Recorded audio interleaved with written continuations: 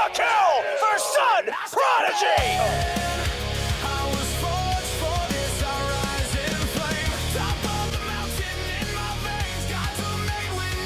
Skies to the grave! Quadra kill, but so was!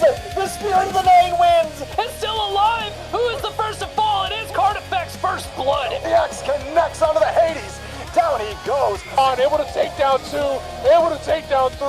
Adding them up, keeping them there, and it's a pentakill!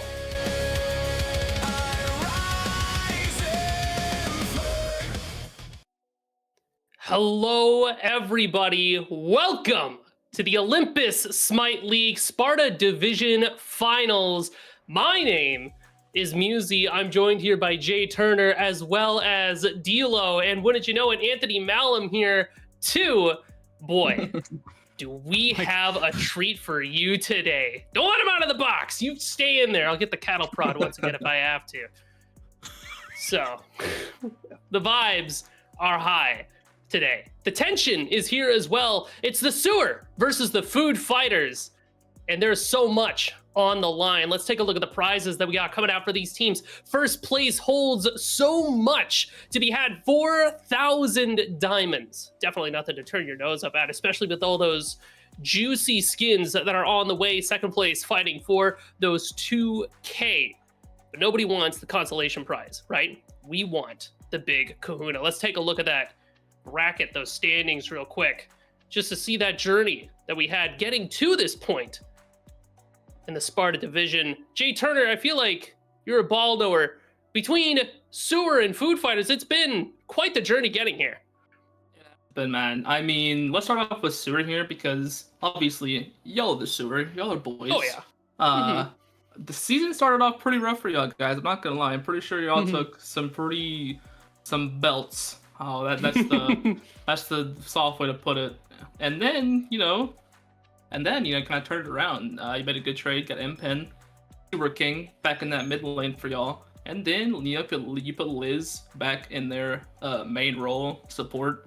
And then ever since then, it's been belt for the sewer. I mean, you could really tell this team was like kind of taking off. I think it was like week 5 maybe when they played this Food Fighters team and they belted them. I think it was 2 25-minute games, if I'm not mistaken. And you could see then from that point on, you could tell the sewer team was very good. And then the Food Fighters team, my boys, it started strong. I think we made semis in Golden Apple, and then D5 just looked like the best player in the division, like most of the season. That mid-season kind of, we kind of tailed off a little bit. We lost 2 straight games against Boo House and the sewer. But then, we kind of locked in. D5 locked back in. He was queuing ranked for 6 hours a day like he used to. He started looking like that jungler who was 1 game away from making Athens finals last season again. And then throughout these playoffs, he's just been dominant. Whole team's been dominant. Shout out like Pele, who's been much improved this season. He went from like a bottom tier Sparta mid laner last season to very, very good. I'm super proud of that guy, and I'm excited to watch this match.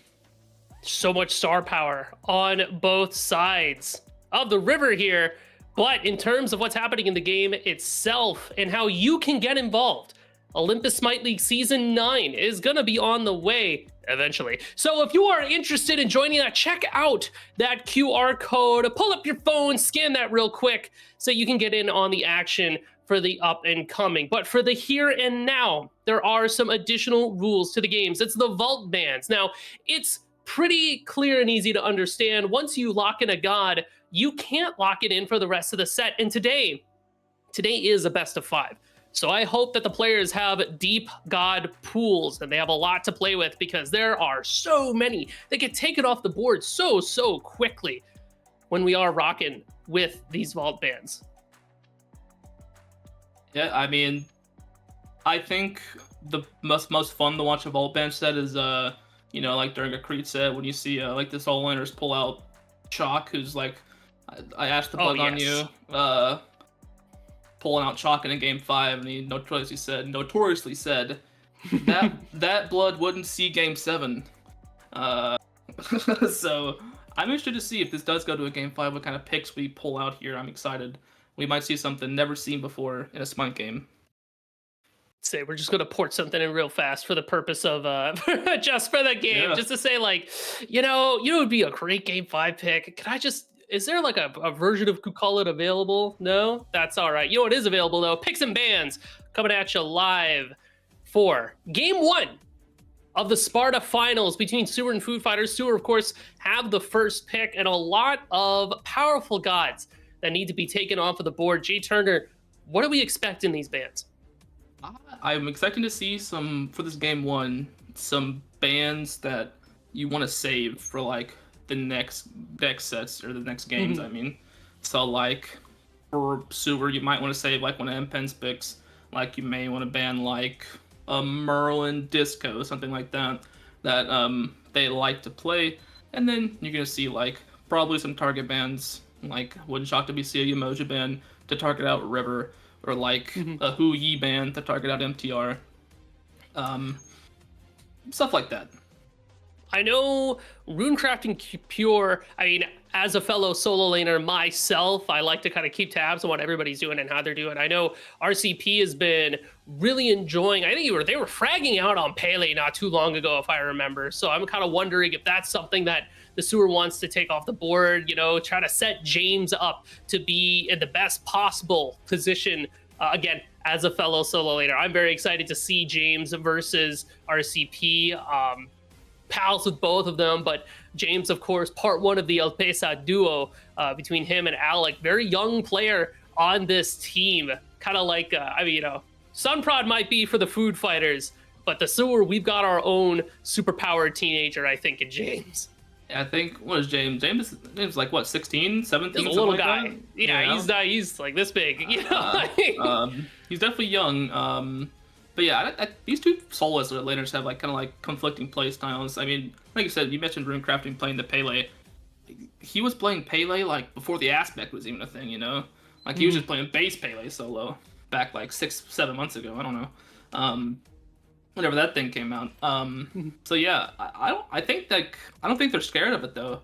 I mean, it's caught in nerfs recently, so I could see them top picking it here, but I could also see them giving it away to like maybe try to get that out of the way like first game, and maybe they're like, hey, if we can tank this game 1, come out with a victory, then we're set up so much better for like the later halves of the set.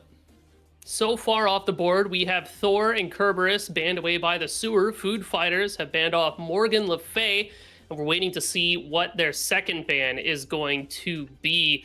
Very powerful picks right off the bat. I know Book likes to say Thor is the best character in the game right now, and honestly, with the way he was moving in Smite Prime, I don't think I disagree. Kali and Pele banned next. Now we're just waiting on Food Fighters last. Yeah, I mean, like I said, FF doing exactly what we said. That Morgan Le Fay ban is probably to keep that on lock for RCP to pick up later, because RCP's been kind of pounding on this MLF solo, especially in semis and the quarterfinals of this playoffs. He's been putting in work in scrims. I've seen screenshots of it. Belting some pretty good solo laners from Prime. Very good performances out of him. I'm excited to see honestly, Rune might be the key to the victory here. Each side, like solo could be like a very, very key component to each of these teams, because like if one team's winning solo, I think these dual lanes are pretty like really well evened, so I think the game could just come down to the solo laners here. And Umoja, top pick. Honestly, somewhat surprised here. Like Umoja's probably like the #1 plate support in Sparta. Like these people just spam the Umoja. I'm not that much familiar with the Liz Fraser ball on the Umoja. Like I said, they're probably picking it away to take away from River. River, notorious for Umoja. Very good Umoja. Even though he says he sucks at it, I tell him, shut up, go play Umoja. Lock it in. Put the Umoja in the bag, right? Like, don't even try to hide your true potential. Obviously, Sewer don't want to deal with that at all. The response here from the Food Fighters, though, we've got some crazy damage already between the Newt and the Neath. Semi-global and a global ultimate for sure, but who's going where? You can thank Kaveka for this kind of pick. Kaveka been spewing some ball knowledge on the Sparta team here. This is going to be Nut ADC, Notorious. You're going to see a double stacking, Yep. Nimble ring build. Listen, Tuba may have built Kvake on it in the finals, what was it, Tuesday, but it's still very strong. Once you get that book online, you can 1v1 pretty much anybody on the map, and then once you get your bracer online, your attack speed's gonna be crazy. Pairs well with the 1, instantly stack it with the side autos. It's pretty good. I've been seeing Donut Doug play it a little bit, so I don't know. I think as long as it doesn't get behind early, it should be fine. That's why I like playing it with, or pairing it with the Neath. Once you hit level 5 on this Neath, you can just get global pressure, you know, for safety in duo, and gank in duo. It's also very strong early, insane wave clear. I like it a lot.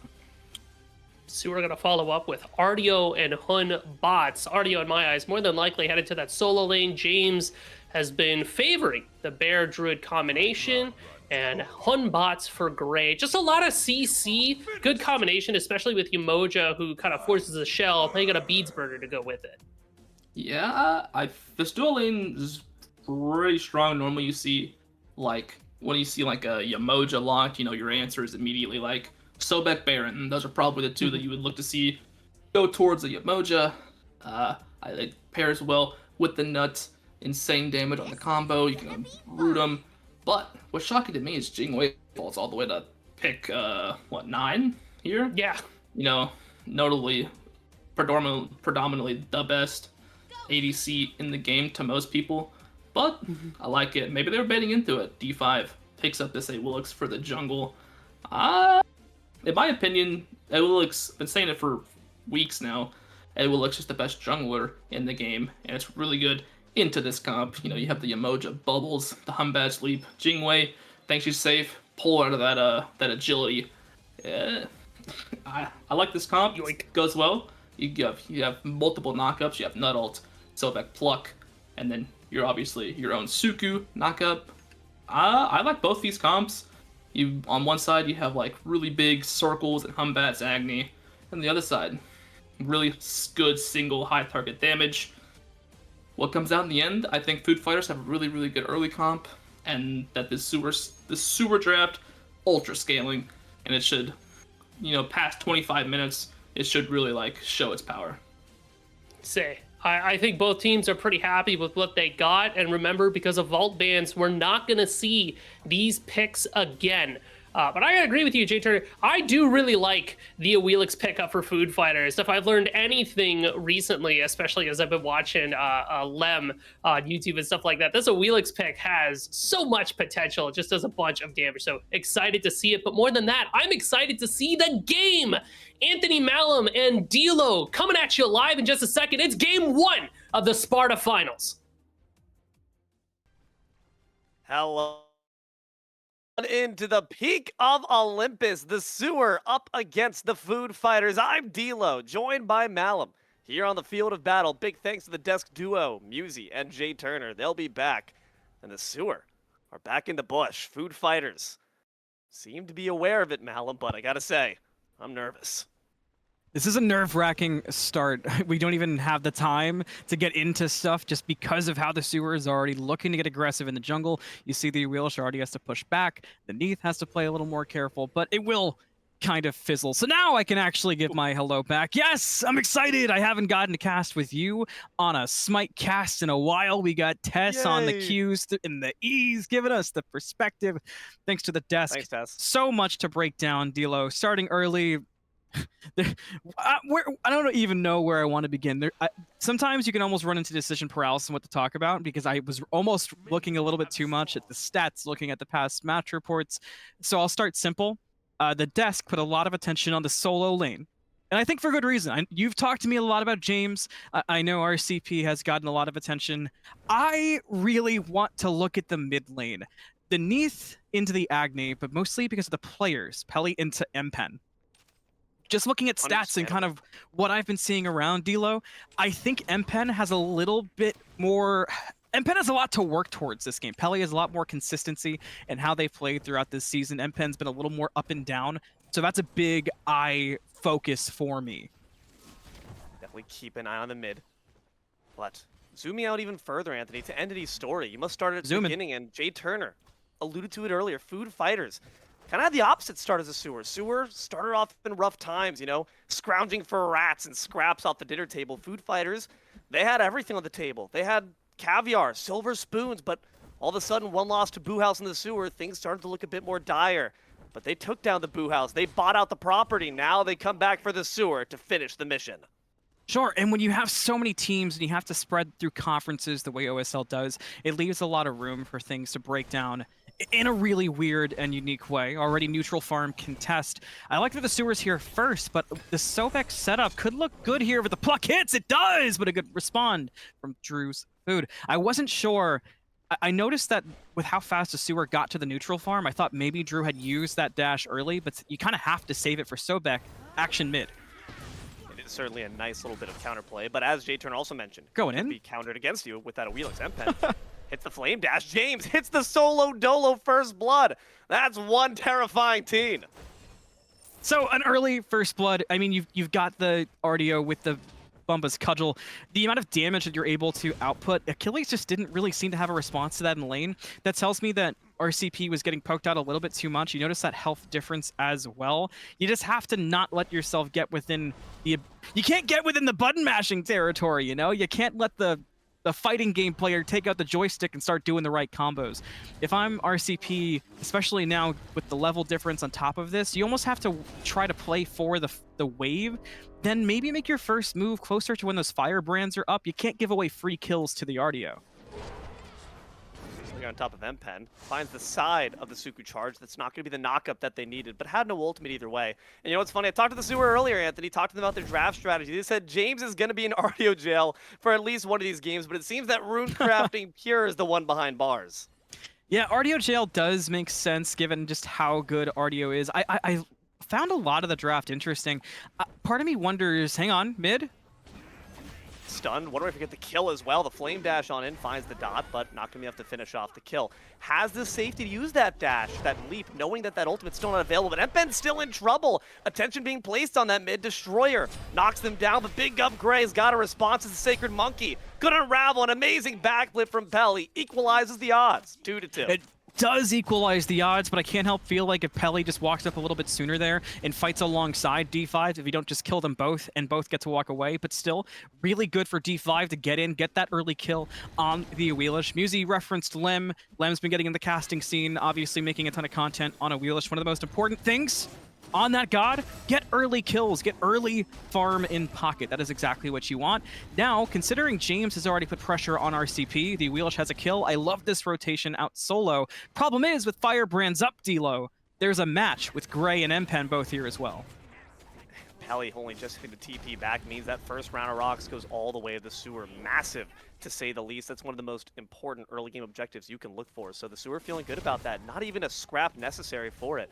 Now I'm curious about this left side as well. Liz Frazier on a Yamoja. I've seen them before on the Evil Ganesh with Aspect do so much damage they nearly topped out on player damage. And Yamoja is a god that is capable of similar feats.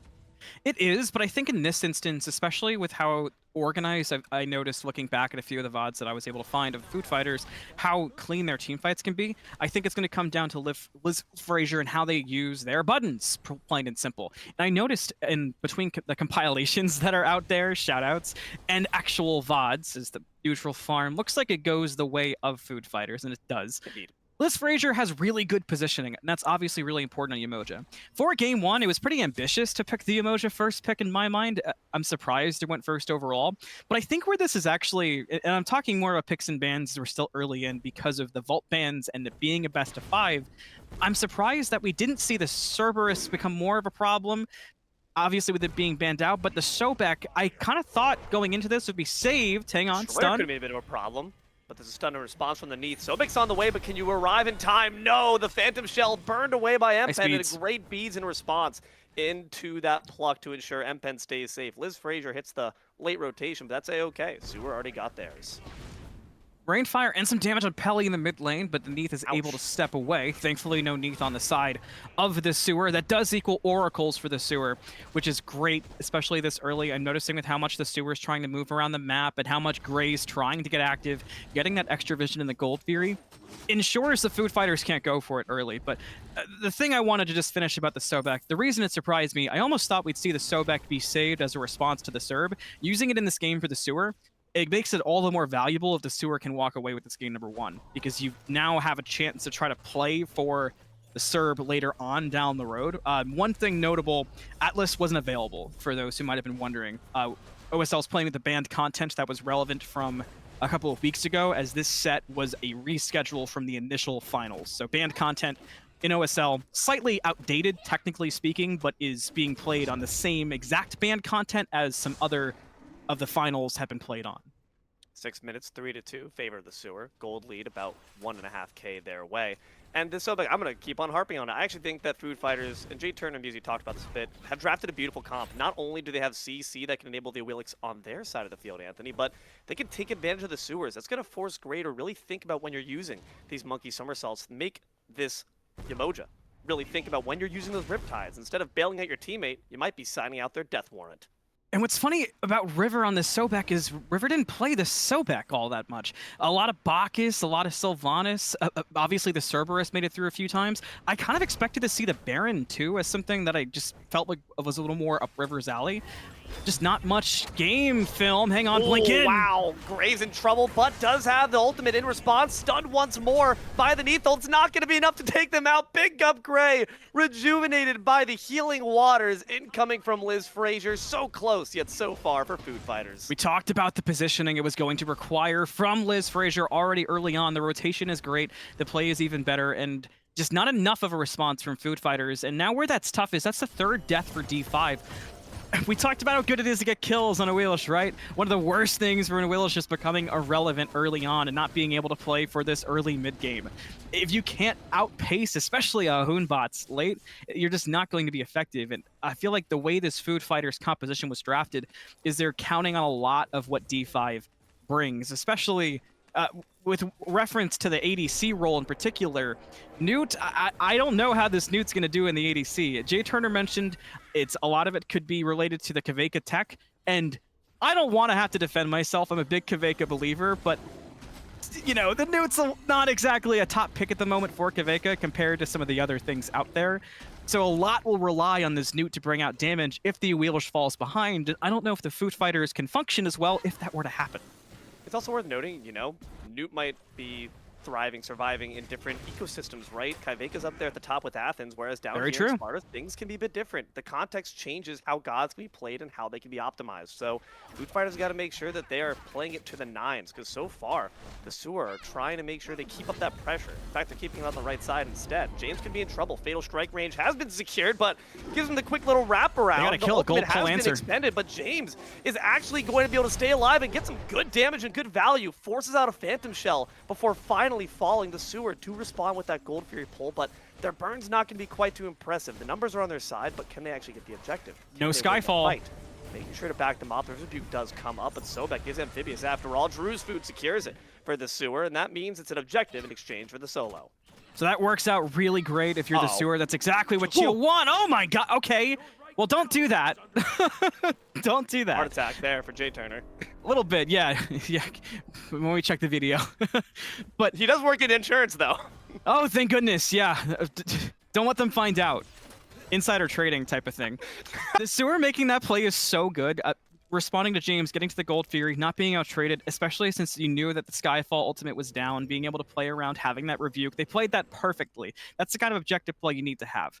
One thing that I do want to still make sure we're paying attention to, though, it being Sparta, is these gold leads determine so much, right? In Athens, when we start to see some snowball stuff happen, Smite has a lot of comeback tools in the game.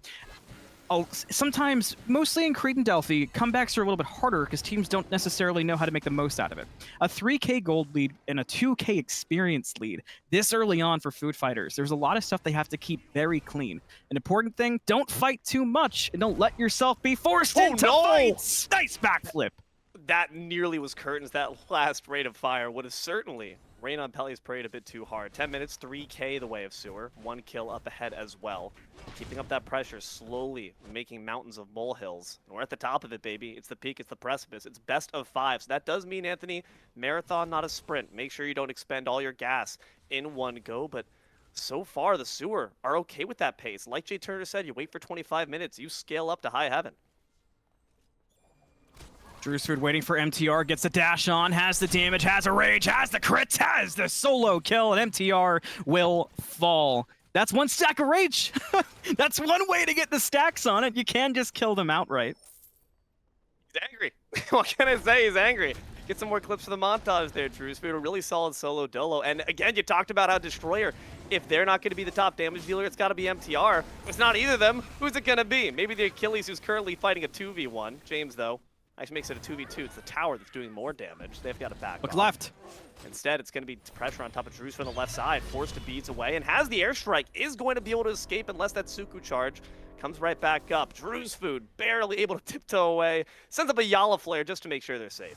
Now a chase back to the red buff, but is D5 going for it? No, we're just going for farm. You see, look at the red buff on the right-hand side. We're going all the way to contest it as the Sewer, go for the steal. It's successful, and Liz Fraser picks it up, which is a great call to do. The caustic buff does damage on health. We're not done fighting quite yet. Oh man, it's an arena game down here in Sparta. Big upgrade does take significant damage there from Destroyer. Solid engagement and recognizing when your blows have been dealt out. Best not to overstay. Some good work there by Pelly as well. I'm not gonna lie, Anthony. I think this might be the shiny hero for Food Fighters. Pelly's been playing pretty solid. And again, I talked about it very early, but I think this mid lane is just so worth paying attention to. The consistency of Pelly is just so worth noting when compared to MPen. MPen is a talented player, but I think just the amount of games played is the main difference I see when I look at their stats throughout this season. A lot more, the Sewer utilized their substitute a lot more in comparison, and there was a much wider disbursement of games played. D5 looking for Drewsford again. No beads, sucker. What you gonna do about it? Feather step finds the damage. AC 130 inbound. On the way. This is trouble, but the ultimate's off the mark from the Wheelers. Can she finish the job? Yes! One last dot to the back of the head. The Skyfall was waiting too. Every weapon necessary just to put down the Jingwei. Nice work, Food Fighters. I don't hate that much commitment to the Jingwei either. Gold Fury's not up. The Sewer are not in position to pull the Pyromancer, so you're committing a lot to the left lane, trying to keep this Jingwei down, get some farm into your Newt's pockets, and you're not going to lose too much off of it either, because I think the Sewer are going to be a little bit too hesitant to go right to this Gold Fury, even with those ultimates used. But if they do, D-Lo, there is a big disadvantage for Food Fighters, so could be a fun call. But the Food Fighters, interestingly, they use the ultimates, but they're making the call to go to Gold Fury. Takes the TP back to make sure they're able to return quickly to the fray. Liz Fraser does have that ultimate to limit the space, but I see a Phantom Shell in response from Food Fighters. The monkeys ward off, and now it's the Sewer who begin to leash it away. It's already low, so MPen has to make the decision. Do they want to go for the OBJ or the fight? Neither. I'm getting the hell out of here. Fear No Evil dropped down, and the Fury is down to less than 300. River, who takes it away with the Lurking Waters. Brilliant work to keep her eye on the ball. MPen certainly didn't. Destroyer takes him out while no one was looking. You can't let that happen. The Food Fighters could still be positioned to fight, but River's Rebuke comes out first. What an amazing cripple from James. Keeps Sobek locked in place. Moonstrike does the same. Now River's fallen. Pelly joins him in a river of blood. And Newt's got to take the hot wind sprite back on out. So it's a 2-for-1 alongside that OBJ, but Drewsford wants more. They're going to get it alongside Liz Fraser, who finishes off MTR. Just too much damage to handle. Now RCP here with D5 to take the 2v2 in the jungle. The root, the feather step to kill. It quickly becomes a 2v3 after it. What the hell's going on? There's just too much CC to look at. A Shield of Rebuke in response, and now you're crippled. Now you've got no one left to back you up. You're being mauled by a bear. A Neathhold incoming does force Liz Fraser to take the bullet, but can they take the kill? They're back already. No, not in this instance. This is too much to handle. The Sewers say, enough arena. Let's remember what game mode we're on. Yeah, and let's not forget, I mean, it's great for the Sewer. They picked up a lot of kills in response. Food Fighters did get the Gold Fury, so you can see that little divot in the gold was the Gold Fury. Then the spike back up is the kills back from the Sewer. They're really taking advantage at the moment of this Newt, it feels like to me. And they're also taking advantage of how D5 has been TKO'd from a couple of fights, going for fights, but getting so much damage done on their head top in response. So if I'm Food Fighters, I'm trying to play a little bit more around the Wheelish going forward, keeping them a little bit more safe. But right now, Queen Naga half health, the contest is here. Spoon's in trouble on the left side, but we're going to focus on the right first. This objective really important. Rivers of Buke cannot be able to get secured in time, and Food Fighters grab their second big objective. But can we get a big kill at the very least? Destroyer is low, but not dead just yet. Take two on top of the Achilles, crippled once more, but Fatal Strike ignores that nonsense, and Food Fighters get out scot-free. Pyromancer's the call for the sewer. They were able to get Food Fighters to back up. MTR almost got a solo kill on Drew's Food in the left, but did use a lot of resources to do it. So Food Fighters know there's no risk from the ADC rotating. It's a free Pyromancer, a free bomb and pocket for the sewer. They're reading the map well. The fights are looking fairly clean, but there is a lot of signs of life for Food Fighters that I think there's no world where you can write this game off at this point, especially the later we go. The things that are going good for the Food Fighters, I expected this Newt to be a little bit further behind given that solo kill. I thought it could spiral. Not the case. Already have that Book of Oath stacking. You're making progress on it. You're obviously able to fight into Drew's Food despite the build being so online. Look at the rage stacks being already done. Yeah, and MTR still almost got the solo in left lane during that Queen Naga fight. The scariest thing for Food Fighters for me right now is just keeping Destroyer in fights, pluck into the ult. Pluck as well. Gonna force Feather step out. The Riptide does give him a bit of space, but is it enough? A great noxious fume stun. It's not good enough. The tower backs up. Here comes the Fear No Evil. I don't think that Phantom Shell saves him in any chance in hell. Destroyer gets gotten back by Empen, and unfortunately the pluck's off the mark, forces out Lurking Waters, but forces you into a watery grave. Double for Agni. Now the sewer's really putting the pedal to the metal in these fights. They realize the Food Fighters are kind of getting a little bit outmatched. We talked already about the picks being a problem. Maybe a pick in response. Empen low has to dash away. They have the shield bash done, but we got CC as well on the sewer side. You got to be careful here for this Achilles to make sure that you're not just offering yourself as a sacrificial lamb. Rocks favor the sewer right now, but Food Fighters do get priority over the pad. Empen restores their health and comes on back to the fray with renewed vigor. James trying to heal themselves up the old-fashioned way, killing the enemy. The life tap finds him a bit more, but Food Fighters do not want to give this one up easily. Here comes the overhead slam. Misses the mark. Skyfall, though, different story. Sewer grab the OBJ. Can they grab the kill? Fatal Strike once again gets Food Fighters out. These staggers, these TKOs of fights are becoming such a problem for Food Fighters, more so than they even were early. The sewer is almost trying to death ball, it feels like, but the Food Fighters can't answer because they can't keep everybody healthy at one time. The Jingwei dashes in, D5 and River are dead. Paul Drew's Food gets away with the dash. They do beads and use that agility perfectly. A few more crit arrows. They're angry after all, but do they decide to go back off the airstrike? No, instead Gray makes an exit because they knew James coming in from the flank. Liz Frazier and Empen combine to grab that kill. And now it's a full-scale chase in hot pursuit, looking for the finish on top of Pelly. They'll find it. Drew's Food is hopping mad. You can't take these fights in the jungle from Food Fighters. I understand trying to get the pick. Gold Fury being up now, you get a pick. Knowing the sewer want it back after that big fight in the mid lane, I guess you think you're able to turn that into more, but it's just a rough look there. You have to be able to get some farm online, because what scares me now, D-Lo, is with the amount of farm that the Food Fighters have fallen behind, the amount of fights the sewer are winning, they're feeling ambitious. They're walking right up to the Fire Giant. The Food Fighters, not all here, not all present. It's not going to be easy to defend this. It's already down to half health and dropping quickly. Stolen an OBJ before. The Wind Sprite gains them a bit of space to close in, but they don't find it. Big Gub Gray gets it for all 5 members. And now Sobek's going to be burnt to crisp. Killing spree for the Monkey God. Just letting that one go. River being the only true contestant, being a sacrificial lamb while at it. Now the sewer half fire and they're grouped as 5, running it up the mid lane. A tier 1 in left is the only response the Food Fighters have at the moment. That and trying to clear some of their own jungle. Looks like the tier 2 will be uncontested as well. This is very much so starting to spiral for the Food Fighters. A knock up, a D5 naturally not going to force that one even with the ultimate online. It's a tough look, D-Lo. It's definitely not unsalvageable at this point for the Food Fighters, but it's going to be harder and harder now, especially with this fire, to get their own farm. The sewer can get this Gold Fury, then they can look to clear the map of towers and force a fight in the jungle, turn that into clearing farm, put the Food Fighters further behind. This is exactly where you want to be. And there's so many things going right. The combinations, the CC, the damage from the Jingwei being so consistent. The Ardio is playing such a good front line. For the Food Fighters, it's not that they're playing bad, but they have nothing for me to reference in response because they're simply not able to play as a team in response at the moment. Pyromancer up next, man. It's all you can eat buffet here for the sewer. The tunnels are eating good. Food fighters not missing much on their plate. But 20 minutes in, 14-7, doubling down on the kills here. The sewer are running them ragged. 8K up ahead, it just continues to skyrocket. And again, Food Fighters, they have an amazing comp for this, but why do we feel like it just hasn't quite fulfilled the vision they sought out, especially in the early?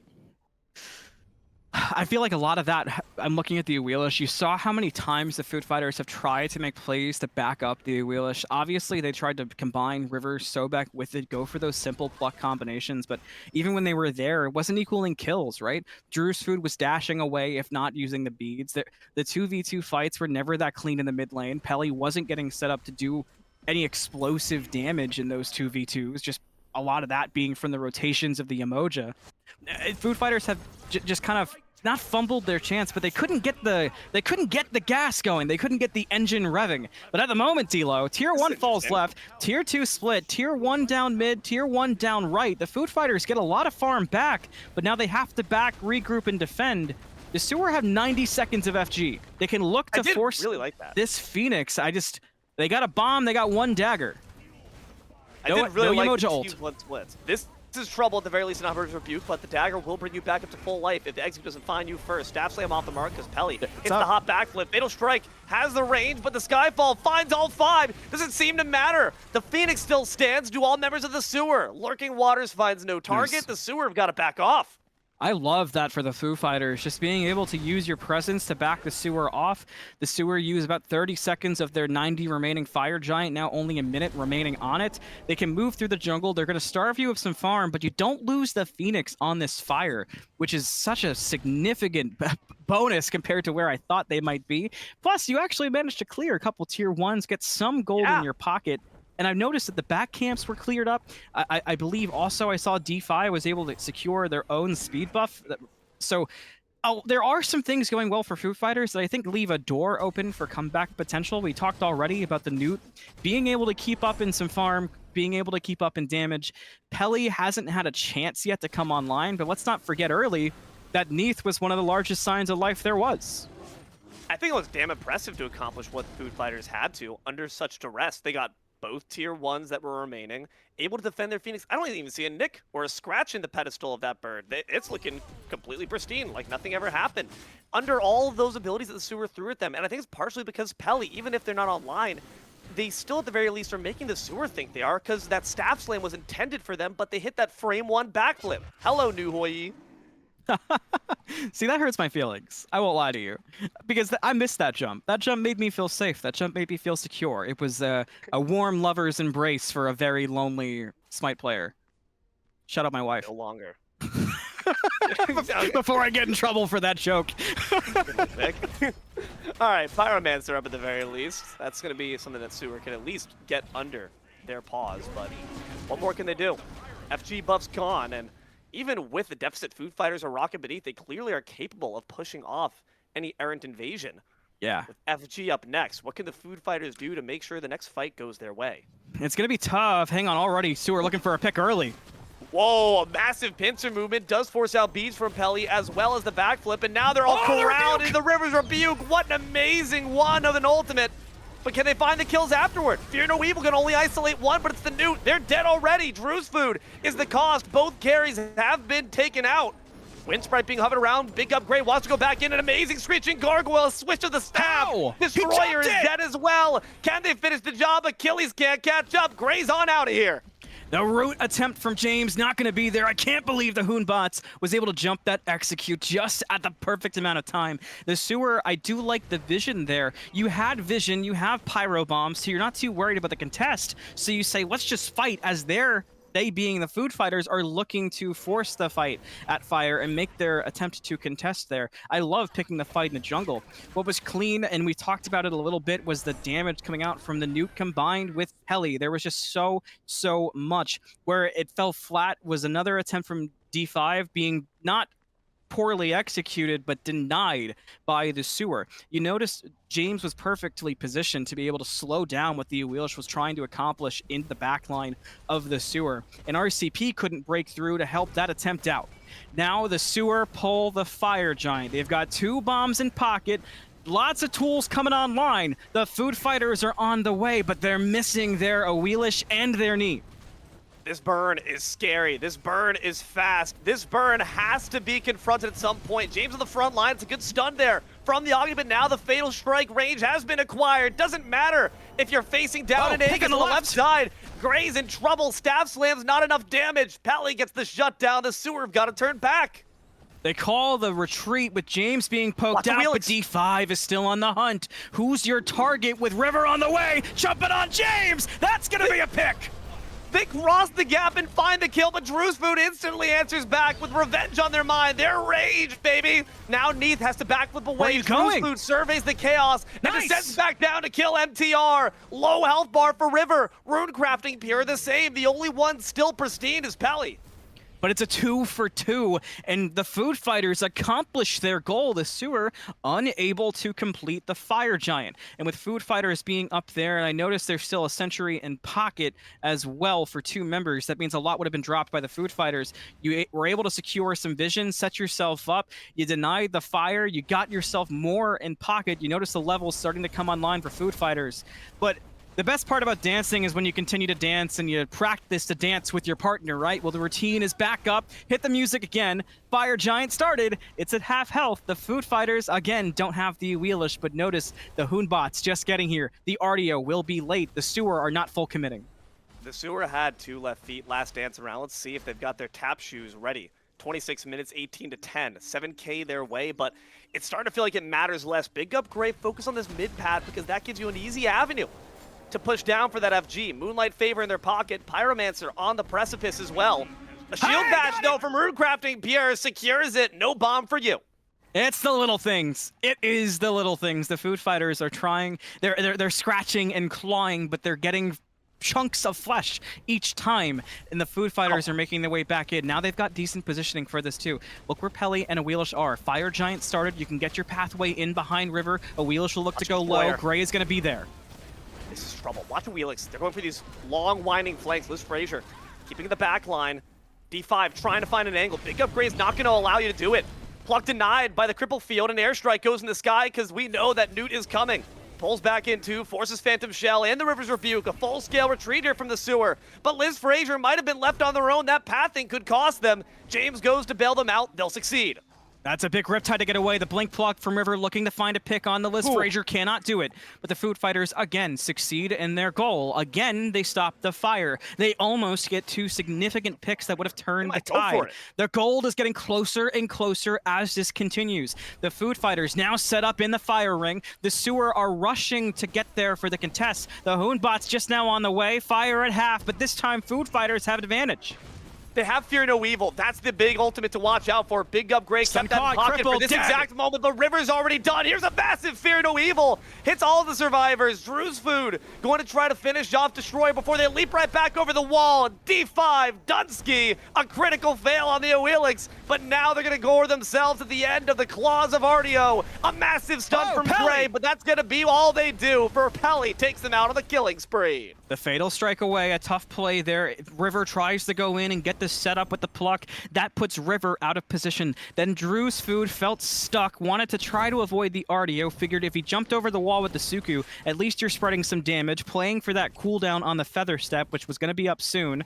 That could have helped you to set something up for the rest of your team. But with how the Food Fighters' other 3 members were positioned a little bit further behind that Fire Giant pit, they couldn't afford to take those steps up to back up River and D5 when those abilities were going awry. But again, D'Lo, I have to mention, this all goes down and the Sewer can't do fire off of it either. They don't have Gray.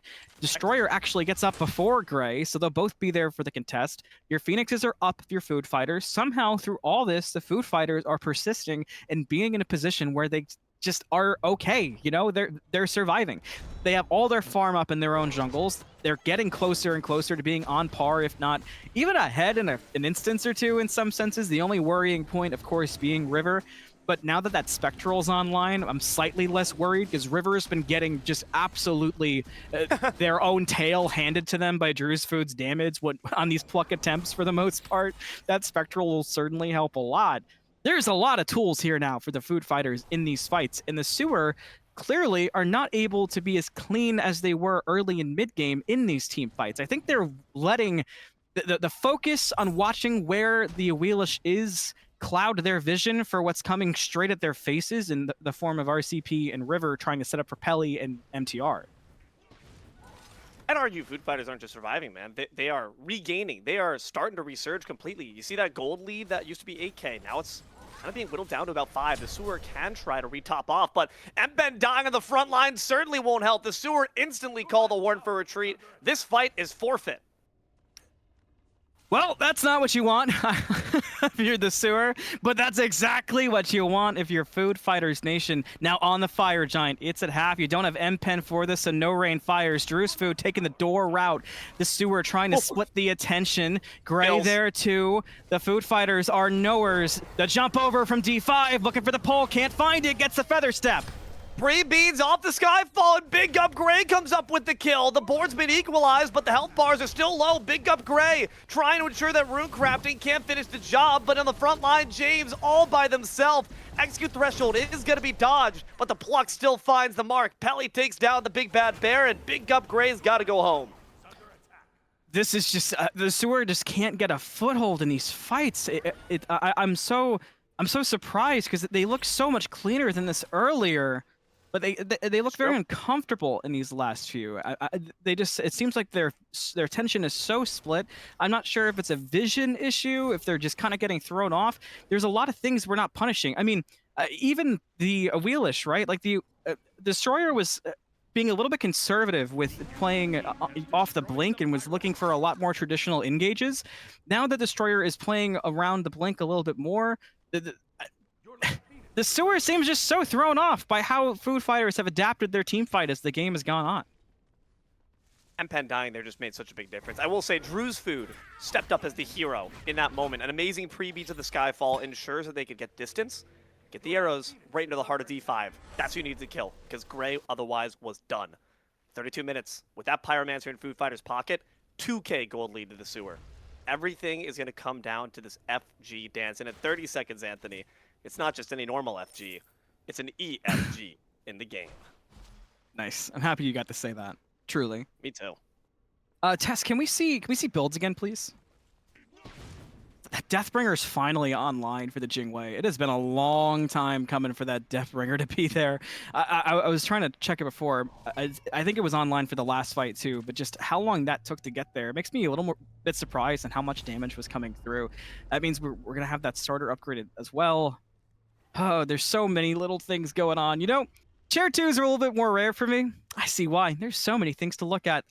This is a fun job. I see why Musy and the gang love it so much, J-Lo. But what I really want to focus on in this next fight, because the Food Fighters are playing a similar plan. Watch where the Awelish goes, see how River initiates. The Sewer, though, looking to play a trap card. Surely Rune Crafting knows, and they're still going to step up. An amazing four-man stun instantly forces out the Rebuke and the airstrike. James is dead. That Gambit is not one you wanted to play for. Now Big Up Gray's got to get up, but they can't. Monkey Somersault instantly caught out. Destroyer paid back in kind once more by Drew's Food. That's a 1-for-2 that the Sewer are not happy with. Dude, what is going on with these jungles, dude? It's like Gray and Destroyer want their teams to figure it out. They've been spending so much time either TKO'd or dead. EFG, down to half health. Notice how low River is. 3 members of the Sewer here to contest, but the Food Fighters have to be aware of it. M-Pen setting up, down to a quarter. This is going to be a full contest. It looks like Food Fighters will full send. Watching Drew's Food. I'm watching a bomb from M-Pen, and I'm watching Drew's Food. They can't do much damage for Rune Crafting. And now they're all focused on the fight instead of the OBJ. Amazing pluck. M-Pen's already done. It's a rampage for Pelly. Drew's Food can know when a fight is lost, but they're going to go down swinging. Not for long. MTR finds the shutdown. The Sewer is having the great closed in this game number 1. The Food Fighters have just made every fight look so in their favor nonstop. They're on EFG. Liz is here to contest. Food Fighters just now placed a ward. They're going to be aware of where Liz is. EFG at half health. The bomb is in pocket for the Emoja. Not going to be an easy play to make. River is also well aware. Gets the plot. Liz should look to go in here soon. Quarter Delo. They don't have the Rebuke. That's their really best securing tool, but you've got James to back you up.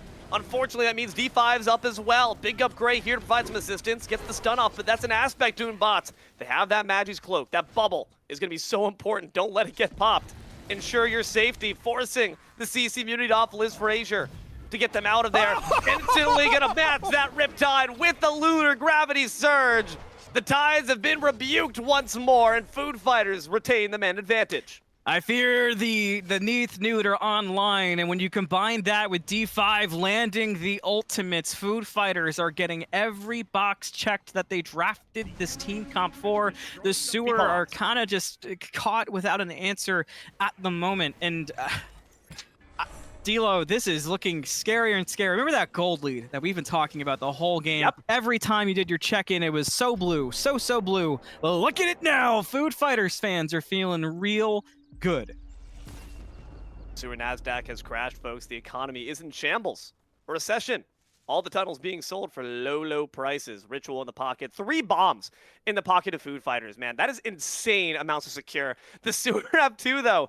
That also can't be underestimated. That becomes incredibly important considering there's no Cuckoo ult, there's no Ra here. The best you've got is an Agni alongside those Runics. Look at the itemization difference between these teams. You would think that the Sewer didn't have the kind of gold lead that they've had throughout this game, just based on what's finished. I wonder how greedy the Sewer might have been as they were finishing up items, trying to agree to finish a full item over upgrading starter. That kind of led to some awkwardness in finalization of builds. But most importantly, EFG up again, 5v5. You notice ults, where we're at. EFG, half health, 3 bombs, chaos, 2 bombs, order. This one could decide it. I mean, the others haven't, D'Lo, but we're in deep on this Fire Giant. And if you roll the 20-sided die and you end up getting that nat 20, you take that EFG. That's their game. That's a bubble popped off Liz Frazier. That's half their health gone. That is dangerous for Yemo. All right, still half. Liz still nearby. Look how slow Food Fighters are taking this. Look at They Pelly. clearly want this fight. Yeah, Pelly is sitting very far back. That's your biggest key. They're in just the looking for. ultimates. But who are you trying to pick? I mean, maybe Gray, but that's not an option now. Sewer go. What An amazing double root, but an instant fear is the response. The pluck into no one. Pelly's Pelly's the dead. first one to get shut down. Inside the lurking waters is Sobek, but Drew's Food's got to try to make a stand. Body box. Freebie doesn't matter. It's Vol going down for the Sewer. Food Fighters win the 1-for-2, but James still on the front lines. D5's dead. It's going to be Execute. Liz Frazier up next. This is madness in the FG pit. The execute was good for RCP. Now the chase on James to keep the big bad bear away. The Food Fighters lost 2, but they're looking at killing off 4 members of the Sewer. James can stall for time. James can stall for time. That's all they can do at this moment. Their death is inevitable. But in bringing about your end, you bought precious seconds the Sewer needs. Food Fighters have to hit the hot backs. Empen, the sole survivor. Anthony, bird's eye view. What the hell went wrong? I know. You know, a small play in that, those body blocks from River, it's a little easier to body block, sure, when you're True. lurking in the waters the way that was, but the fact that Drew's Food couldn't kill MTR in that fight changes a lot So of the important. momentum. Mpen staying alive is one of the better things for the Sewer. I'm surprised, given the positioning Mpen had on that left-hand side. But, you know, I actually want to look at this from a team fight perspective. I feel like if the Sewer could stop fighting in these corridors for the Food Fighters, they'd be so much safer. I think if we're fighting maybe in lanes and trying to use the Emoja to force those fights a little bit further into lanes, just not in these tight jungle corridors. Because what's happening is the non-stop CC coming out. I feel like RCP has hit like 5 3-man stuns, if not more, on more members that have just gone unanswered because the Sewer are in such an unfavorable position in the jungle. And that's 4 bombs in pocket, by the way. That's why Tess is Dude. hovering it. Like, that's a little frightening too. Get them. That's the man. Food Fighters going for EFG. D'Lo, The D'Lo, Sewer D'Lo. Look left. beelining down for left lane. It's No a base way. race, but Food Fighters don't even know it yet. James going to be on the front lines to try to save face, but the left side bird's already stunned by D5's the moon backing. strike, brought down. They've got to get the hell on out of here. I don't think EFG's even a possibility. D5's The back. Sewer already in, and They now want it's the a damage. critical life-saving throw. Skyfall comes out. The Sewer make a gambit. It pays off. They get the left Phoenix, but look at the fight. What? D5 got left behind while trying to back. The Neatholt's going to be too late to save the Awelish. Now the Sewer get a left Phoenix, and they have a pick in the jungle. EFG is still up and available. The Phoenix is cool, but going for the end, you didn't have a minion wave, and clearly there wasn't enough damage there to make it happen. We saw that when they got to the Titan. A weird play, but it works out now that you have the Awelish pick. Now I think you pull EFG, you force this fight here for Food Fighters without their Awelish. If you can get to Nelly or MTR, the game's just over. They have all the ultimates, save for Empens, but we know how quickly that comes up. This is dangerous for the Food Fighters. This is potentially everything for game one. All of them locked within the rivers. Bring a life vest. None for Sobek, please. They're already dead. But Runecrafting Pier try to ensure the same for Drew's Food. They're up in the sky. MTR's in the ground. 2 split yet again. Drew's Food dashed in, paid no Pied Piper for it. With the death of the MTR Newt, the Sewer group up in the mid lane. They look to charge in. They've got to get through both the Neath and the Achilles. Destroyer up the roots! Holy crap! On the tip of the spear goes Liz Frazier, and James goes out the doors of the gates. Empen has no chance to survive unless they can get some distance. A good Noxious Fume stuns, buys them a bit more time, but I don't think you should turn around. You're staring in the face of death itself. You know, D'Lo, this game's been fun. I have to imagine that with all the OSL watch parties, shout out if you're in one of them right now, the Athens players, they need some time on all knockout Drew's Food! The Empen bomb's not going to be enough to finish the job. Will the dot do it? No! I got flame retardant gloves, baby. Destroyer's going to be able to survive with a sliver. Drew's Food's dead for 60. I'm going to say my point again because I need everyone to hear it. Shout out to the OSL watch parties. If you have a headache, take an extra Tylenol for me. Pop the Excedrin. I got mine in front of me. I'm ready for game number 2. I don't know what the hell we're watching. Items are just now being finished up. We're 42 minutes in. The Sewer almost had a backdoor. They get the pick. They can't make the most out of the fight. Some out of Food Fighters are just constantly allowed to dive through the jungle, get these free picks on the backline carries. But here we go again. D'Lo, EFG is half-half. How many damn times have I said that this game? Whoa, look at the damage on top of the Sobek already. You can't have your frontline River. Heart and soul of the team. You can't body block with that low of health. EFG goes down to Food Fighters, but they have to survive the fight afterwards. Big Up Gray's already out. Dagger already popped. D5's back up and alive. That's big to keep D5 alive. D5 looks for the pick, can't fight it. Now jump from Gray going around the side. This one's going to be good, and D5 is going to be down. What an amazing chain of CC, but now Big Up Gray's got nothing left in the tank. It's a marathon, not a sprint, and Runecraft Pier walking you down. James trying to sprint away, has the cripples, but doesn't have the damage. They're dead. That's going to leave 3 members of the Sewer up, 4 members with EFG for Food Fighters. And let's be real, respect to D5, but Food Fighters have been playing with 4 members in a lot of this game so far, so they can get a lot done with 4 members and play for the respawn of D5.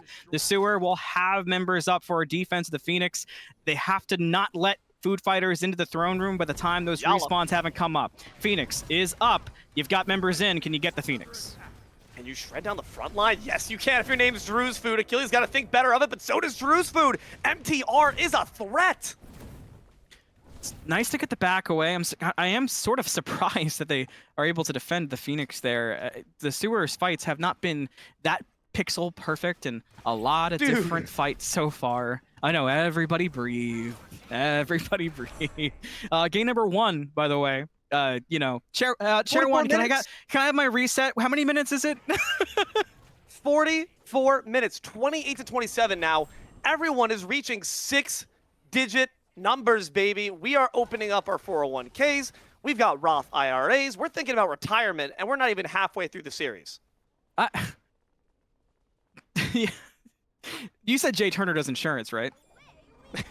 Jay Turner, you want to set me up with a big old fat bank account, buddy? I'm trying to look for some high interest. I really need life insurance before the end of this game, I think. The age is getting to me. The stress is getting to me. Okay. Pyro Ancient Fury trade, by the way. You know, there's a game to talk about. We'll get there. We've been trying. Oh, man. Food Fighters do get the better hand of that. They do, of course, weaken both those birds, right and left side. That's huge to get that Ancient Fury's curse. Makes that siege that we saw go awry last time a bit easier. Now, I will say, in terms of siege defense comps, Sewer have got a pretty gosh darn textbook one. I'm seeing stuns upon stuns, and of course Sure. that fat all wall of water. Yeah, and with only one Phantom Shell for the side of Food Fighters, it is hard to break through that River's Rebuke to sort of create a fight. When that Rebuke is used, you almost have to respect the slowdown unless you happen to have RCP in a position to give the team a way through. Granted, the Sewer have been very quick to utilize that River's Rebuke. So I think for the Food Fighters on this fight, you could potentially bait out that Rebuke very early on. Notice the split, 4 left, 1 mid being the Awelish as the Phoenix Siege begins. At least the Wheelish is the one person who does not have the EFG buff, so Big Up Gray is liable to actually take the 1v1, but no, they're trying to cheat a bit towards his left side. The bird begins to get weakened, begins to get shredded on down. That Ancient Fury's Curse matters. Mpan's got to dash on out away from the Achilles. Runecrafting pure madness, pure destruction. Rebuke comes out, the Skyfall I think you drops go down, now. finds no targets, but Sobek's not sure if they want to let the Ripcord go. I'm surprised you had to push her in both in mid and the left lane. Now you go in aggressive. I don't know about that dash, buddy. It might cost you everything. Shields and shells will not save you from executes, but the rest of your team's peel certainly can. How did Achilles not get the kill? How is MTR dead? Somehow Drew's Food breaks through. Now vision on. The Food Fighters retreat. Gray has a chance to chase. The call is to chase. Blink. Fear no evil. Fear Gray. Runecrafting Pierre shut down courtesy of one half of El Pesaduo. The Sewer lose the bird, but they get 2 fat death timers on Food Fighters. Mid lane, the Awelish is still there. Is D5 with 3 minions? Can you get this mid? I don't think so. You got to just get on out of D5 there. and 3 minions. Buddy cop film. Versus the world. Wait, now D5's going back just to clear the wave. Okay. I got jump scared. With River there, you're safe. Look at the Sewer, though. Pushing up the left lane is 4. Gray clearing out the wave in mid with River and the Awelish there. Adilo, I actually don't love this. You're giving up the lane and left to the Sewer to push his 4 without a back. Awelish is going in for the Phoenix, taking the fight. Now River's back. The mid Phoenix will die. Left side, the Sewer get to the left-hand Phoenix.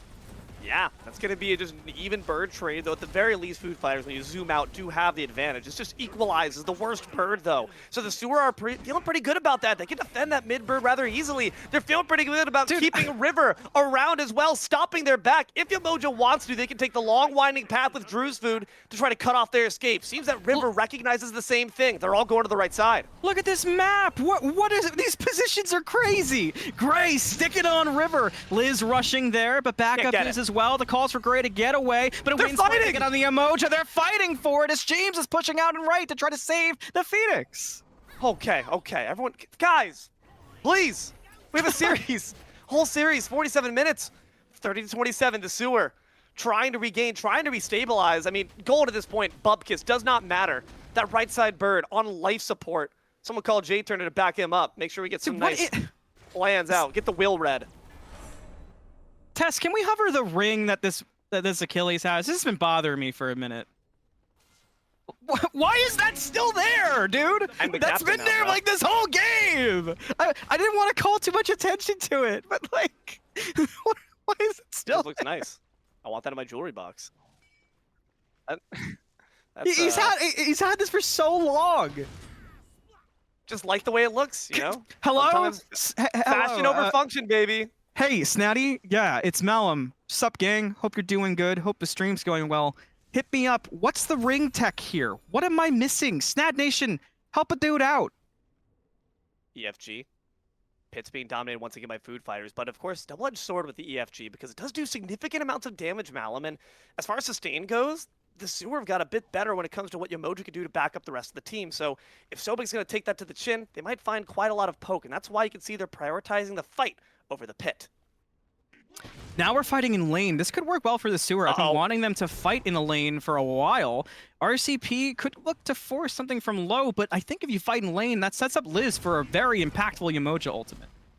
You did ask them to stop fighting in the corridors. Sewer heard please. Please. We'll see if they commit to the bit. Food Fighters hitting some backs. You gonna sell that captain's ring, buddy? Probably not. Left side Phoenix is going to be down for quite some time on the side of Food Fighters, but for Sewer's a different story. That was being restored rather shortly.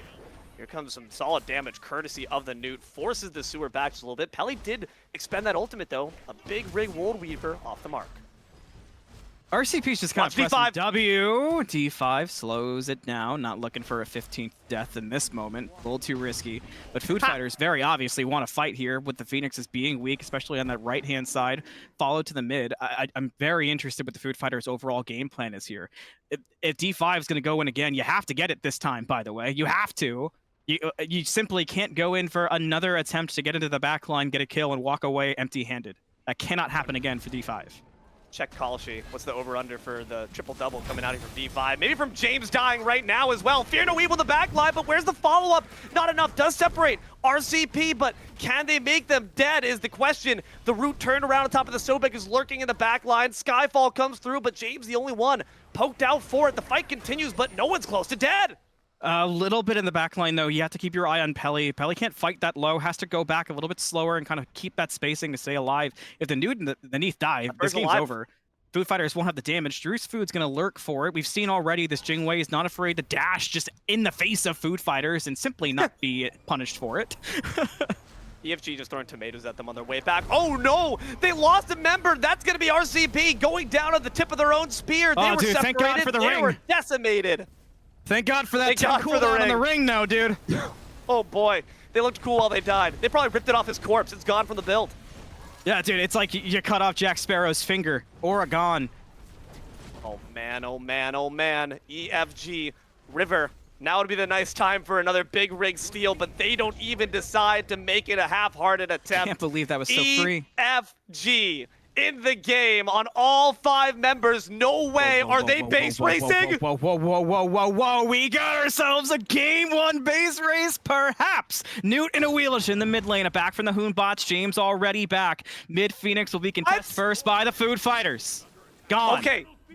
Mid-Bird, they're not going to pull their full ripcord just yet, but Right you can bird tell that dead. Gray's not satisfied with it. Bird for Bird, but is that going to be enough? Liz Frazier and Empen step up, but no, they don't have the burn potential to finish the job. Because nobody committed. I mean, it was a game of chicken, and both tractors drove into the ditch. Nobody stayed in the road. But now look at the positioning. Look how high the side of the sewer is. You can get the cutoff down. You can get a pick.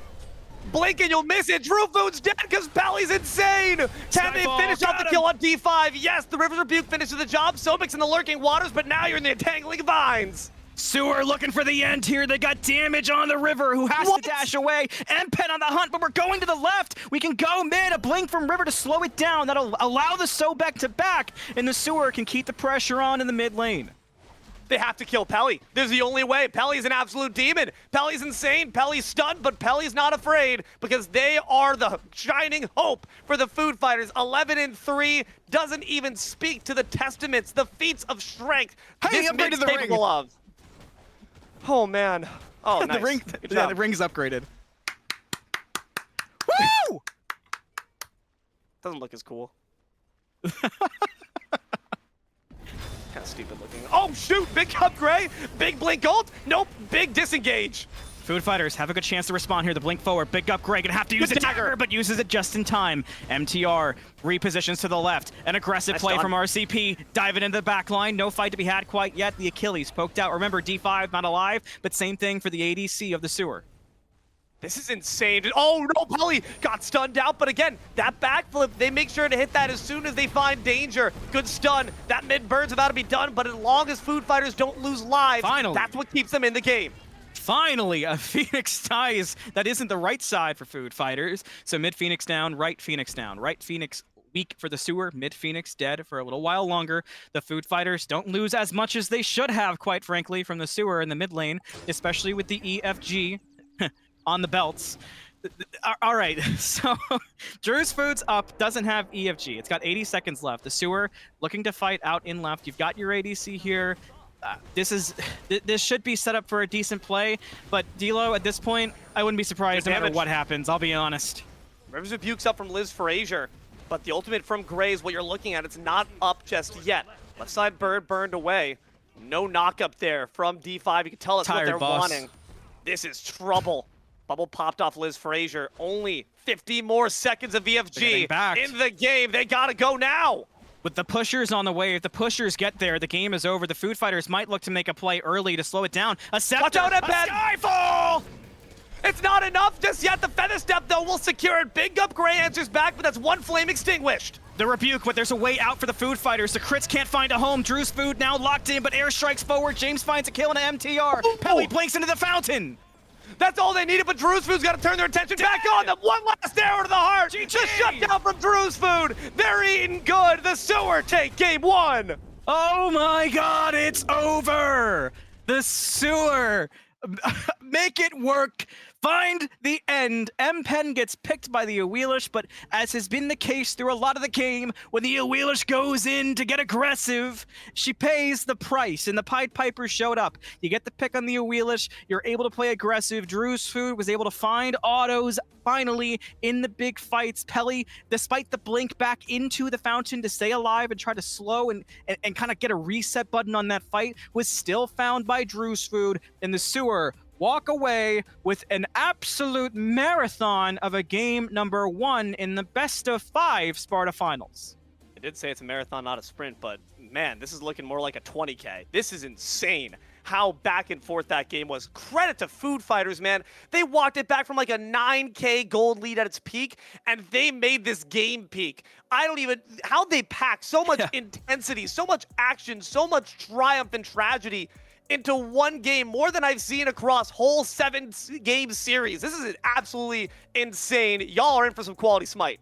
Yeah, and you know, there's a world, and I could hear the comments on some of the messiness, on how back and forth it was, also being a result of a lot of times being a little bit scared to pull the trigger on some of the bigger objectives, the EFG being the gigantic elephant in the room, no Ganesh. But at the end of the day, it equals a game that was just so full of excitement. And you know, like, let's all be honest with ourselves. That's kind of what Sparta is. You look at the kill, the KDs of Sparta, it's notably higher than some other divisions. A lot of it just makes sense how it breaks down. But again, I say it. That was game 1. One singular 1. 1-1. One game. That's just one. Dude, we are in for a time. I got my water bottle filled. I'm going to make some more tea in a second. Also, Snatty hasn't called me back, so I'm still waiting on that one. I'm sorry, buddy. Why am I being left on red, man? I need to know about the damn ring! Test, yeah, Twitch raid right now. Let's go mess this guy up. Come on now, respond to my homeboy. We'll be right back with a response to the question of who wins game 2. Only one way to find out. Stick around. More OSL after the break.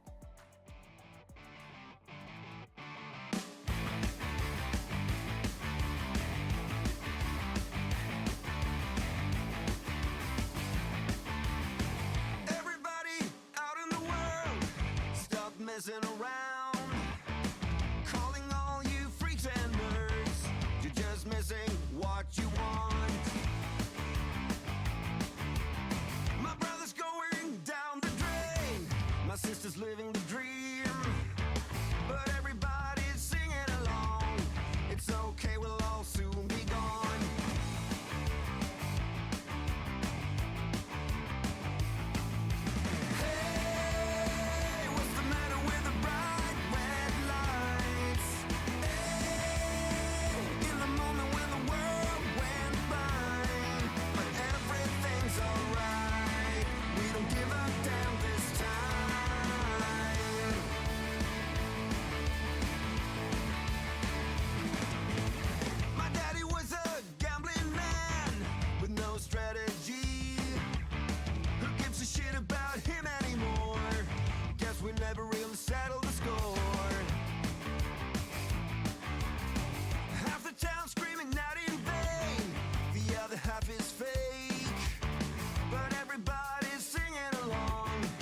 Okay, we'll all soon be gone. Hey, what's the matter with the bright red lights?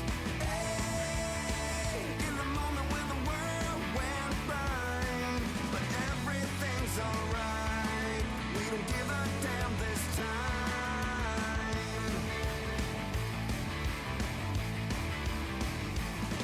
Yeah!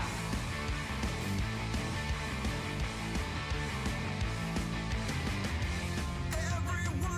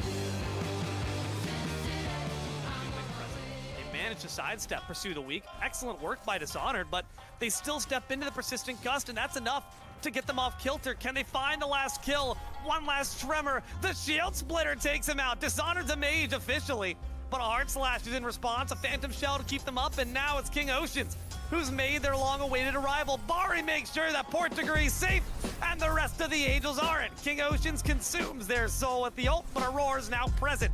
Justin, who's dead, and Hydra can only watch as Oceans tries to pick up the remains.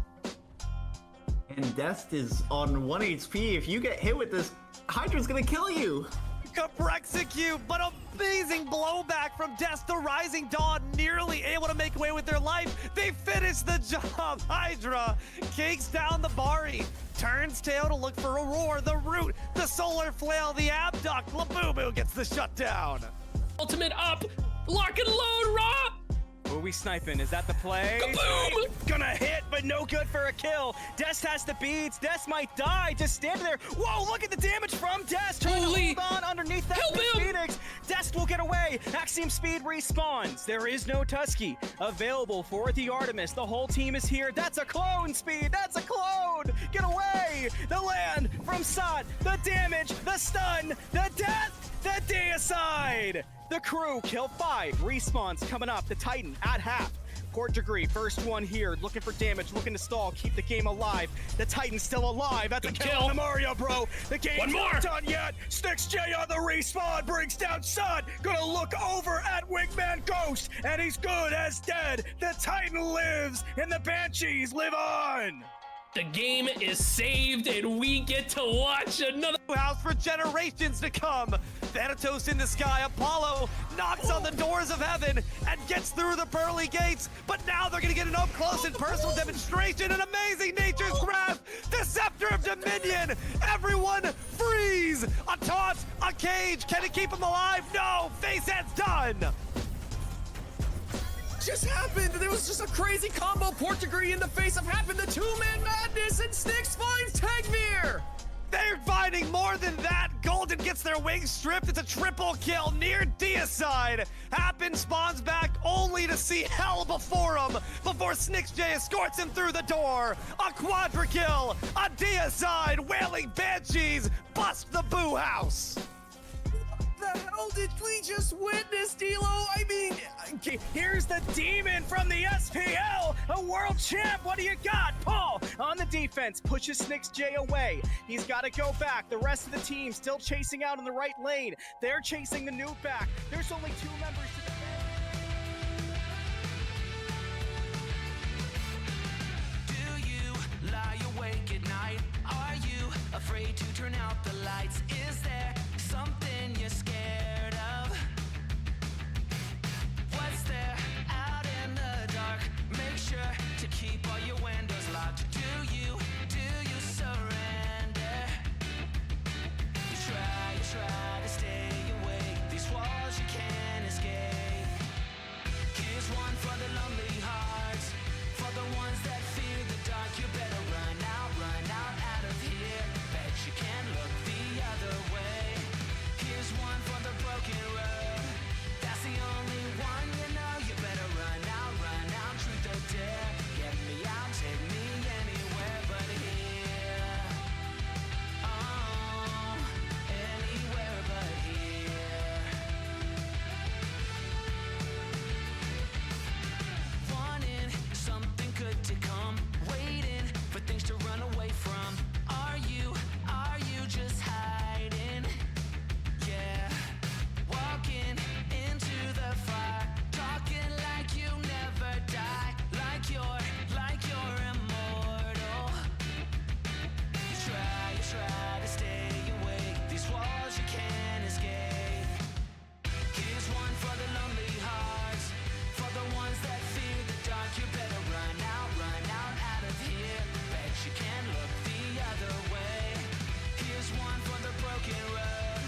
That's the only one you know. You better run out, truth or dare. Get me out, take me anywhere but here.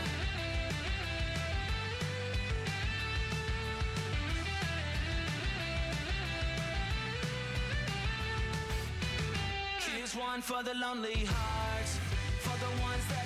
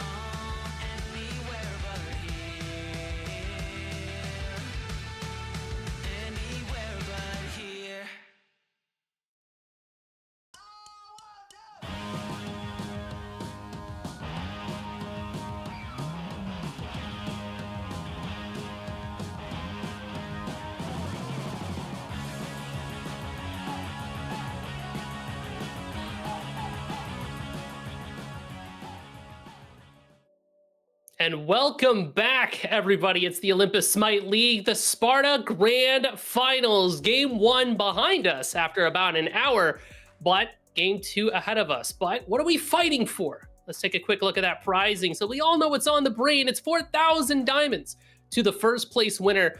The runner-up to the set gets 2,000 diamonds, but we all know it's not about the money. It's about the bolt and the respect that you get put on your name. Jay Turner, we have had quite a crazy time leading up to this, and if you are ever interested in joining up, we know how you can get in there. That's right. It's gonna be through this cute little QR code. You can go in and scan here. OSL Season 9 is gonna be on the horizon. So scan that, get in the Discord, and hey, maybe you could be on the big screen one day or hanging out with us in Delphi Division. Jay Turner and I love to play there. Jay Turner also making sure the big brains behind Food Fighters. I've been saying your name over and over again, man, because I'm so excited to hear your input on that game, especially as we're going to flash this vault bands just to remind you what's going on. I don't want to delay. Let's break down that last game. I mean, Musi, what I'm honestly almost speechless. Like, that was probably the most intense comp game I've watched, and I've watched a lot of them. I've watched 4 of these now. I'm sweating. My team's playing in finals. I mean, I honestly, Food Fighters did insanely well job fighting their way back into that game. Like once that they gave that first fire, like basically for free. I was like, ooh, so we're probably gonna, when they got that comp, now we have Fire Giant or Jingwei's very hard scaling here, and then all of a sudden, one good Phoenix defense, they waste a lot of ults, then Food Fighters like, hey, we can fight them even with EFG. And then you just saw, I mean, RCP did an insanely good job just face tanking those Jingwei autos so the backliners of Food Fighters who both played extraordinarily well. Like Pele, insanely well underneath. I mean, highlight of the game outside of the Sewer winning was that Phoenix defense when Sewer was trying to end. Pele blinks in, double stun backflip, one shots 2 people. That was sick. I mean, cinema. Yeah, I mean, but going to these picks and bans, a little bit of a shakeup. Hecate, first banned here for FF. Interesting. I don't know. Like, I know MPIM plays a little bit at Hecate, but maybe they're looking to save that. Maybe that's like their pocket pick for Game 5. Banning that away. Throwaway ban. But for Sewer, nothing too shocking. Pele for the 2 bans on the side of the Sewer. Now on the 3rd, they're going to go for that Kali. And I think I know what FF is playing for here. And I was going to say Daji, but Daji banned away. So, what's left? Cerberus going to be top of the way. Right now, he's getting, obviously, is the main reason he's so OP right now, according to many people, is that basically unmissable, or you can't miss the counterable, counterable, yeah. Ult. Like, it doesn't work like with it's like a whole different kind of CC. It's like levitate, yeah. Call it. So that's getting fixed next patch, but still here. You can very strong in lane. I mean, that spit, or the 1 spit, not the 2 spit. He spits a lot. Gets that. I mean, it does like 300 damage level 1 if you hit all 3 of them. He's just very oppressive in lane. But I do like Sewer countering up here with Disco Tsukiyomi. Number 1, you're taking one of Pele's picks in Disco, and you're taking, D5's best god, it's Tsukiyomi. I mean, D5's been destroying the whole Sparta division on this pick all season long. But I don't know. I don't see Greg play this a lot. Like, obviously, Greg could play most of the picks. He's insanely good. So I'm interested to see how it works. But following out, Jormungandr this high, that's not one of RCP staples. Let's just start with that. But obviously, a lot of them are banned. But I've seen it have success. It's a very good lane bully. If this is, I'm assuming this is Kabrakan. I like this super counter pick here because you like to fight lane bully with lane bully. My favorite matchup in the Yorm is like an Osiris. I feel like Osiris is like the only character who can like actually box a Yorm in lane. I've seen it happen many times. Most recently, Athens finals, you saw Timer kind of bully out JR on that Yorm. But Kabrakan not that far behind. If he locks it in, thinking about this hard. And obviously, the Chiron, I'm pretty sure it's going to go to MTR. like this shred build, kind of like the shred what you build a bending blade, sworn spear, that sort of thing. Very strong in the ADC, and I mean, we did this in Athens. The quote unquote counter pick to the Cerberus right now is this Charon. You know, you get the breath charged up. I mean, Charon just has a pretty much almost unmissable silence on his one. Does very good damage. I think Charon's very underrated right now, especially. I mean, just a huge wave of CC, takes up an entire lane, can really shake up team fights. And now I'm not so sure. I thought this Chiron was almost a locked-in ADC. I mean, I don't know what's going on now. here. What? I don't know what's happening now. Oh wait, I'm dumb. This is the Soul D5. Solo? The Rune No, Crafting Pure Special? I mean, he says that a lot, but it's not the case. I forget D5 plays Medusa jungle. I don't know how I forget that. This is Medusa jungle, Chiron ADC, and then Soul mid. Okay. Yeah, I mean, D5 destroys on this Medusa. He goes like a different kind of build now. He kind of goes a similar build to like what this Chiron's gonna go. He's gonna buy Avenging Blade, Sworn. I mean, it's like chef watching a chef cook. He Got kind a of little like Remy on the rat on the head. He's kind of like it's like I'm excited to see this. I love it when he plays it. But to finish off the draft, the sewer picks up Ishtar. Ishtar kind of got bloated out of the kind of like her. I think the release kind of got like bloated out by the aspect and how good that was. But we gotta remember just how good base Ishtar is still. This dual lane I'm interested. I think this more so like the dual lane is what you should be paying attention to this game. If Food Fighters can get like early pressure, maybe get first blood, I think this could maybe snowball a little bit. But if Sewer are able to like survive that probably third wave, like hit level 3, then you're gonna start to see like the waves get like evened up, and that's when you're gonna see like maybe this comp start to cook a little bit. And I think this is very similar here. Kind of like a hard scaling comp for Sewer. Early game comp kind of mix up for Food Fighters.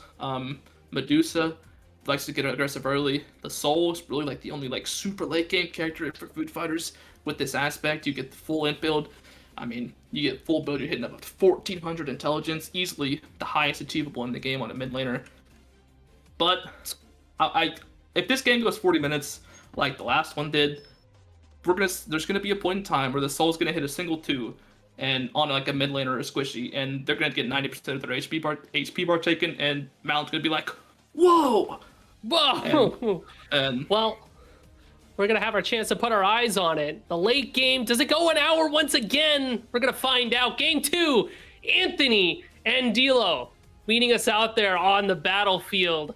Let's not wait. Let's not hesitate. Let's jump right in. Whoa! Thanks, guys on the desk. You know what, Jay Tartar? Just because you teased me, I am gonna steal Musi from you. Musi's gonna join Dilo and I here on the air. A little bit of a tri-cast. Plus Musi. Yeah, plus Musi. You like that? I did that in between graphic. games. I could have eaten the sandwich. I could have rejuvenated myself. I chose to draw plus Musi and cut out your face. You're welcome. My king, welcome into game number 2. If you haven't noticed, I stepped into the chair 1 spot. So Dilo and Musi joining me. Tess, of course, pushing buttons. Food Fighters in the sewer. Game number 2. The sewer currently up 1-0. It was a very hard game to get to that 1-0 too. Those fights look really good for Sewer initially, but got a little bit sloppy towards the end. Now we've had our chance to kind of relax, recuperate, tighten things up. I think both these teams are ready to kind of knock heads once again. So I'm very excited to see how the Food Fighters can get their get back, especially now that they got their first pick overall, that Kerberos, to start things out. Dude, instantly where I'm looking, relics, baby. Look at that. 3 Aegis's 2 shells versus the 3 beads and 2 shells of the sewer. This is a battle of philosophies. Does CC matter more than damage?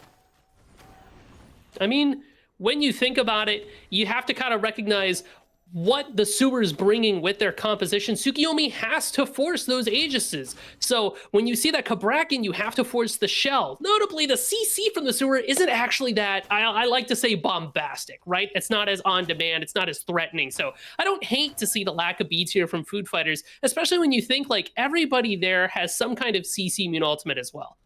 I also That's look fair. at this Tsukuyomi too, Musi, kind of on topic. Going that Lucerne start, so what you're doing, if you have more strength in it, you're getting that stun. So what's funny is you're going the Aegis, but as long as, which Gray is clearly doing, Gray's managing that strength over the int, you're also getting stunned out in these fights too.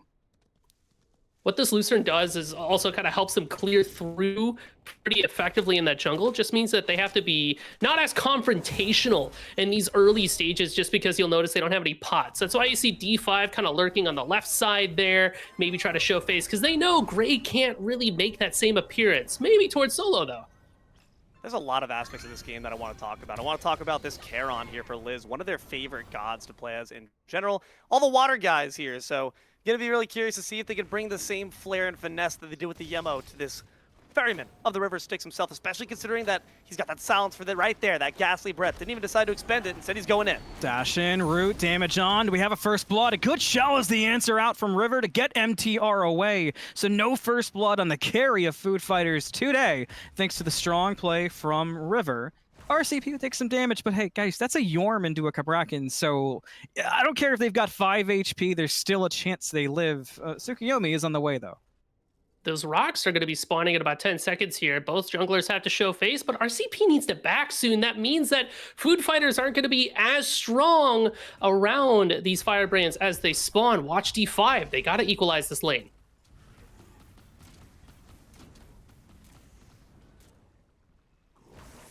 Nothing Lot too of much there to equalizing. go for just yet. Yeah, a lot of equalizing, right? 2 for 2. 3 minutes so far. No blood on the board. And given that we had an arena game last go around here, it's a bit interesting that things have kind of fallen to a bit more of passivity and niceties and good manners. But around the Flame brands, all that's going to drop away shortly.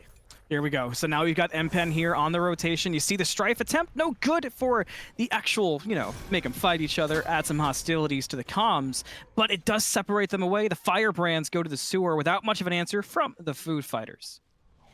So early contestations from the sewer here, and Tsukuyomi especially wants those rocks to kind of get that little boost, one strength or one in. Keep in mind it doesn't give you both at this point. They are adaptive, so with that Lucerne Hammer means that they're going to be getting extra strength. So these abilities are going to hit a bit harder. What I also really kind of appreciate about the Suki build too is the fact that we have the Warrior's Axe. One of the things about Tsukuyomi is that you're very much an all-in character. You pop that ultimate, you are committed to the fight. So what this Warrior's Axe does is it gives them just a little bit of extra survivability, which you will need. Food Fighters team composition, very good at turning on somebody and saying, hey, if you're going to step into my zone, then I'm going to take you off the board. Medusa, Soul, Chiron too. Makes it very hard to dive these characters when they have so much damage that can just happen in the blink of an eye, Dilo.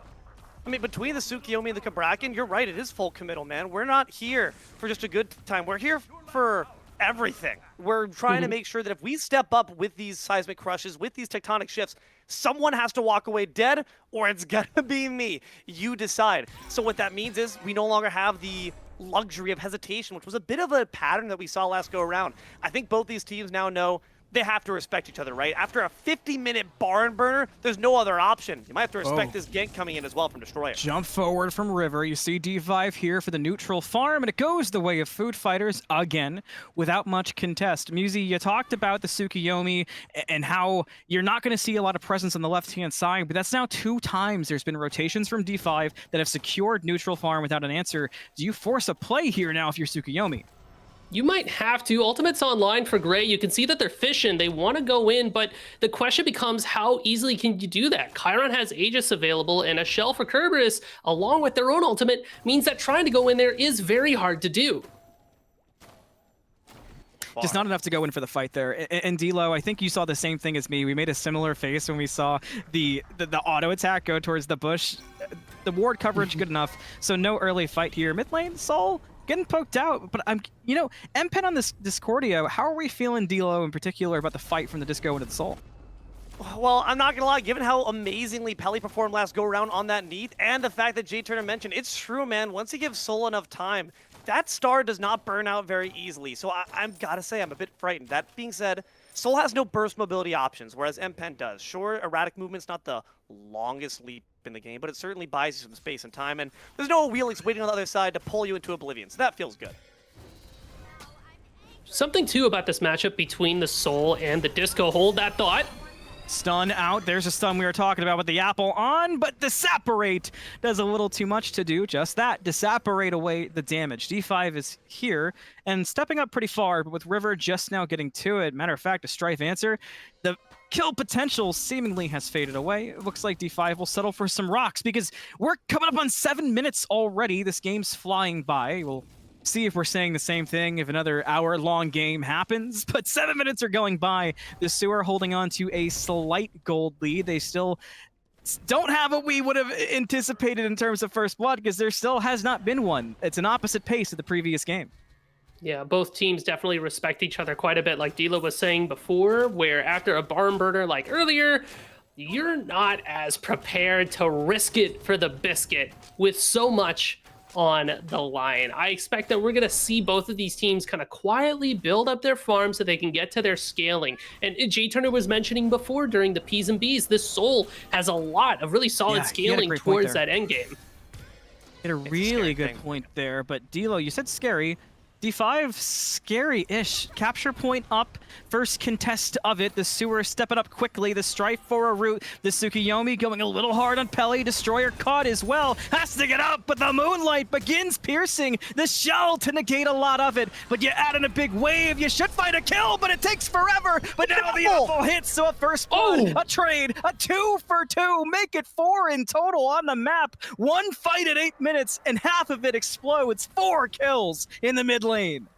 Well, we were talking about how it might be a slower game, and suddenly the pot boils over. But it doesn't look like it's done quite yet, Dilo.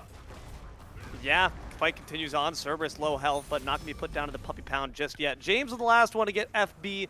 This go around, it gets a bit more kooky, though. The Sewer do get the better leg up of that gold chart because they got first hands and first dibs to the kill. But Yor might be next up on the menu. Time to go! Too late, RCP! Yeah, so Yorm passive, guys, am I right? Shoutouts. You love Yorm passive until it hurts that bad. Keep in mind, that guy cannot be yoinked. He's technically like eternally displacement immune, but if he gets hit by a displacement ability, he just gets stunned and ends up taking more damage. So ends up playing to the detriment of RCP there. Sewer, who initially looks like they were going to lose that mid beacon, are able to walk away with it. So pushers on the map mean that they can make for a larger play on the map, potentially a Gold Fury, right? You're kind of waiting for that next step as we kind of move on to the next stages of the game, Dilo. Well, we'll have to find out how they end up progressing through it all. 9 minutes, now we finally got some blood on the board, but no objectives been looked at quite just yet, so only flame brands. And when I look at the secure game across the board, I'm not seeing any big ultimates, and I'm not seeing any Agni bombs, nothing that gives you a guarantee that Gold Fury goes your way, Malum. I know, I'm looking at the Centaurus and I'm thinking, oh great, now I'm the ADC who's being asked to use my Centaurus to secure objectives. Life's great. Granted, the Supernova has always been a little bit of an undervalued one, I feel like, except maybe at the highest level of play where people are a little more comfortable with both aiming it and the amount of damage that gets dropped. Right on cue, Tess. You're the best. There's forecasters in this booth right now. Thank you very much. So keep your eyes on the Supernova as those big objectives come up. And there's so much attention on this mid lane right now. I also noticed the Tsukuyomi left. Where does it break out first? Gonna be the mid lane dash in from D5. M-Pen's gonna go down. The Petrify is out, but you notice it slows. Left lane, right lane, 1v1's aplenty. Drew's food gets the worst of it. You see the Centaurus, but right lane, RCP, Yuzi, he's A-okay. Yeah, Big Snake doesn't have to worry about too much. Not the same for Liz Frazier. Gets popped like a balloon. Row, row, row your boat to the afterlife. Gold Fury picked up by the Food Fighters, Dilo. Oh, 2 Drachma is going to be put on his eyes, and Food Fighters spare a few more. The Caltrops are placed down, but the question is who secures the OBJ? Where you going, Gold Fury? What? Come back! Come back! Okay, it's coming back. Gray already used the beads, but has the piercing moonlight on. Now it's the focus of backup from James. Wall is out, damage is on. MTR gets the Gold Fury for the Food Fighters. But what about the fight afterwards, where the Food Fighters are getting pressured out, but still have yet to fall? But now Gray on the hunt with James. Disapparate, not in time. And Pele falls. Wind Sprite from James. Rivers hunted, but he'll get away with some help from D5. So Gold Fury, first one of the game, goes to Food Fighters. The Sewer, though, do at least show presence, and we've learned, guys, Dilo, we've learned that Gray is not afraid to play so in your face as is Tsukuyomi. overall, not the best instance for the Sewer, but they do make away with that purple buff invade as well. So trying to put some extra goals, some extra nuggets into the coffers of Drew's food. The MVP of last game around, now struggling a bit more, a level behind this Chiron. So hopefully we can find some strides for the Sewer to get back into things. I mean, a lot of it has to do with the fact that Food Fighters was putting so much pressure onto that left side where D5 was allowing Food Fighters to control those mid-neutral camps. So MTR is able to kind of reap the benefits there. If you're Drew's Food in this situation, much like the rest of the Sewer composition, especially waiting for Tsukiyomi to finish up that Book of Thoth, we are relaxing. We're chilling. We're not trying to go for anything too wild or too crazy here. A lot of the early pressure for the Sewer lies with James on this Kabrak. It pumps a lot of damage, but the Tsukiyomi needs to get the Heartseeker, the Book of Thoth stacked up. Your Ishtar needs to get their damage online. Your mid laner needs a similar situation as RCP forced to pop that shell. Feels like Sewer just needs to slow things down and don't let FF dictate the pace of the game, Anthony. No, so every time I look at the map, I see somebody else moving around. Right now, look at the motion from the Serb and the Medusa and the stop at the back. Oh no! Drew has become food, I do fear. Gulp. Gulp. That's not. Yeah, that's what they did. need. That's what they did. a lot of big munching, but look at the way that Sewer splits the map, D'Lo. It's a Pyromancer pull. Yeah, that's a really solid play in response. Cerberus probably not going to be able to arrive in time to get their 3 jaws around that. The Pelly tries to bush check. They're not in the bush, buddy. They're past the wall. Pyromancer for free from the Sewer. At the cost of Drew's life, we find a little bit of pressure on the map. The first of many pyro bombs to the Sewer, which we'll need for those FG pushes later on the line. But Chiron finds the left side T1, kind of exacerbates the lead that this Chiron is developing. Food Fighters could start looking at a little bit more if they wanted to. Gold Fury's not going to be up for a bit. So at this point, we are just picking up the map, picking up the farm on our map, and making sure that we keep ourselves ahead. Because of all the comeback mechanics that Smite 2 has, I almost wonder if one of the best things you can do for yourself once you start gaining a lead is just not pushing it that hard. Stagnate everything so that the Sewer never gets a chance to really lean into those comeback mechanics. I mean, we saw what happened when the Sewer got a really solid lead game 1. They started to kind of get a bit big for their head, getting a bit big for your distance. Tsukiyomi gets absolutely lit up. Killing spree for Medusa. A spit and dash combination. It turns to a bit of a wombo combo. Could equal a tier 1 tower in the mid lane as well with how much pressure the Food Fighters are putting on. Plus, you've got a Soul Medusa, basically a Gatling gun in the mid lane. This time, the stun won't connect, and the Sewer has to step away. Mid T1 going down means that Food Fighters have opened up the map a bit here. That lets them move towards Gold Fury Pit or FG/Pyromancer Pit a little more freely. Sewer is going to have to counteract that with extra vision on the map so we can keep track of where Food Fighters is. Liz Frazier might be eating some damage here. D5, plenty of jukes. Now the stun, the dash through from the Charon. Damage no good. An ultimate was utilized, was on MPen, who's already separated away. Whoa. There's no way Liz is getting out of this one. No way indeed. The Centaurus shot cleans house. Food Fighters now in mid as 4, but Gold Fury is really the main thing to do. So the Sewer kind of want to force the fight in the mid lane. Kabrakin on the rotation. Off from the side though. Yorm here for backup, and the Food Fighters are successfully disengaging until a piercing moonlight onto the Chiron. Extra damage, and it's finished off by Gray and a beads to ensure the escape. Good stuff there from the Sewer so far. Finding a little bit of get back. I was just thinking to myself that this team composition currently experiencing some growing pains in this mid game as they want to get themselves towards the later parts of the game to really get their items online. So being able to find a little bit of something in the interim, not too shabby. Moonlight Queen Naga up and spawn. Sewer sticking onto it like a fly on a carcass. 15 minutes, 8-5. Food Fighters bear the lead in kills, but the gold might shortly be equalized unless this Gold Fury call comes in response. That being said, as far as the overall trade, it's a second pip of Gold Fury for the Food Fighters. Not even that's guaranteed. Liz Frazier rowing over. Rowing over, and I might just steal your boat and your bounty aplenty. Gold Fury low, it's gonna go to Food Fighters. Able to secure, they're gonna look for some kills too. And they're gonna find, no, they lose one. D5 goes down, MTR to follow. And the Sewer making a play right after the gold. You lose the gold, but I think you're gonna take those 2 picks, no problem.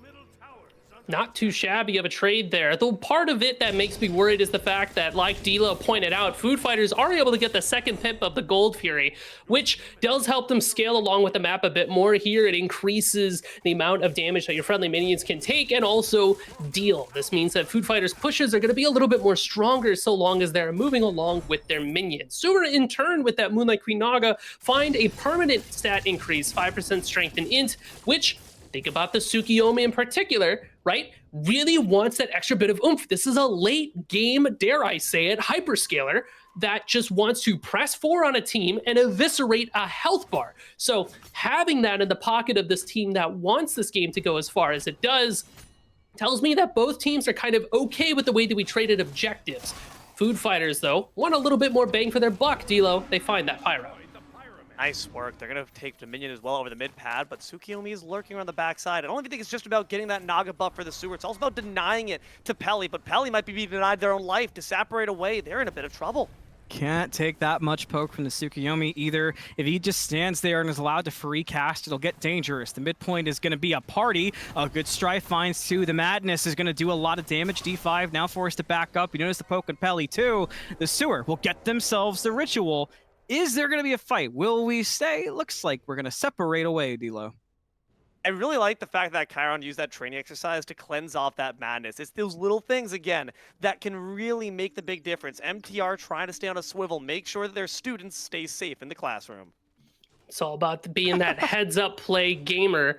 The sensei out there on the streets. I do like that kind of small stuff from MTR. It shows me that Food Fighters 5v5 has a lot of potential here. And again, that kind of leads to my point of why we see so many Aegises, Agi, if you will, and shells for Food Fighters. Minus, you get at least a minuscule slap on the wrist for that one, I fear. I did see the eye roll in the video. I just want you to know. I hit it hard. I felt like I hit it hard. Then I looked up at you and I felt self-conscious that I did it. I also feel like Jay Turner judged you. That's my boy, and I can tell he did. So shout out Jay Turner. We get a little bit whimsical here, but that's why I like the relic choice for Food Fighters so far. But you are putting a lot of pressure on MTR to make that happen. Pressure in the mid lane. Look at this. Peli stepped up after taking some pretty hefty poke. And you guys mentioned this earlier, the fact that we're losing safety. Tier 1 in both mid and left being down. Actually, across the entire map. Food Fighters are trying to drive the sewer out of the tunnels. They're smoking them out, Anthony.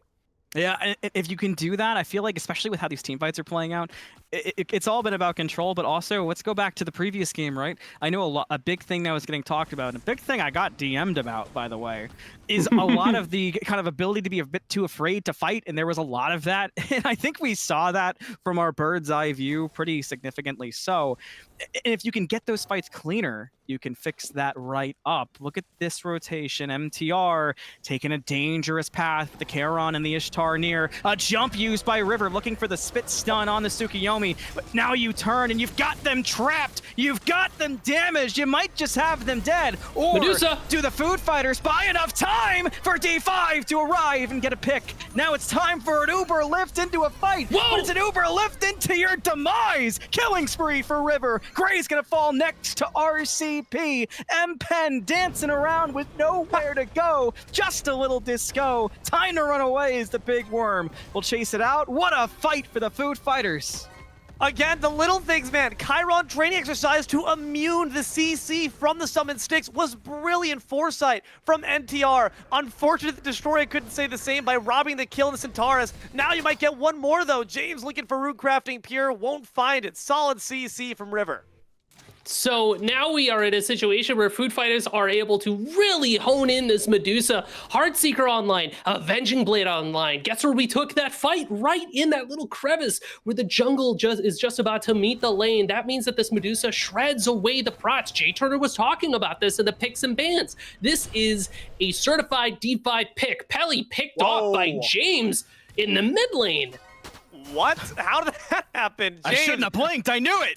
one part of the Pescado. Blink and you'll miss it. This Cabrakan is deadly. Paired alongside that Disco.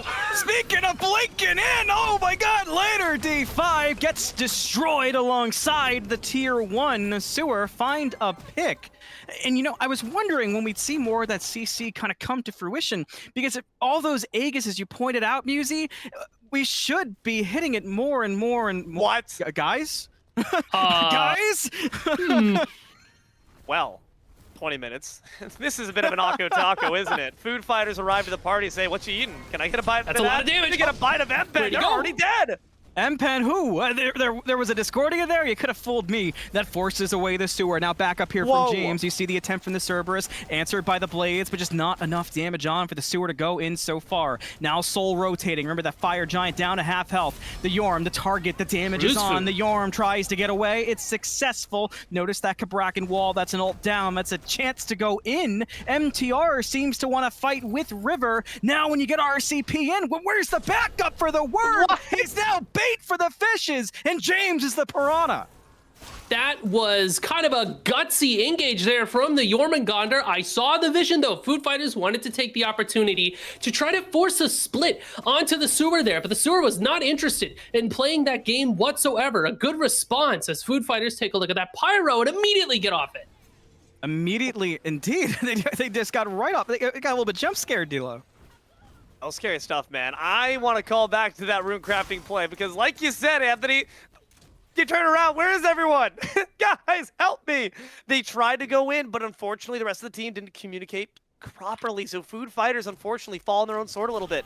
22 minutes, 12-11, but the sewer is starting to make strides forward, equalize. They're making strides towards that Gold Fury, Malum. I don't see an answer for this one, Musi. I mean, you can get there. It's already half health. You've got the Chiron close by. You're closing in as Gold Fury's at a quarter. D5 getting their first split fight in the mid lane in the Gold Fury. The Tsukuyomi's going to look to go in as well. On the left side, the Gold Fury's going to go down. Food Fighters get the steal away. In the mid lane, Gray's going to find a kill onto the Soul. That's the only answer back as the Gold Fury goes to the blue side. Not good enough. Big Cup Gray getting chased down, scooped up by the Kerberos, D'Lo. They got nothing left in the tank. Runecrafting Pierre breathes down their neck into the dark void. Food Fighters take everything to go and gonna pack up that pyro as a side of rice. This is looking dire. so dire. It's just, you think you make those strides and then things fall apart in other ways, but this time the Food Fighters are doing the thing that everyone was saying they were lacking. There's the confidence, there's that will to go in, to get aggressive. D'Lo, Fire Giant pulled by the Food Fighters. The sewer are called to answer. Boy, I'm seeing the ultimates, and I'm not liking what Sewer's rocking to the party. Look at Food Fighters James. have far more resources in pocket, but now it's dangerous. Row, you're both the apples off the mark, not the intended target. You're looking at D5, D5's dead. I think you take that, though. Yeah, you're going to get the pick. The apple connected, spread around. You got Poke on RCP. James, the main TKO right now. Are you looking to die further? You saw the blades out. The Disapparate does save Pelly. But once again, Musi, Fire Giant evaded. You really have to keep an eye on James in this game. 5-0-4. A lot of where the sewer is succeeding is wherever the Kabrakan is right now. They're a little bit on the back foot here, though, as sewer picks up that Fire Giant, Anthony. But the Food Fighters are not afraid. You can see the squad already looking to collapse. Watch for Pelly from the mid lane. Gray takes some poke. No Supernova online. Destroyer has an ult, but guess what? Destroyer is seeing the world in black and white. No help from the Medusa. There's an ultimate from the Tsukuyomi right into the back line. See you later, Chiron. Who's up next? It's a massacre! The sewer bring the fight to the Food Fighters, and it all turns sour. The Fire Giant now alone. It looks like there will be no answer from the Food Fighters, who up to this point, Musi, have been in so much control of this game. What did I tell you about watching where James was? That execution of a dive from both the Tsukuyomi and the Kabrakan was right on the money. Oh my goodness. Right as the Tsukuyomi is going in, James is taking that flank around the right side. Tsukuyomi's on top of them, and you turn around and the Rotun is there to smack you in the face. Boom, physical contact. We are getting in there like a pile driver right into your defensive line, Anthony. Oh, it's like I got two D'Los in here with me. I'm dizzy. That ain't Falco. That ain't Kabrakan. That's not Aspect. That guy's insane. Look, like, for real, the Wombo combo. You see Liz Frazier come with the summon sticks? That wiped them. They had nothing left for that. No beads. No beads. You should have maybe clutched your pearls a bit harder. No beads. No beads? No problem. Small problem, I will say. Remember how we talked about how it's good to rely on your Chiron with that training exercise, but once your ADC is put under any level of duress, your He first can't instinct swim. as a Chiron, yeah, horses, I mean, they can swim, right? You think Chiron might be able to, he's got arms and hooves, but I think the coordination, the physical coordination is really hard to do there. The point of it is, you can't pop your training exercise when you're under so much pressure. You're trying to do damage. Suddenly much your duress. CC immunity is gone. And that's where this Cabrakan really shows up too. Not only does he force you to have beads, he forces you to have shell. So food fighters want to take a look at that purification talisman.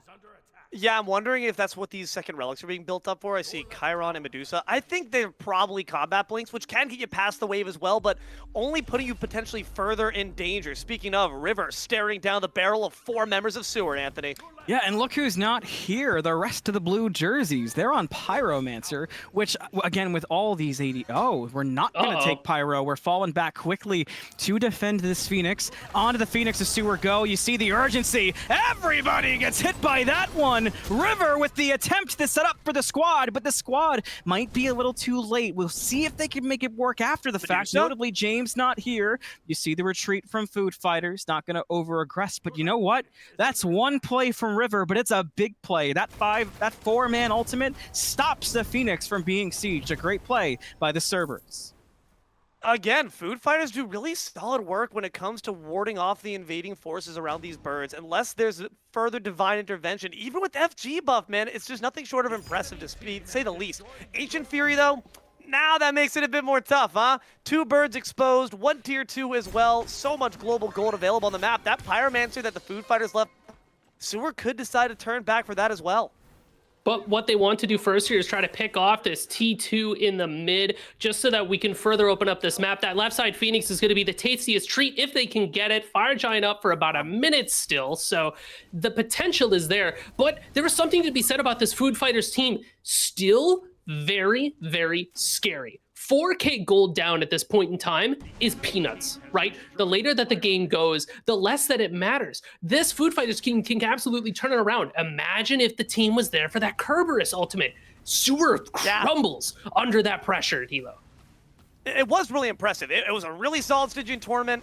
At least you could rest on your laurels that the Phoenix is alive, but you're absolutely right. The alternate universe where everyone was there with the follow-up, man, that would have been nice, but they were trying to split the map a bit too hard. They were trying to have their Pyromancer and defend their Phoenix too, and they winded up with only one half of that equation. Sewer grabbed the bomb, and they're going to start working their way up to making sure they're ready for that next FG play, Anthony. You talk about it. Ready for the next FG play. We've already touched on the Secure being a little bit interesting across the board, and I feel like it's a little bit obvious, so maybe we haven't pointed it out enough, but look how many ADCs are on the side of Foo Fighters as the Sewer takes an aggressive stance in the jungle, setting up their vision. You notice a lot of wards in pocket for the team.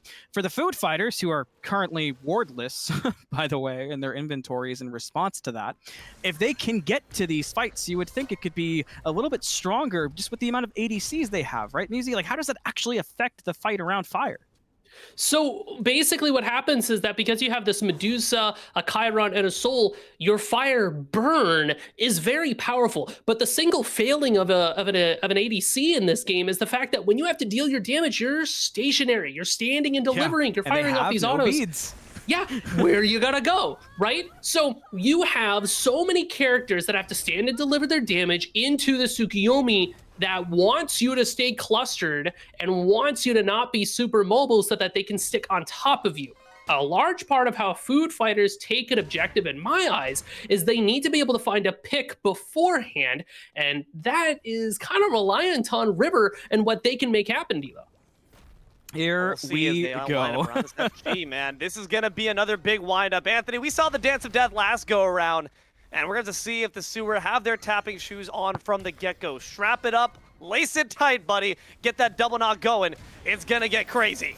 Let's see if the Excedrin works, huh? D5 in deep. There's the ultimate from the Charon. D5 noticed out, stuck around, get some good damage on MPen, who has to get away and dash away. But now D5, the new target. But it's going to be Pelly pulling up with the Supernova on the Drew's Food. RCP is going to find MPen in that back line. When the Yorm turns around, has backup. Now blink through from James, but James is going to blink through and reset near the Yorm. That leaves the Fire Giant pit open, where the Food Fighters will look to group up and collapse on the now retreating Sewer team. Yorm underground. River, Pelly on the chase. They want the blood. They want Gray. Dash from D5. Blink from the Serb. It's enough damage because the shot is oh so masterful. Gray's gonna fall. Is there a next up on James? You've got the big worm commitment, the knock-ups and the knock-arounds, the giddy up and the death sending you down. It's a shutdown going to RCP as the Food Fighters once again clean house. This time they get a deicide delivered by Uber Eats.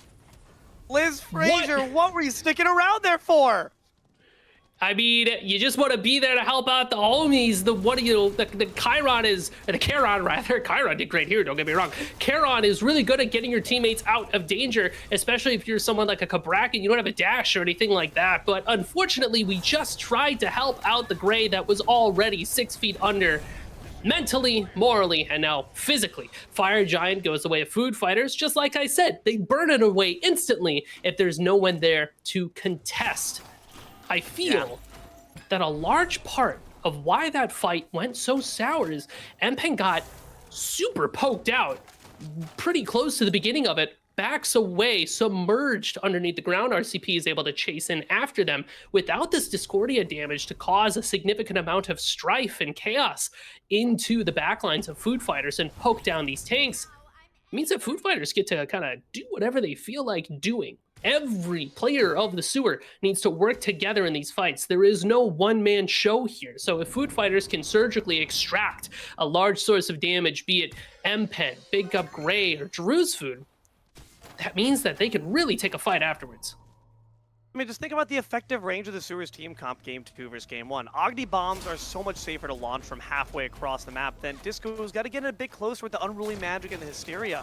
Same thing with the commit we talked about before. Food Fighters commit to the Pyromancer, they're rewarded, but the Sewer, they've got a composition that tries to commit, but it's like trying to commit to a long-term relationship when you haven't done the work. You haven't done therapy yet, buddy. Get yourself some help. Do you want to talk about that? After the cast, buddy. After the cast, okay. We can chat, write that down. We're gonna circle back to that. Writing it down, writing it down. If there's any single Smite viewers at home, D'Lo is he's handsome, long, curly hairs, nice smile. Smite Prime caster, Smite Prime caster, OSL caster, AGL caster. Educator. Everything. Looking for the Freya to his, we're just trying to find partner. No. Down. Down, dog. Oh, wait. Oh, no. Oh my God, what a jump scare. The Food Fighters were able to secure the Gold Fury. But the Sewer, if they haven't already showed their hand, they want to push this one. But the Food Fighters, the retreat looks like it'll be in time. Fire Giant buff still on left for side Food bird, Fighters. by the way. Shout out Winions, I suppose. I mean, Food Fighters was so We're too busy busy trying to talking handle. about D'Lo's dating life. My fault. Yeah, I blame myself for that one. We're laser focused in on that, which, that's what friends do. We help each other out through tough times. If you're Food Fighters, you gotta figure out what to do with the rest of your FG buff. That left side bird's looking pretty tasty, D'Lo. I mean, you get this pusher in the mid, and then you pick up that good Phoenix, sets you up for the next. Do you want to say it? EFG will be in the game rather shortly. 35 minutes in. You gotta let him have It's it. 19 to 16. I know. Food Fighters do bear the lead in terms of gold as well. 3K their way and this mid pad. So Winions maybe, but also lane pushers important too as all 5 members begin to stride up mid lane, Anthony. This could get bloody. I know, but Fire is already down to 50 seconds, and you're making a move on a Tier 2. Plenty of bombs in pocket. So Tier 2 gets blown up here. I wonder, do you try to rush that Phoenix with the amount of time left on Fire? Or do the Sewer find an opportunity? Musi, look at all that poke. This is what the Discordia is designed to do. Pyrobomb down from Food Fighters. We meant to place a ward. That's okay. Now we're stampeding away, so I think that tells you what's happening with the rest of our FG buff. Look at Time the to get rush. some Look at the wards. rush from the Sewer. Are we going in? It's sights on. Again, this is a kind of a repeat of what just happened around this same area. Yeah, the boat is maybe the play, but now River, the last behind. You see the backs already being started. Sewer rescinds the chase just now. So second time this has happened, by the way. Interesting. Well, what the sewer can do here in the interim is pick up these lane pushers that are going to start threatening the Phoenixes as they chug along down the lanes. We have had a lot more of a chance to kind of stop, pause, breathe in this game as opposed to the last game. We talked about the respect that these teams are giving each other ever since they had to deal with that hour-long barn burner. I think we're seeing it again here, D'Lo.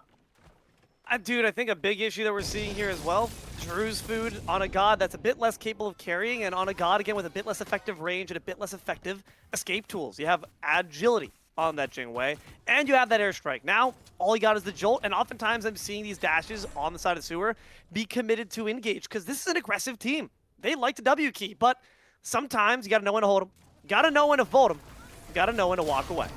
And know when to give compliments and kudos. And I feel like Destroyer has earned one, especially we were a little harsh, notably so, on the wheelish gameplay, a lot of the positioning when we were choosing a dive. So far, it's been really clean from this Medusa when you compare it to the first game. It's been so much that I feel like it's been a deciding factor in a lot of these fights. The ultimates have been very clean, but you have to continue it. Gray has been more of the same on the Tsukuyomi, but Musi, you and Jay Turner talked a lot about the Tsukuyomi, how much of a comfort pick it is for Gray. Gray on the Monkey last game, both junglers went quiet. Gray on a signature pick. Jay Turner said as much. He's been proven right so far. You look at stats, it shows the same thing. How does this factor in for these potentially game-ending EFG fights? What's the Tsukuyomi looking to do? Tsukuyomi just wants to connect on top of a Peli who hasn't disapparated yet, or an MTR that doesn't have a dash, right? What the Tsukuyomi wants to do is eliminate a backliner and get back to their team somehow. We'll get a chance to see if they can make it happen, Anthony. EFG is at half health. You notice a lot of damage already on Liz, who's been tanking it. A strike. RCP's got to avoid. James in a little bit too deep. Blade to help James out. Gonna add in a piercing moonlight. Medusa not at this fight. Look at the damage get spread, and look how the food fighters have to separate like cockroaches in this fight as the sewer are gonna shut them down. Destroyer still got some fight though. Takes out 2, which will slow the ensuing siege. That was the jungler and the ADC both brought down by Destroyer on their way out. River and MTR are alive, and Musi, EFG, notably not being done. You lost 2 big members who could make that happen. Exactly. You couldn't have picked the 2 best to take off the board. Without Drew's food and Big Up Gray, you lack that sustained damage to be able to take an objective after the fact. And EFG is one of those, objectives that takes so much commitment in order to take off the board. Destroyer and this Medusa pumps crazy damage. Look at that Avatar Sparashi slotted in at the last slot there. Gives you a big strength buff, makes you displacement immune. 10 seconds of feeling like a god is exactly what D5 needed to kind of diffuse the situation after the fact, because initially Sewer split up that fight really, really well, D'Lo. Commitment. Commitment's the word of the day. It's all about this composition from the sewer. They want to go all in. You have to commit to that EFG.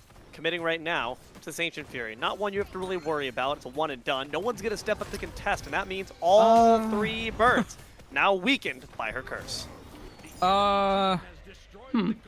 Okay, we're a little slow to it. Are we, though? I mean, Musi, you see what I see, right? Yeah, I'm kind of interested to see what we want to make happen here, because Medusa's over left side. We were kind of ready to take a look at that EFG, but now we're kind of pincered out.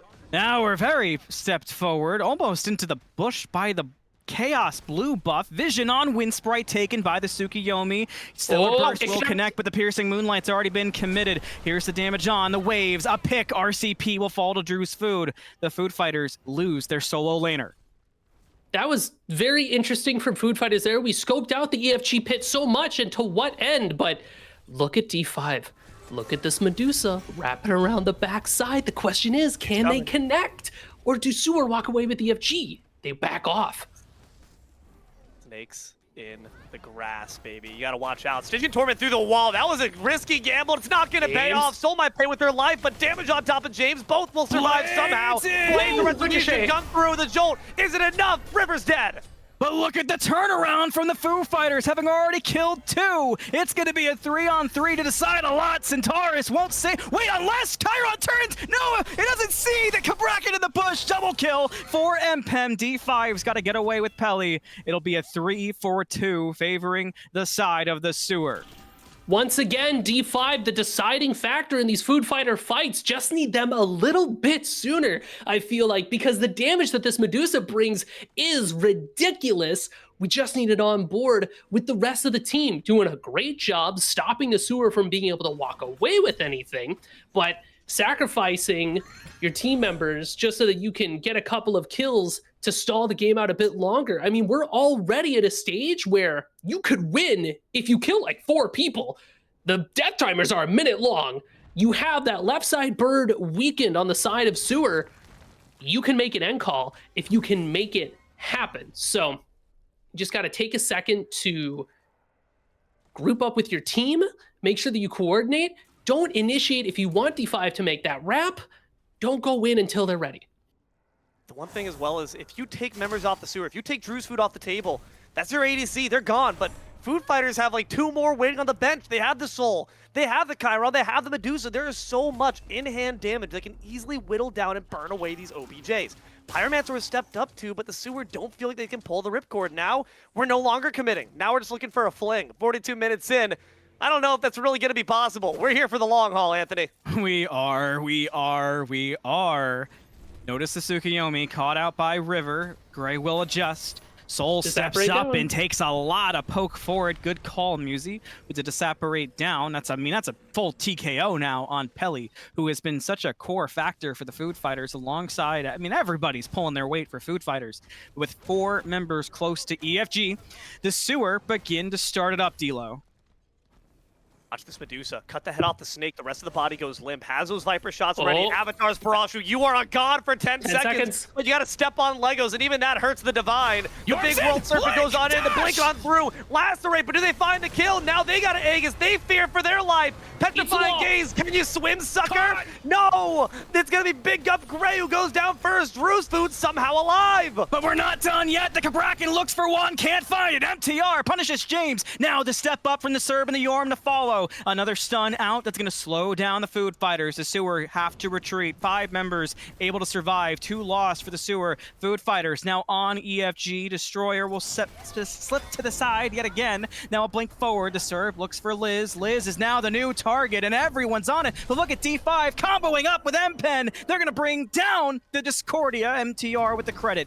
Liz still just motioning around, trying to buy enough time to exist. Behind you. But you don't know. Ooga booga, it's Destroyer! Down goes Liz! EFG up. The Ishtar takes the Wind Sprite, looks for the Mez, can't find it, has it jolt away, but the sewer got off. The EFG won't matter. Deicide onto the sewer. The food fighters stand 5 tall and get the EFG.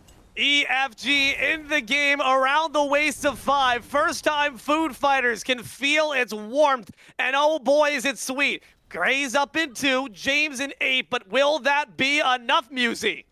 It's going to be hard to defend against this. Big Up Gray and James, the only one here to hold the line. Mid-bird taken down, left side, not looking strong. Food fighters want this. Into the throne room, into the fire. Can the sewer survive? I've got an answer. It's 2 letters. No, they can't. The food fighters take game number 2. We've got ourselves a set. Oh my goodness. Baby. I mean, food fighters looked super good throughout that game. Really solid team fights. Destroyer and this Medusa pick was just able to... It halted any kind of sewer advantage in the late game. And then at the very end, blink over the wall, Avatar Parashu, Petrifying Gaze, GG, bro. Musi, Tess, I know you're out there listening, eyes in the sky. Can we go for, before we go to break, as we break down this game, while you pull up post-game stats? Actually, you know what? We need to go for. I love to bring in Jay Turner here, who's been sitting in the wings watching this one. I've seen you lean forward. I saw the excitement on the victory, Jay Turner.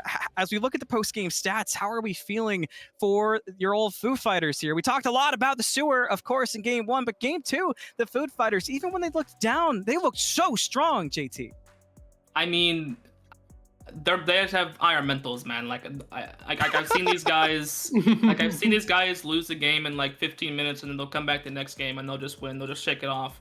I mean, like I said, the D5 Medusa. I mean, it cooks, and like it took a while, but Pele, I mean, you saw it. The damage on that last kill on Drew's food. He one-shot him. He did a lot of damage. I mean, outside of a few like RCP missiles, I mean, like a lot of iron. I mean, I just one-shot at MTR on the Chiron. I mean, Agreed. Crazy damage he Yes. was putting out as well. I mean, yeah, they'll Iron Mentals. They'll take a bad fight, and then the very next time they'll shake it off, and they'll like, all right, let's lock in, and we lock in, and they'll do it. Great game by them. Great job. I mean, the amount of poke that the sewer had in that game, like it was so hard to like walk in the pit. I mean, you had disco strifes everywhere, and you had caltrops everywhere. But great job by Food Fighters. Man, once you were able to narrow it down, though, the issue was commitment. Again, commitment is, I think, we got commitment issues here on the sewer. Got to talk to my boys, make sure they're all good. But the problem was, you're right, JT, that once that range gets closed down, things look good for the sewer. What are you doing, though, at 10 paces?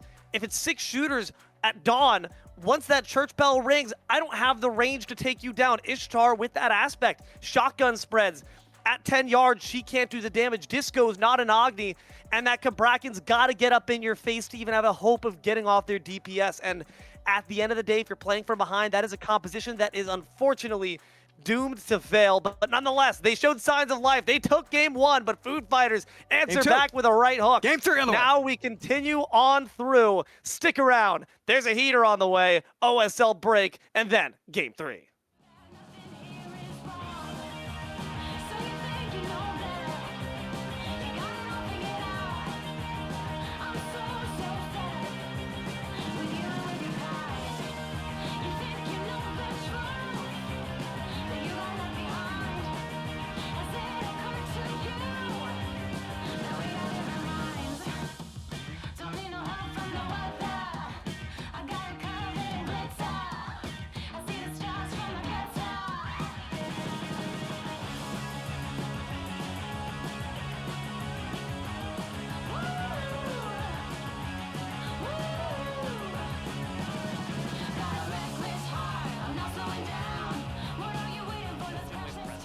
Managed to sidestep, pursue the weak. Excellent work by Dishonored, but they still step into the persistent gust, and that's enough to get them off kilter. Can they find the last kill? One last tremor. The shield splitter takes him out. Dishonored's a mage officially, but a heart slash is in response. A phantom shell to keep them up, and now it's King Oceans who's made their long-awaited arrival. Bari makes sure that Portugree's safe, and the rest of the Angels aren't. King Oceans consumes their soul with the ult, but Aurora's now present.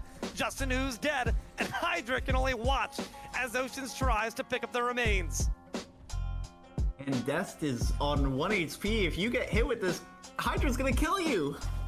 Execute, but amazing blowback from Death. The Rising Dawn nearly able to make away with their life. They finish the job. Hydra cakes down the Bari, turns tail to look for Aurora, the root, the solar flail, the abduct. Labubu gets the shutdown. Ultimate up, lock and load, Raw. Who are we sniping? Is that the play? Kaboom! Gonna hit, but no good for a kill. Dest has the beats. Dest might die. Just stand there. Whoa, look at the damage from Dest. Trying Holy- to hold on underneath that Help big him! Phoenix. Dest will get away. Axiom Speed respawns. There is no Tusky available for the Artemis. The whole team is here. That's a clone, Speed. That's a clone. Get away. The land from Sot. The damage. The stun. The death. The deicide. The crew kill 5. Respawns coming up. The Titan at half.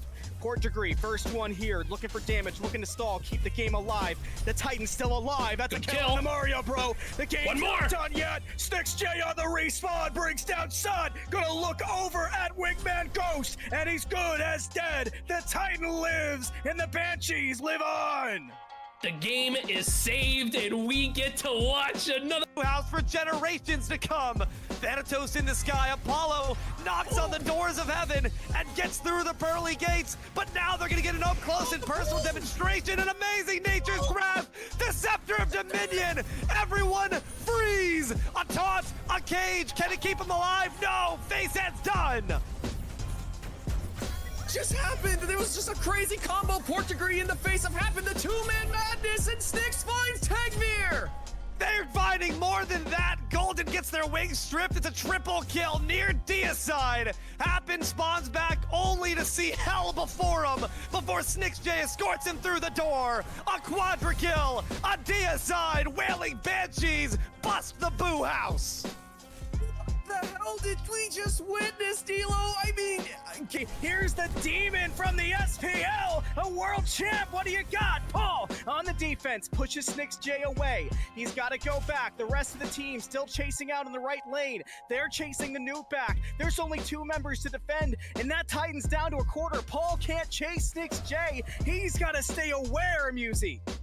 Panic Enders never prosper, but Wailing Banshees could just go for it anyways. Port Degree lands upon nobody. It's going straight to the newt. He got him when the newt lands. Is she dead?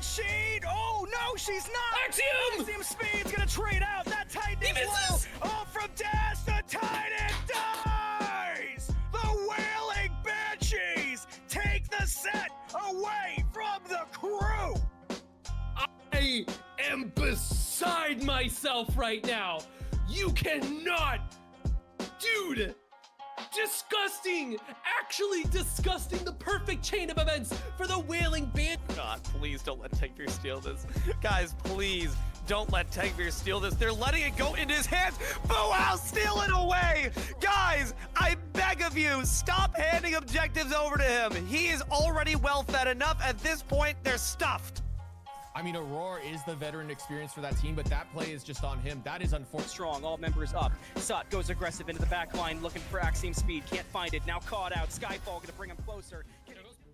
The future is ahead of us. The present is now. Picks and bans for game number 3, Sparta Division Olympus Smite League. My name is Musey. I'm joined here by Jay Turner. It's the Sewer versus Food Fighters. The score is 1-1, and the bans are already coming at us, JT.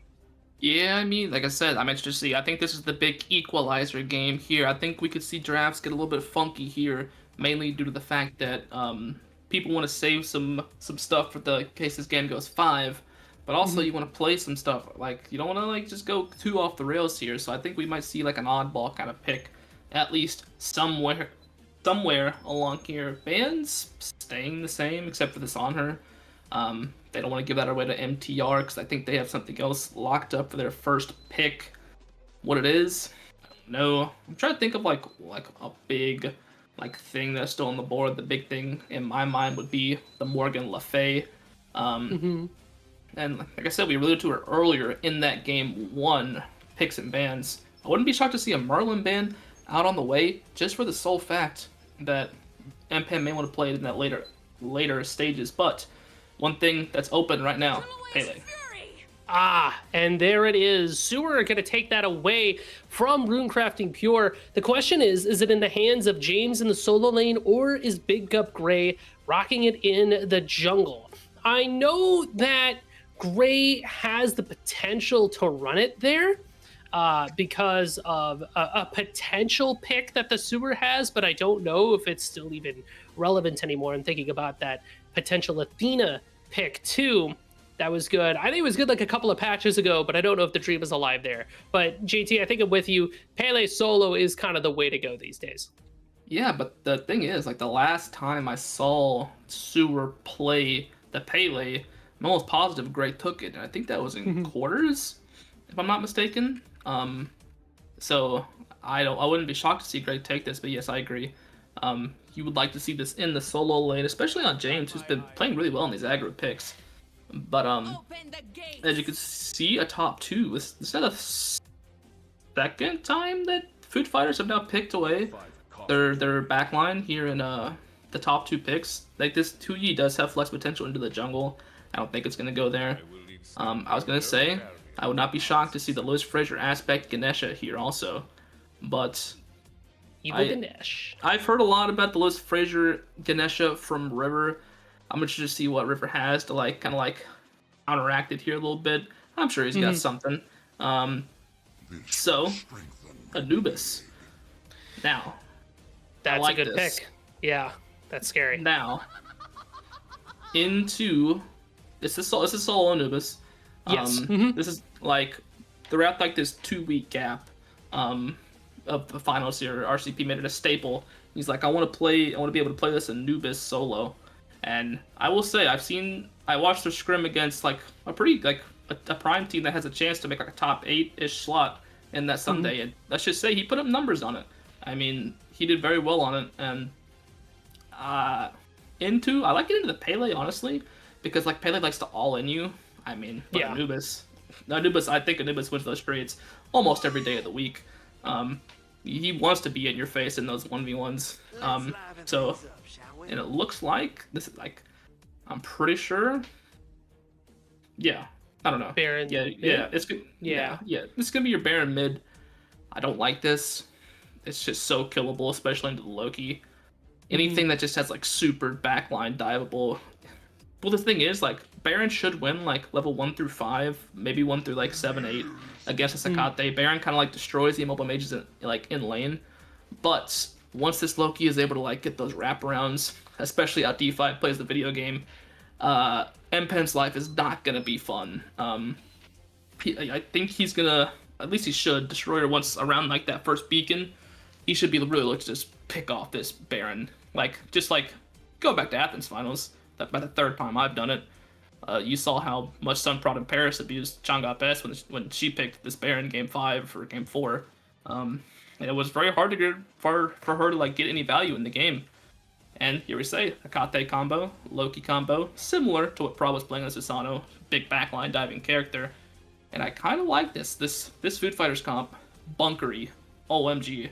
Like, but the Loki, with the chance to like flex it with full dive, like an all-in. But I think this Food Fighters team really wants to split off these team fights with the Ymir wall, reposition themselves with the Kate ults, and then all in with like the Anubis damage. Hui will, and then Loki can just finish off the targets. It does look like Food Fighters has a lot of abilities to place damage at their feet when Pele or Susano want to get active into their back line. I do really like the Anubis shout out for solo lane. One of the reasons why Anubis is so good into a character like Aladdin is the fact that he can just say, hey, if you're going to jump on me, I've got exactly the right response. And for Sewer as a team really likes to play these jump on you characters, get active in a fight and try to pick apart these carries pretty quickly. But Food Fighters, like we said before, that bunker comp should do pretty well in order to play into that. But the big question is then, if you're Food Fighters, how are you starting a fight if the Sewer doesn't play into that game, if they're trying to bait Food Fighters into an engagement? Well, we'll have a chance to find out. We're going to get into the game. It is game 3, OSL, Sparta, Grand Finals, Sewer, Food Fighters, you, me, Dilo, Anthony Malum, and the Battlefield of the Gods. Let's not even hesitate. Tess, get us in there. JT, kick your feet up. Thanks for a great desk. Thank you, Musi, for the introduction. Malum Dilo, Tess is flying through the sky. You at home, the sandwich in my hand. We're all ready to go over game number 3. Nobody can clinch it, which means there is no chance at a sweep. Nothing too insane across the board. I do notice an aspect on the Ganesh, which I'm sure Musi has plenty of thoughts on, down the road. Looking at relics, you can see things are also a little bit different this game. There's not 75 Aegises to start, guys. Back to my we sandwich. do have a yeah. What kind of sandwich is it? Well, when you're done chewing, what kind of sandwich is it? The Aspect Ganesh, Evil Ganesh, right? You get a lot of damage, but you lose that silence. So a big power spike that we're looking at for Liz Frazier here is going to be that Ansile, so that when you pop it, your next ability will just gain a silence. It makes Ganesh to just strictly better than the Aspect. So that's kind of what we're waning on there for this dual lane. But what I like for this dual lane for the Sewer between this Cupid and Ganesh is just the raw damage. We were lacking that a bit in game 2, but now we've got it in spades. Liz and Drew's Food can definitely dominate a lane, Devo. Ohm just did like a quarter of that health bar, Jesus. But between these two compositions, I think it's really interesting. They are incredibly different philosophies. If I were to boil both down into 3 words, Food Fighters stand and deliver. The Sewer run and gun. Like you and JT mentioned, Musi, that Anubis can just plant its feet, breathe locusts at you. No. And that being said, James can also walk you down themselves. This is going to be a very interesting solo lane. My blood pressure is already raising, guys. Like we just started, by the way. Cortisol. roast beef. So good. Thank you. Ooh, very nice. So good. It hit a spot. I got one more to go, saving that for in between game 3 and game 4. I am so set up for this. If it goes 5 though, then I'm cooked, and that's where I need to be hyper carried. Kind of like, you know, the hyper carries in this game. Right? Right? Up top. Very nice. Thanks. So already, Big Up Gray getting Gray, active in the mid dashing. lane. Gonna have to take a step back. The hyper carries. You're 100% right. You know who's a hyper carry in my mind? You know a character that's like actually ridiculously Mickey?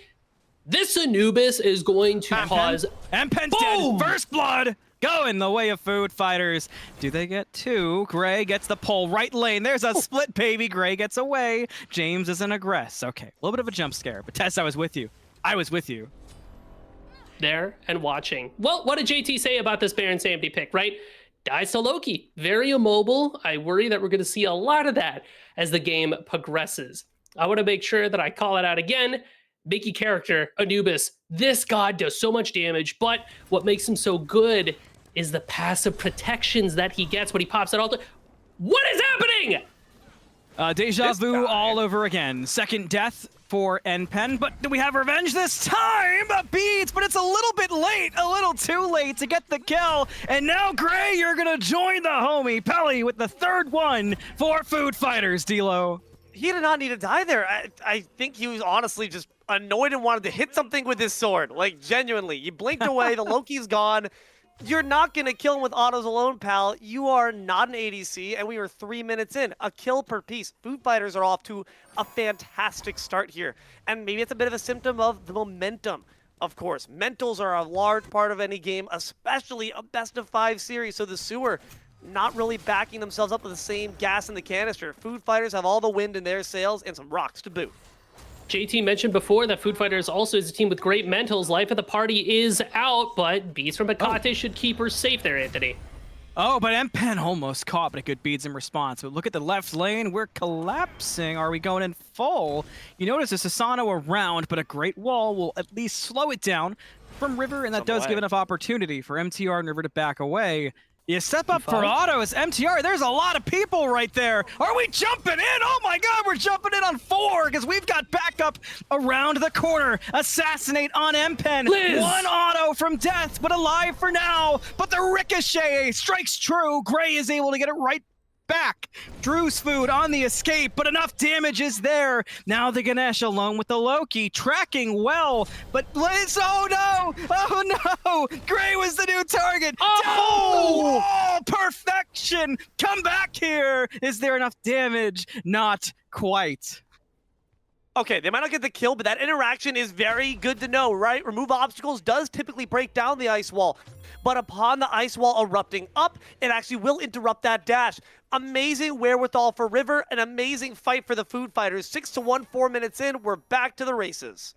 This is a devastating start for the Sewer here to be so down and out on a character. I'm looking at Npen specifically. This Baron Samedi is going to get farmed this game. It is just the nature of the situation. Jay Turner called it from a mile away. What is this character supposed to do with this Loki and the Hecate around the corner?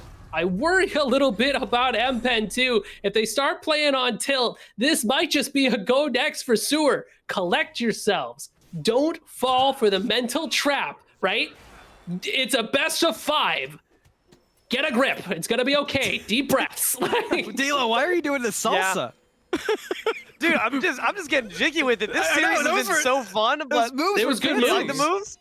Yeah. I'm liking the moves here from the Sumir as well, stepping up, but I like that Rusu? move obstacles even more. This could be trouble. dead. Stand Oh, River. Liz! They've dropped down the ice shards, Right? but they're inside the pillars. No chance that River gets out alive. Liz Frazier takes the kill, but Big Up Gray gets destroyed. See the Loki still dancing around. James will be all right. The blood continues now 7-2 before we hit the 6-minute mark. So the blood, it's already flowing through the lanes, Musi. I mean, I also got to mention really quickly here, wow, Liz Frazier does a lot of damage. Shout out Conduit, Evil Ganesh. But Cupid into Hou-Yi. This is a matchup where Cupid thrives for the most part because if Hou-Yi wants to dive bomb away, you have Fields of Love from this Cupid. If you can get your Heart Bomb onto the Hou-Yi before they jump up, you can stun them out of the jump. A lot of things go well for Drew's Food on this Cupid, especially for Drew's Food specifically.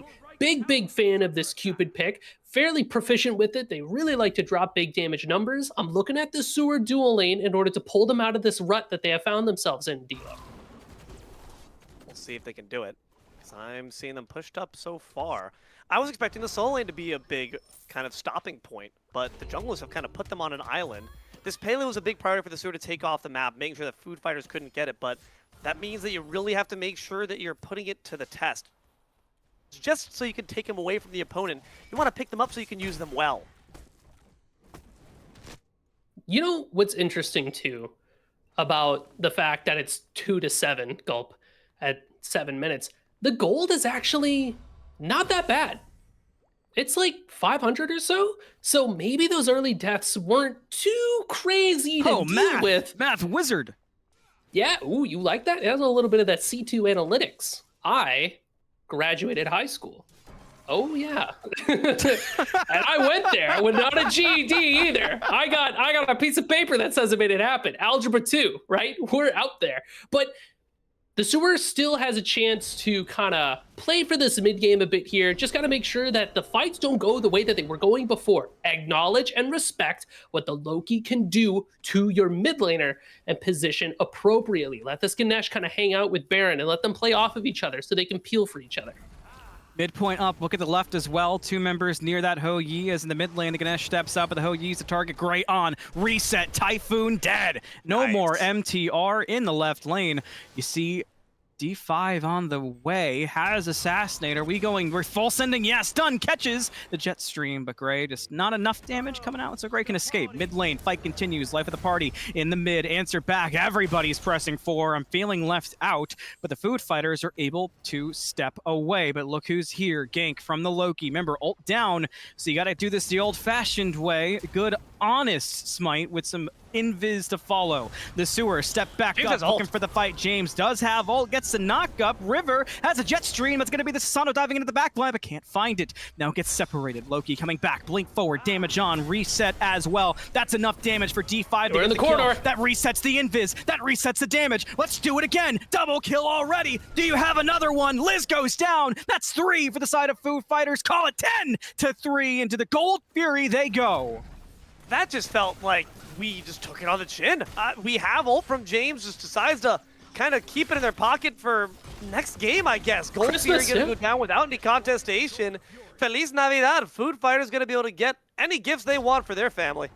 Another big part of how that fight went is the fact that Sewer won the mid pad and at that opportunity had the chance to simply walk away with that win. Got a little bit greedy, tried to find a bit more. When Gray on that left side gets chased out and separated by D5, there was a moment where you could have let him go and cut your losses and it wouldn't have been the worst thing in the world for the Sewer. You still would have been strong enough to stand near that Gold Fury because health bars for Food Fighters were still pretty low at that point, but we all corral inside that left entrance into the jungle, and this Food Fighter team loves playing in that spot specifically. A lot of AoE damage and a lot of smaller circles too that want players to stack on top of each other. I'm looking at Anubis, Akate, Loki, everybody. Like, it plays well into them.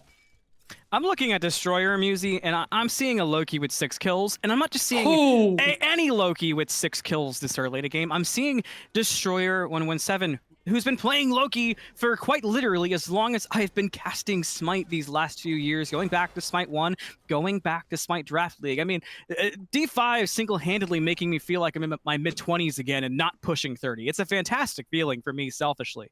But this Loki, Musi, D-Lo, guys, this Loki is already 6 kills in, full items online like it's nothing. 10 minutes, a kill for each one. That's always a scary sight. Food Fighters keeping up that so pressure. true. But again, I have to point out what Musi said. The gold lead's not that crazy, which is a testament to the Sewer keeping up with the farm game. Food Fighters trying to respond back with some rocks, but here comes Ganesh. The dash, but there's backup on the way in the form of the Ymir. You turn around for the wrap. That's not going to be good. But the reinforcements have arrived. A freeze, Nice a freeze. wall. So much damage. Goodbye, Liz. Pelly with the kill. Now Loki here. Raid boss arrived. Big Gulp Gray is Big Gulp Gray and has to respect it and get on out of town. So, worth noting here, the shell for this Ganesh just not quite coming out in time. The Ymir wall was perfectly placed, and especially into RCP's ultimate there. What a really good bait from Food Fighters. Yeah, obviously Liz Frazier can deal a crazy amount of damage, but because we have this life binder conduit start, we are kind of squishy. The only defense that we have is this Ansile Velo. This has just been troubling news if you're a Sewer fan so far. Food Fighters keep up the pace, 11 kills, 11 minutes. And yeah, I feel like we are getting a bit too overconfident. The Sewer may be getting a bit too antsy. Big Upgrade, you can tell they want something. The only factor that allowed Big Upgrade to even escape that last fight was the fact they got the jet stream past that ice wall. But let's go back to that ice wall. Let's go back to this Ymir. They are playing so beautifully. River has stolen my icy frozen heart with the Frost Giant.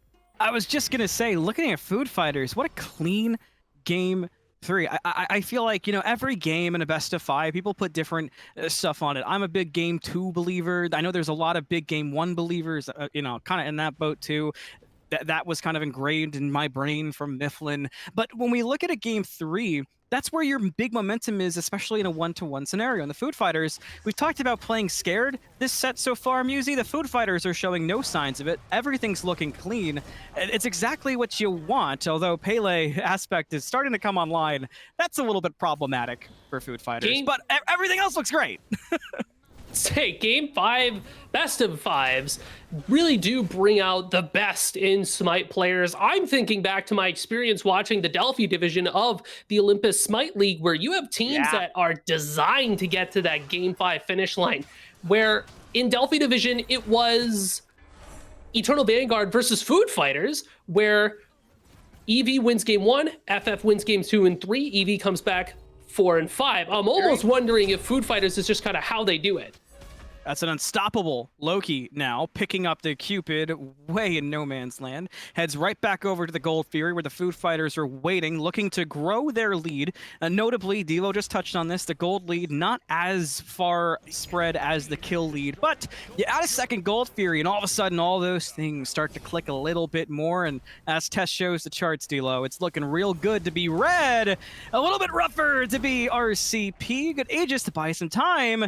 What? No way, no way, no way, no Oh, way! no! Oh no! Oh no! Mickey! I don't care if Mickey you die! Mouse I don't Clubhouse! care if you die! That's Aura, dude! No. He's not Oh my god! Oh my god! Finally Okay. you kill him! Oh, I was gonna pass out! Oh my god, put me on a Okay. dude. What was that? How? Okay. I'm Okay. stressed. Head I'm line. stressed. I'm stressed. I'm stressed. Anubis walks into a convenience store, murders family of 5. More on the story at 8 o'clock. This character is disgusting. Musy, I take back every time I try to reject a rant against that, but Bruce Food, experiencing similar abuse, does manage to take down D5 in compensation, but Emped finds the shutdown in the mid lane. Across every part of the map, it's chaos. Big Upgrade can't stand the heat. That Ricochet does damage. Good Lord. All right, everybody's awake. If you were kind of slumping before, wake up, right? Oh my goodness. Shout outs to Bancroft's talent. That's all I gotta say about what happened in solo lane, right? Good Lord. But very important kill in the mid lane just now. Emped finds the shutdown on top of Pelly, and then Sewer walk away with the Pyromancer afterwards. We are equalizing here just a bit. It looks really, I'm gonna add another one, really messy from the Sewer right now, but we're keeping their heads above the water just enough to be able to stay competitive. The Moonlight Queen Naga, Delo, is kind of where I'm looking to next for the next big engagement. My question is, like, who benefits from this? Is the Sewer trying to make this ticky-tacky game? Because I figure you want to try to get that snowball rolling early, but you're looking at snowballs. I'm seeing the one that D5 been building up. I'm seeing this Naga go down quicker than Great call. anything. Chaos able to instantly burn it away, Malum. Great call by the food fighters. Like you guys said, the sewer is showing just the right amount of signs of life, but the food fighters, you talked about them trying to kind of keep their head above water. The food fighters are doing a really good job of trying to close that cover on the pool and keep everything from getting out of control. Objectives like that, yeah, they're on the boat. They're looking down. The objectives like that, the pulls have been great. Now the fights, look at this Ymir setting things up, pulling on back. Maybe that ricochet hits, we go in, but food fighters continuing to establish some pressure. The sewer have to find an answer somewhere and look to slow things down. M-Pen's dead, right? We're just dead. We're dead here. Yeah, no. Life of the after party, I fear, right? Wait. Wall? Wait. Okay, there it goes. There it goes. I got a little scared, but this is still going rough for the sewer. Damage on Liz. Food fighters looking for tier 1, D-Lo. Okay, Big Up Gray steps up. You have the cripple field there from Field to Love It. Tower's still alive. Destroyer's not, but Big Up Gray is the aftermath. At this point, though, the sewer are willing to take those trades jungle for jungle, but at the end of the day, you did also lose M-Pen. Doesn't feel the best, especially when your tower's on its last legs. Food fighters don't want to let this go, Malum. No, not one bit. Okay, dash. Ow. The alley-oop damage there from Pele. A wise man once told me never disrespect the Pele just dunking on you from the sky. So I will never, ever not pay attention to that damage. And I'll also not stop paying attention to the top of the scoreboard above that S8 near the 2 gold pips favoring food fighters. You'll notice a gold lead that's been consistent but still been continuously clawed back by the Steward. Now what was really rough before was that kind of lane to lane, back to back, shut down the shutdown that the sewer was able to pull off, but the food fighters, Musi, they answered back very well in that previous fight, and they now have another ritual they just gained. What the food fighters is doing here, significantly better than the sewer at this point, is playing the map, right? They have walked away with 2 gold furies. They've got that Moonlight Queen Naga, and being able to get that mid T1 kind of opens up the map for them, so their rotations can be a little bit more on the dangerous side and potentially catch out the sewer in their own jungle. So I do appreciate the way that food fighters have been able to kind of come up ahead, right? Even though they only have a minor gold lead, they have a significant amount more buffs, right? Between those gold fury pips and the Moonlight Queen Naga strength and int scaling. So this just helps them as long the longer the game goes on, it just keeps them more and more effective. Whereas the sewer are just kind of looking for scraps, like we just need shutdown gold and that's it. Blink for a flutter. Loki gonna lose that relic, but at least Drew's Food does stay alive. Been having an okay game with this Cupid, better than the Ishtar at least, but now Big Upgrade could be in trouble. Speed's not gonna matter, maybe gets away, gets to the safety of Drew's Food. When you turn the corner, you notice that the Ganesh is almost dead. A Dharmic Pillars, but there's just no chance to get away. And a bit of a reset here from the Food Fighters as M-Pen rotates over from the right-hand side of this fight. Now a step forward from the 2 members on the left of it from the sewer. Food Fighters will pull the Gold Fury, but what's their answer gonna be? And maybe they won't even pull it. More of a consideration than anything else. It's the Anubis and Mike Typhon. Shoutouts are putting pressure on in the solo lane, Dilo. Let's see if they can keep it up and try to defend this tower. James does step up, instantly gets wrapped for their troubles, but both these characters are ones with sustain, but what's interesting about it, Musi, is that both aren't in combat sustain. You gotta get your hands a bit dirty to get those heals. M-Pen's getting their blood on their fists as well. They gotta take a quick dash on out. 2 ultimates in exchange for just the consigned spirits. M-Pen's okay with that. It really is unfortunate to be playing Baron into each and every single one of these gods. Big Up Gray catching all the hands. That's a real dead Gray, Musi, as Destroyer picks up another one. Call it 9 for the Loki. Drew's Food, the target. An up down from the Ho Yi. The Ricochet going to be off the mark, but still now the sewer. Here, Food Fighters resetting their positions. Notice the Destroyer considering the back doesn't. A big damage from the drop down at the Kate. But again, we dance around it, we fight around it. There's even a pick. Gold Fury not pulled. Where are we going from here? I wonder if food fighters at this point are just going to try to slowly bleed out this map and take a look at that FG. This Anubis can deal so much damage to an objective, especially now that they've got that Totem of Death online and a Mike Typhon the size of a Honda Civic. Are you kidding me? Nobody has been able to kill that thing. Got kids to pick up from soccer practice. For real, like that guy, it's paying alimony. Like, what is going on? It got caught with 2 families, and it's still reaping the consequences of it. Like, Good lord. That is going to be very, very tough to deal with. It's just another health bar for food fighters to throw at an objective or throw into the mix, Dilo. I mean, listen, let's get a 23andMe on that, Mike Typhon. I swear to God, Clifford the Big Red Dog, gotta have some relation. M-Pen might have some relation with the God of the Afterlife. They're in a bit of trouble. Gonna use the Baron ult, but the Dancing Blades finish the job way too quickly. Pillars once again just marked the tomb of one more, and now Liz Frazier underneath the jaws of Mike. D5 resets, has to leave the Anubis. The stun, not enough lifesteal this time as James finds the pick, but left side, the food fighters play it well. They read the fight, they get themselves a Gold Fury. Now, the cavalry arrives to help out D5. You notice the Loki hasn't left. They're just looking for their next target. The Sewer won't take the bait, they back up. The food fighters could have themselves a Pyromancer. Does the Sewer contest? The answer. We'll find out. Coming On this episode. James gets portal back in. That's a rough look so far for the Pele, but they got the Magma Rush to be able to hot dash on out. At the very least, Sewer accomplished their objective, getting them off the OBJ. I do feel that the longer the game goes on, the more of a chance the Sewer has to kind of fight back against the food fighters here.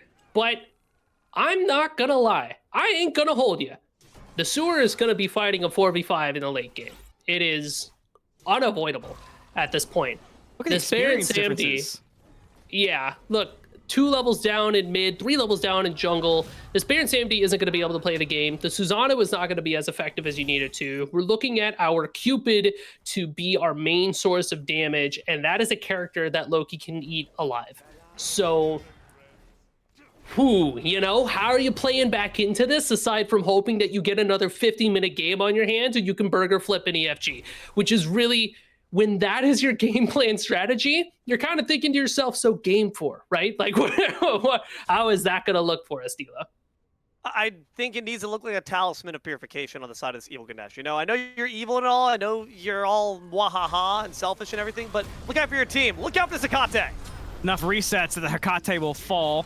Aided, certainly, by the Dharmic Pillars, but Life of the Party won't be quite as effective. A nice pickup and a nice hover from Tess. I feel like it's been a minute since we've seen a Hex Stone. Loki trying to get fancy, gets caught out there by Liz. Interesting to see that Cersei's Hexstone 2 just offers a lot of chase, and also for Ymir specifically, gives him the opportunity to give in without having to opt for a blink, which is super expensive. The Cersei's offers a bunch of really useful stats for a tank there. Food fighters posted up around this Pyromancer, but RCP looping around that side. This Anubis has got a big dog and a lot of bark to match that bite. I feel like we're giving a lot of space here to the Sewer, D'Lo. I think you saw the same thing as me. The Sewer is giving up so much room to the food fighters to work here in the Pyromancer. But now the Sewer are the ones able to grab the Pyro. Food fighters just gave up way too much space. But Loki taking the fight. Big upgrade, the Assassinate's gonna hit. But afterwards, is there enough CC to get the answer, to get the pick? There's a fight from the Pele on the right-hand side too. She's taking on all comers as Destroyer goes for the retreat. Caught. And a Baron's Brew. Drink this one, nerd. A shutdown kill for M-Pen. From the 3-point line, D'Lo. Swish. They will take that one, but now M-Pen might be under fire themselves. Take it to the foul line instead. Rune Crafting Beer goes down. Bruce Food dashes in looking for Pelly. Frozen in place, a present wrapped to your team. Can you finish the kill on Ymir? The answer is no. A quick rocket jump away. River is safe. That's the kind of fight back you want, guys. Look at the gold.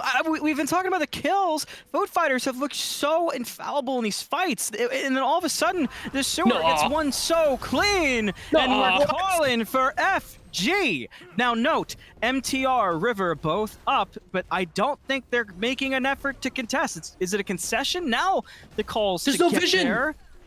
They're just gonna see it now. Quarter health, but River is here. Now MTR is here. No Sunbreaker. But Ymir's got an ult. Ymir in. Ult out. Damage on Ymir. River gets it for the Food Fighters as they fight at FG, and it works out well. And oh my God, give that man a championship in billiards as MTR with a hell of a ricochet for the kill right after.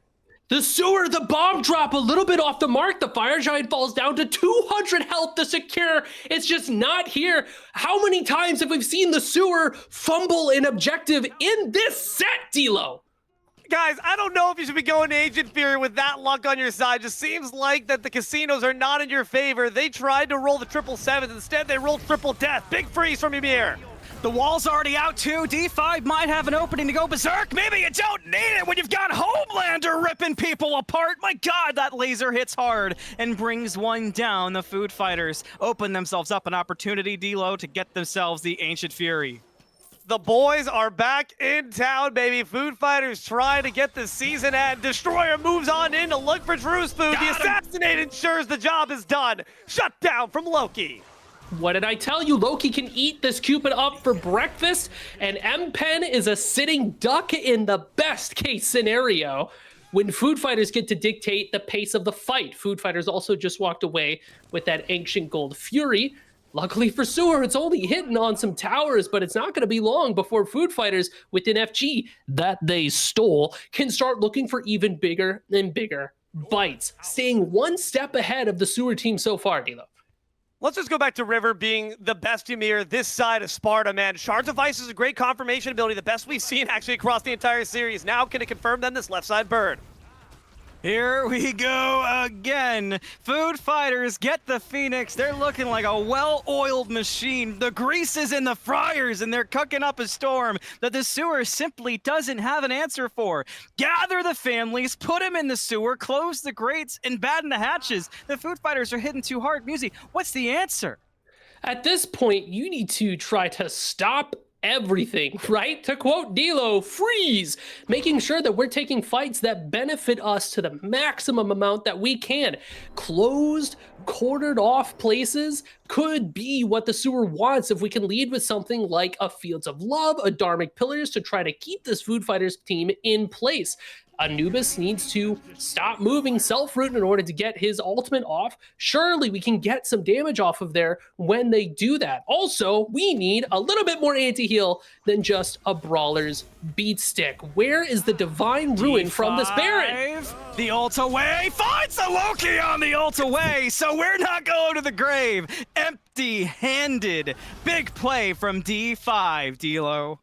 Dude, D5 knows the amount of die, says, all right, where's Drew's food? Where's that sucker? Where's Drew? I want to kill that guy and just mollywops him. Musi, you said it. We see it. D5 is a Drew's food seeking missile. Built and grown at a lab, genetically engineered to kill Cupid, right? Like that is what this Loki is putting onto this battlefield right now. Sewer just keeps taking guerrilla fights where Food Fighters were born for guerrilla warfare. You would not survive in the grease traps where Food Fighters was raised.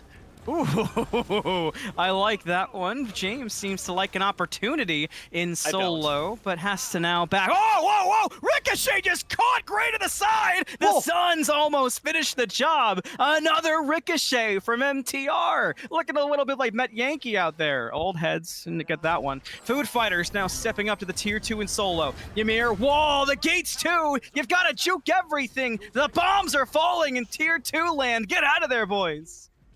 Just not worth it. The sewer are gonna try to go for something here. Where are you going? Now a laser? That might have been an oopsie. And the sewer happy to take the daisy. Now they look for the fight too. The Food Fighters go to get away. Greg gonna find a pick on the Pelly. Another one on the MTR. Oh now my God! Right in front of you. But Destroyer's here. He walked right to the back line. Gonna look for Drew's food first. He is indeed engineered in a lab. And now he's the Terminator. Gets the blink away from the pillars. You still have River up. The Hexstone to get away. This is a 2v4 that I might not even trust, but the Food Fighters get their 2 men away. The sewer will send James on a hunt for at least for now. No objective pull. Damage is done. 3 dead, but you lose Drew's food yet again, guys. I do not care what you say about the blunder. This guy, D5, has got some sort of beef with Drew's food. We need the tea. We need the beans. We need to know what this guy said about D5's mama that makes this Loki hate this Cupid so damn bad. I need access to Sparta community chat right now. Like, I need pull it up. That's so funny the way that this Loki ignored literally the entirety of the sewer. Could have gotten a 4-man stun without an answer, by the way. Like, he's like, do I want to just end this team fight here and now? Or do I want to kill that jerk Drew's food again? I gotta get this guy. When people say they don't like kids, like this is what I imagine. Of like D5's like when I tell you I don't want kids, I really do not want kids. We talked about committal. Only thing that D5 commits to is murdering this poor carry. Guilty. Guilty, Your Honor. And he do it again. Uh-oh. Here we go again. 30 minutes. It's been 60. Then it was 40. Right now we're on 30. Fire Giant started up by the food fighters. The sewer, they're knowers. Fire to a quarter. James into the pit. Look around the side at the Sasano going for the flank. The Fire Giant low in aggressive. You see that damage coming out from James, but now caught. I don't like this. Around MTR low. River, same problem. Fire Giant still low. In the pit, you see the attempt at damage, but still no. Just now the laser out. Not going to be enough. Fire Giant even Still on lower down fire. at 3K. Now a dash in from Drew's food, looking for damage, can't find it. Gray resets to the left, gonna find a kill in RCP. Now adjusts the squad, sees the Ymir. Pelly gets the Fire Giant for the side of food fighters. That adds FG to the 4 members, still standing. The Loki will back in a bush. The sewer will go on a hunt, but the damage is done, and the food fighters walk away with Fire Giant on 4. So unfortunate that Fire Giant fight had the opportunity again where the sewer were able to disengage, but the fire was never let go. Crept down more and more and more. So much AoE damage from food fighters is there to help secure it. You even saw Drew's food throw in the heart bomb as a last-ditch effort to make it happen. D5's hanging around this Pyromancer, and I'm honestly scared for the sewer. Does he go? A little bit of a crit catches there for just Drew's 500 casually. Drew. You can sense it. Get out of Heat there. vision activated. It's like playing Michael Myers. God, yeah, we're not even playing Smite. We're playing Dead by Daylight. And Yeah, exactly, Loki's the new yeah. murderer, man. This is crazy. Here comes the fight, though. Oh boy, here we go again. Pelly starts it off with a kill onto M-Pen, and the food fighters will take their pick happily. Wait for opportunities, and by opportunities, I mean see the Loki around. Where's this Loki gonna go? D5 gets the buff, relaxes comfortably. Food fighters looking to go in. There's the wall. You see the separation. James is already Where's dead. Drew's food? D5 Oh, no. has a mission. It's Drew's food, and he's dead again. But we're not done. Liz up next. The wall. You go nowhere. Get frostbitten. Gray is still fighting, but Gray's the last one alive. So D5 will fall, but now food fighters step up to the mid Phoenix. This could be big for food fighters. The sewer doesn't have anybody spawning for 20 seconds. I mean, you've got M-Pen, but I mean, we've seen how that goes for the sewer. Food fighters walk in. No Typhoon, Gray biding time, Titan the target, food fighters trying to get to the clinch spot. They see the Sasano, I raise you a laser, and we'll see you in game 4 with food fighters 1 game away. Wow.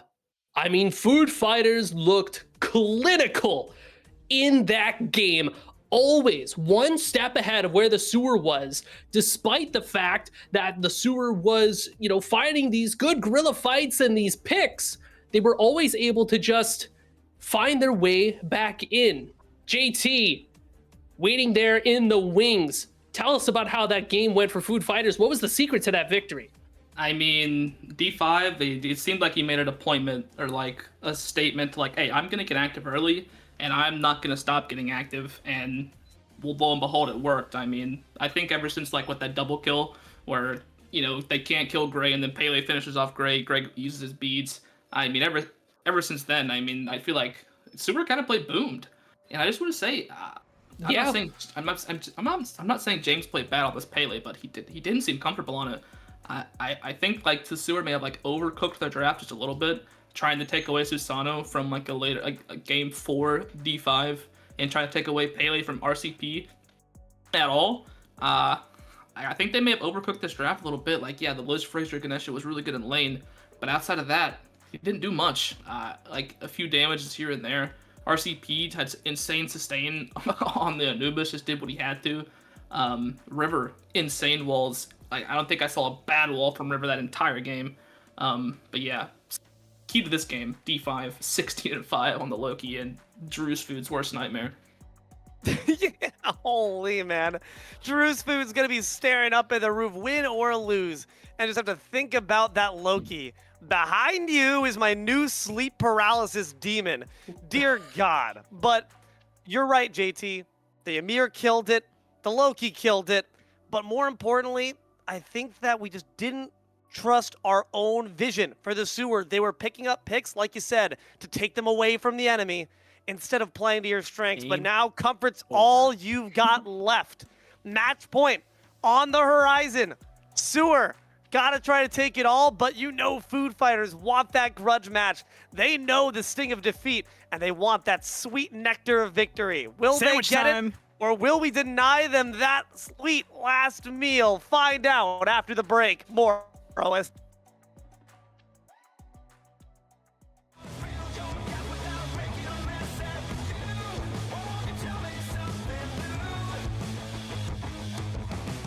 You are the best I can, then I stop myself for a while.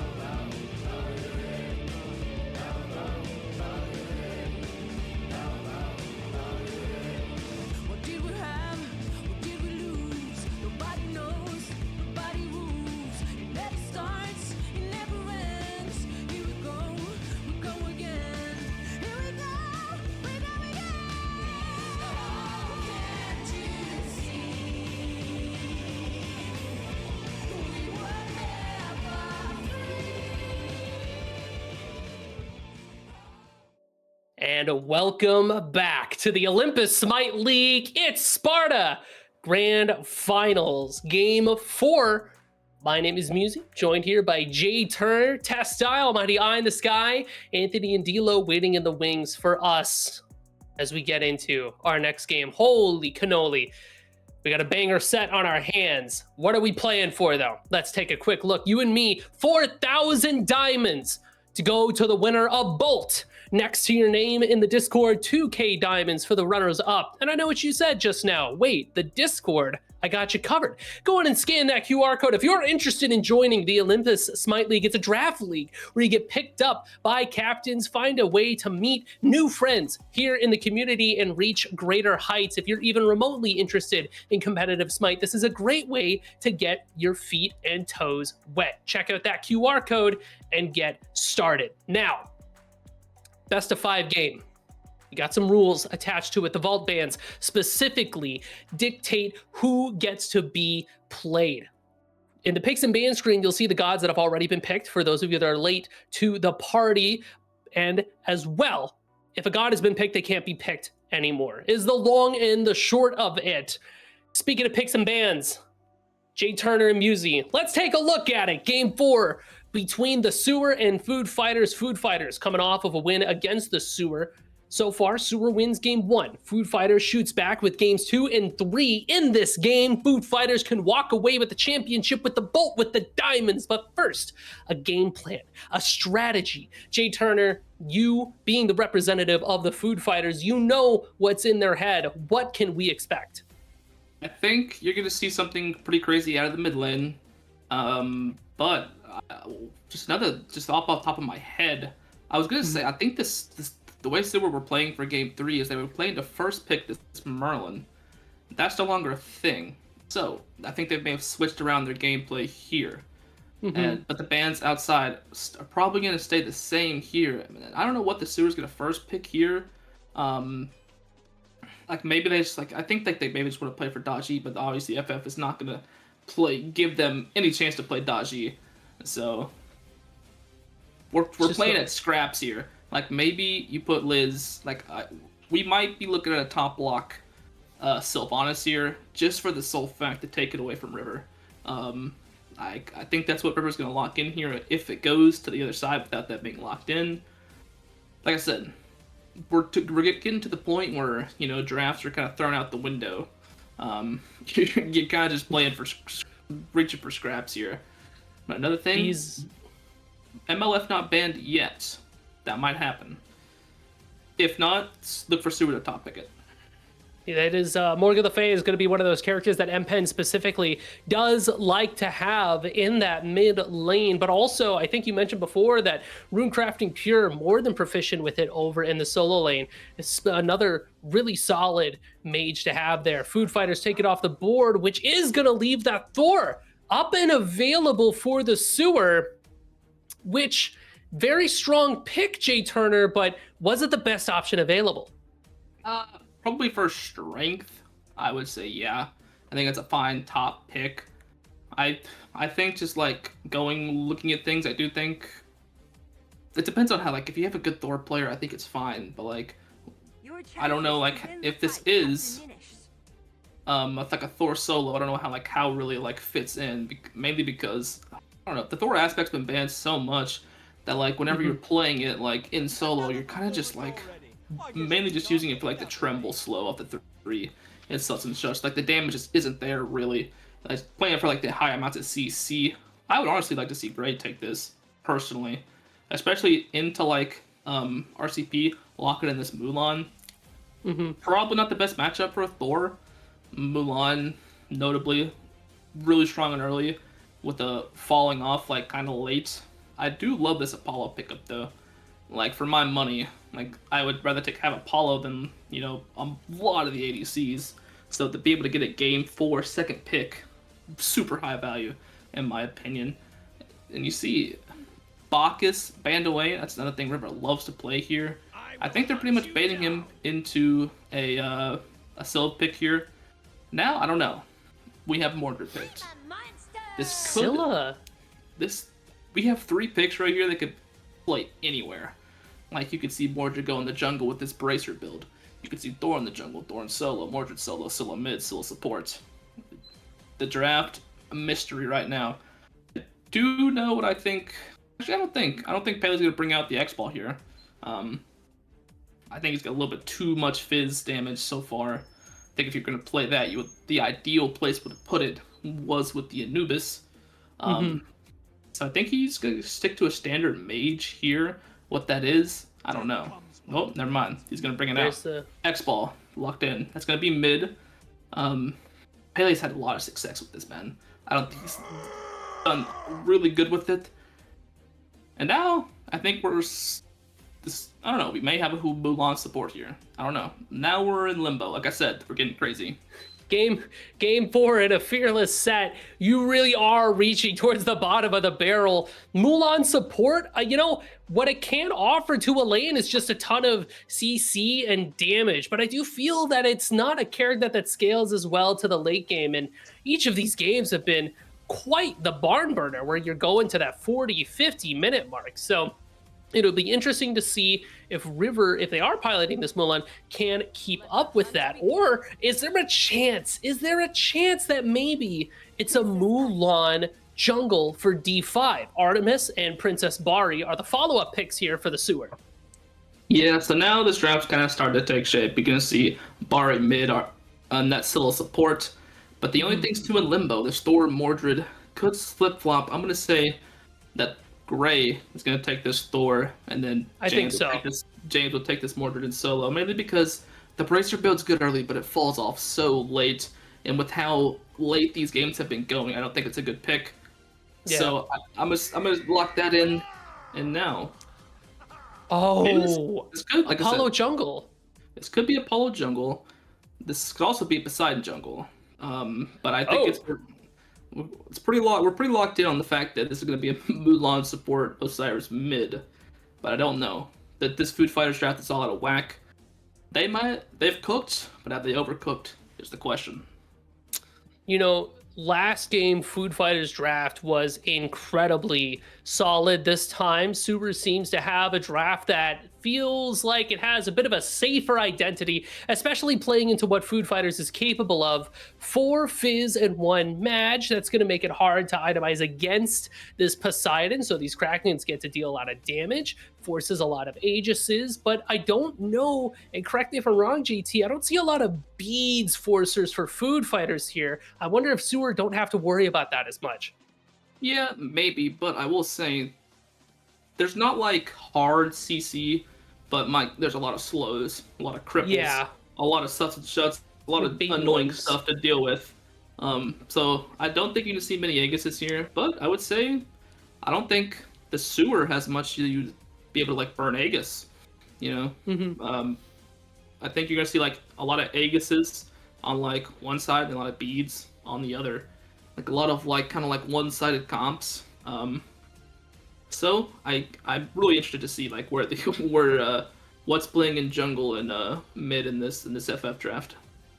It's really interesting to me too. This Princess Bari, M-Pen is once again on a fairly immobile mage. Bari's got a little bit of a zig and a zag in her with that dash, but going into characters looking at the Poseidon especially is a very scary thing for this Bari. She does not have a great way to get away from them. I wonder if we're going to get a chance to, or not a chance to see, I wonder if we're going to see the same type of play from M-Pen that we saw from last game, where they had moments of greatness that were overshadowed by the fact that they just got shut down consistently and constantly by D5 and Pele. Yeah, that's another thing. The SCC to go into a Bari is a cripple. Yeah. And what does Poseidon have? He's got a cripple. Gonna be if you're able to get a whirlpool out this Princess Bari, and they don't pick up Aegis, it's gonna be hard for them to get away. But other than that, I don't know. If it is X-Ball mid, you're gonna lose early pressure to this X-Ball mid. His wave clear, very, very good. That's one of his strengths. But he does fall off. He's gonna fall off into that mid game until he picks up Totem, and then when he picks up Totem, it's all gonna be fine because when you're hitting frontliners with Totem anyway, they're not gonna have any procs. So it's really the X-Ball on paper it looks questionable.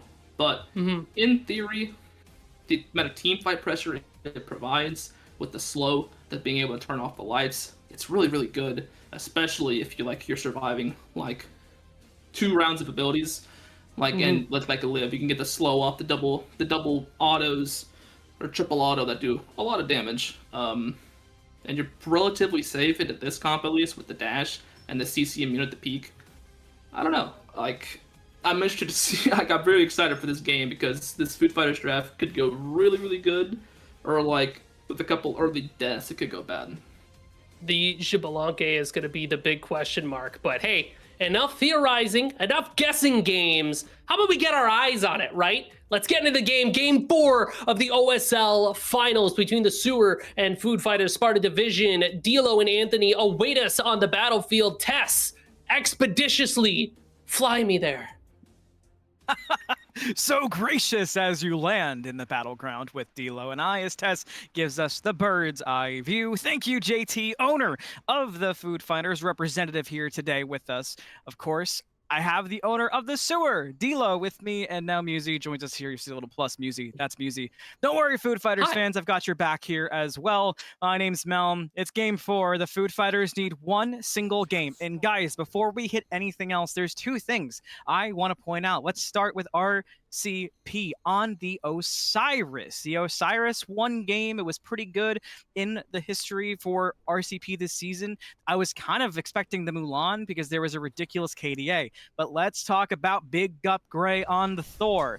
Because guys, in a game 4, everything on the line, Big Gup Gray has a 75% win rate on this Thor with a lot of games played.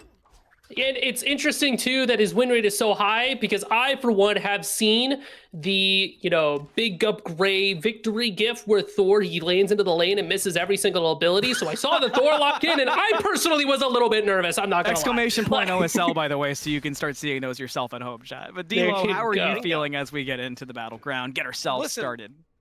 Listen, I'm seeing James on the Mordred. You talked about the other side of that solo lane, but when I think of James' comfort, this is Parrots and Keys in a nice little chicken stew. This warms up my belly. This warms my heart. Because James can play their mind out on this god in particular. I also like what Musi said prior. This composition feels more safe. Feels like we don't invest as much, but maybe not as quite as safe. Because I already see an Aegis being forced off of Liz Frazier. So maybe I'll just shut up and eat my words quickly before more people die. Yeah, that was a little bit risque there, Musi. River was able to make a good play. We were talking about in the jungle. I also want to mention this because it was touched on in the draft by JT. I know a lot of people are sitting at home. Pelly on the Zex ball. It's not just a comfort pick. I could say it's a signature pick for Pelly. And taking that out in a winner-take-all game mindset for Food Fighters, I love that. It's all about making sure that you're comfortable with what you're on. And speaking of comfort, or rather being uncomfortable, the Sewers dueling is going to have a bit of a struggle into River and MTR's picks here. This Mulan offers so much pressure in the lane. The bow and arrow to pull somebody in and just a crazy amount of damage means that the Sewer has got to be on their toes. Well, you might be on your toes for that Poseidon Whirlpool as well. The cripples that come from that could definitely get you packing. But I want to talk a bit about those relics that you guys were talking about on the desk. The fact that this Poseidon, obviously, got a lot to fear with that Kraken. That's why you see double-packed Aegises into that dual lane. That being said, Bari doesn't quite have the mobility, so she's packing beads instead. Same thing with the Thor. I wonder if the reason we don't see the Aegis for Bari is because of her ultimate being able to give herself that one last shot at life, immuning a source of damage that would kill you and just put you on 1 life instead. The counter to that, though, is that you just don't get to do much afterwards. The Whirlpool could tick for 1 more tick, and then that's it. You're kind of cooked. So I would expect to see a combat blink for MPen at some point in the game. It would seem that our goal is not to tank the Kraken, but just to never have it in the first place. First blood. It belongs to River. Drew's food goes down, and the Food Fighters take their first step to a clinching game. Firebrands, the fight is on. Oh, the ult from Mordred's perfect. Pelly goes down. D5, next target. The Sewer answers. Double kill for James. Chicken noodle soup, baby. Some flame brands on top to sop We're going up the remains. That feels great. Thor going up and going in. Wow! Rune crafting beer, you're not a Mickey God any longer. Go back to the clubhouse. Okay, then. We're awake. The sewer says we will So sack about a that gif. person or a doer. Yeah, all right. My fault. Unpost the GIF, everybody. We can take it back. We have one confirmed Thor Ultimate. I want to kind of circle back over to that dual lane where Drew's food kind of ate a death there. Another thing that makes me worried about Drew's food in this dual lane is the fact that Artemis is not a character that gets away from this Mulan very easily, right? She gets sucked in by the bow and arrow, and then what, right? Unless you're level 5, you're kind of cooked. So it means that food fighters have a very obvious feeding ground for D5 here. That Artemis is a primo pickup for anybody that wants him, D'Lo. 4 minutes, 3 kills for the sewer. And we saw this similar story before with food fighters. You might even find yourself getting another one. Look at James. You do not want to fight this Osiris. Lord of the Afterlife, to make sure you don't get sent there in a pillowcase. Solid work here by the solo. Maybe this is where they play through, because right now, dual lanes are definitely experiencing some growing pains. So far, it's been a bit of a back and forth, but we know that the food fighters are a team that are able to keep their mentals up in the face of adversity. I would say that once we hit level 5 of this Poseidon and D5's already there, this is like a heat-seeking Kraken missile. We just got to find who to go on. Xbalanque ult, but for what? Fear factor alone, D'Lo. Watch that Mulan rotation to the mid lane. The night is dark and full of terrors. I want to zoom out a bit and talk about the chemistry that both these teams bear. We talked about the mentals. We talked about the emotional aspect of things. Talk about this Gold Fury that big upgrade is trying to whittle down. Maybe we'll wait to talk about the mushy gushy, because right now we're trying to go for a Fury at 5 minutes. Mulan knows and is the only one here to contest until the Apollo ultimate can arrive. Mulan goes in first, starts the fight off. Apollo answers. Damage good. River with the kill, but M-Pen's able to find it right on back. That spirit cadence of M-Pen has already been used. So food fighters see their opening. The target is M-Pen. Rising Jaguar, rising Kraken. Down goes M-Pen. That was a gutsy Gold Fury pull that food fighters are now going to take for themselves. Can the sewer get there in time? You see Liz Frazier waiting in the wings. Food fighters, gotta let it go. Sure, yeah. Hey, I'm not about to try to contest Liz Frazier on anything. That chase after the rest of the food fighters, after that initial pick that we got from the sewer, keep in mind, right? This Princess Bari gets completely shut out by a Poseidon. That Whirlpool forced a beads by simple fact of a slow that you knew that the Kraken was going to connect. At that point, when you don't have vision around these corners, you just got to make sure that it's just a fight that you never try to take, D'Lo. Fight's done, objectives all but over. So let's go back instead to talk about the chemistry there. M-Pen, Gray, 2 players that have met here in the sewer. James alongside them, they've been tight-knit ever since. Now, M-Pen did, of course, get traded over mid-season, but the sewer is a team that plays very hot. That could be either a good thing or a bad thing. Sometimes those emotions get to you, make you do things that, in the long haul, when you look at logic, aren't the best. Good wall, but where's the follow-up? Now look at the answer though, D'Lo. When we talk food fighters, you want to talk about mentals. I look at D5's mental, playing the Poseidon jungle this game. After how game 1 went, a lot of players would have cracked under that particular kind of pressure. Instead, you respond with the Loki that was absolutely disgusting later in, the Medusa who had the positioning of a Loki, but the damage of a Thanatos. The response from food fighters and the ironclad mentals, as JT mentioned, is the perfect answer to the chemistry you speak on, D'Lo. And as MTR told me, I spoke to them a bit before the game to just kind of understand the journey that food fighters are taking. You could look at the stats, but you could also listen to the players, and they told me that River is the heart and soul of this team. And you can see that not only just play like with it. how the team regards them. Exactly, they play like it too. They put their body, their heart and soul on the line. Might need the same for the X-Ball. Oh god, the soul and the body right there are broken for Pelly after the monster hits with some help from Big Gup Gray, Musi. One of the things about the Xbalanque pick that sticks out to me is how rough it could be into the Thor. Rising Jaguar is a great tool to deal with something like incoming CC that you know is happening to you. Player made walls geography Gray very low. He's going to get picked off by River, pincered off there. But the Thor walls, rest in peace Thor, he'll be back, do very well against characters that don't have dashes that get around them. So Thor has a great opportunity to cut off this Xbalanque and get a bunch of damage in. 8 minutes, 5-4 in favor of the sewer. Gold lead, even Stevens really can't ask for more than that. So the question becomes, who are we playing through? Who are we playing for to be our rising star? Last game around for the Sewer wasn't really clear. They didn't have a lot of hope in that respect. Might be James on the Solo right side side. going back in for Rune Under the Crafting tower. here. Finds the ultimate. This is trouble. Stun, spin to win, but they can't win the kill. Both have to retreat. So Rune Crafting is pure in survival mode, and it works out for the Osiris. Firebrands up. Crush, not going to get it. The secure of the auto. I think one of them might have been got by Liz. Mulan here for an answer, but it's a calm answer, and the Food Fighters step away.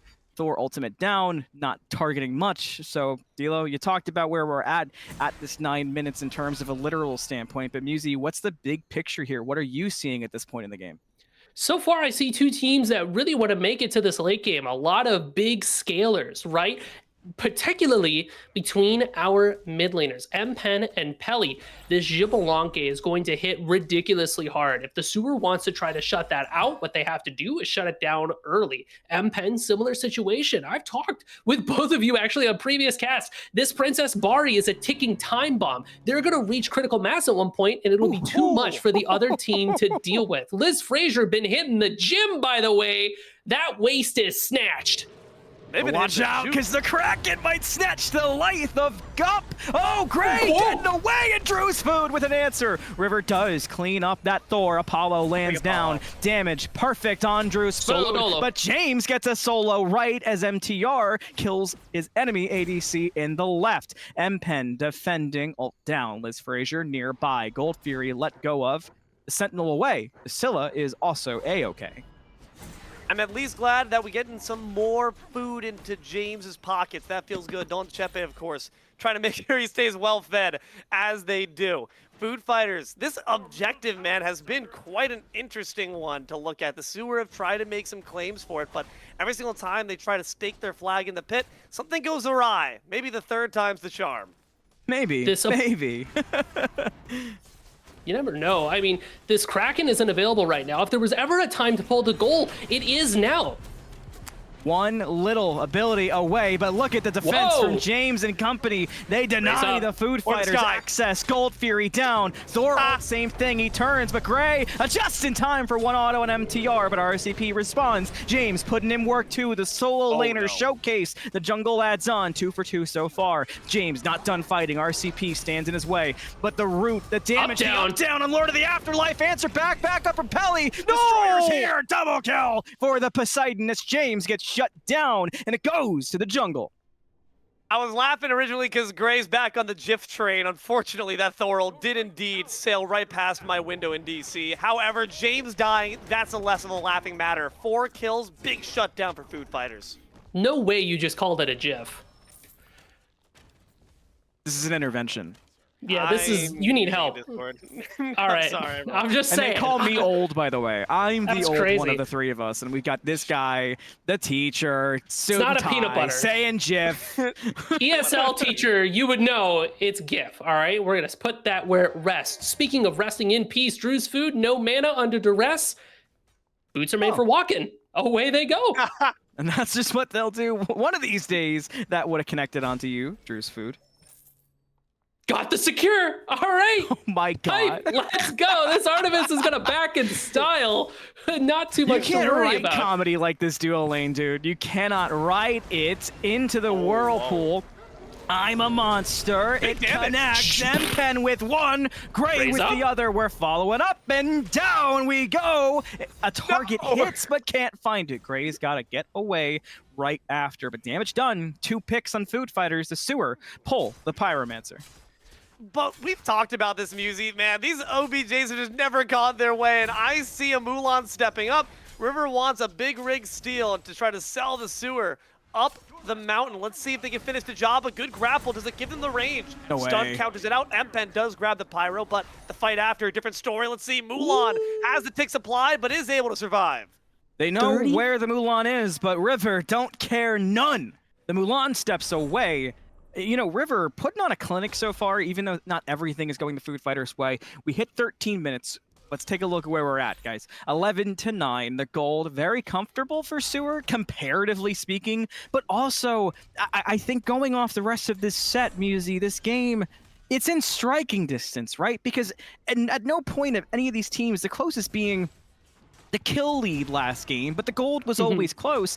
The games have always been within striking distance, and that's what's adding the distance to the game. When you come down, there's a Kraken waiting, the up-down. James, not quite sent to the afterlife. Look at the response on the left-hand side, too. Apollo going to get ganked out by multiple members of the side of the sewer. They should go down. James still has the line. Now back up here at a spear cadence. James goes back in aggressive, but now more answers here. Add the X-ball in. M-Pen gets left alone on an island, and M-Pen just got voted off of that island. Meanwhile, left side, guess who got away? It's MTR who lives with the Apollo ultimate.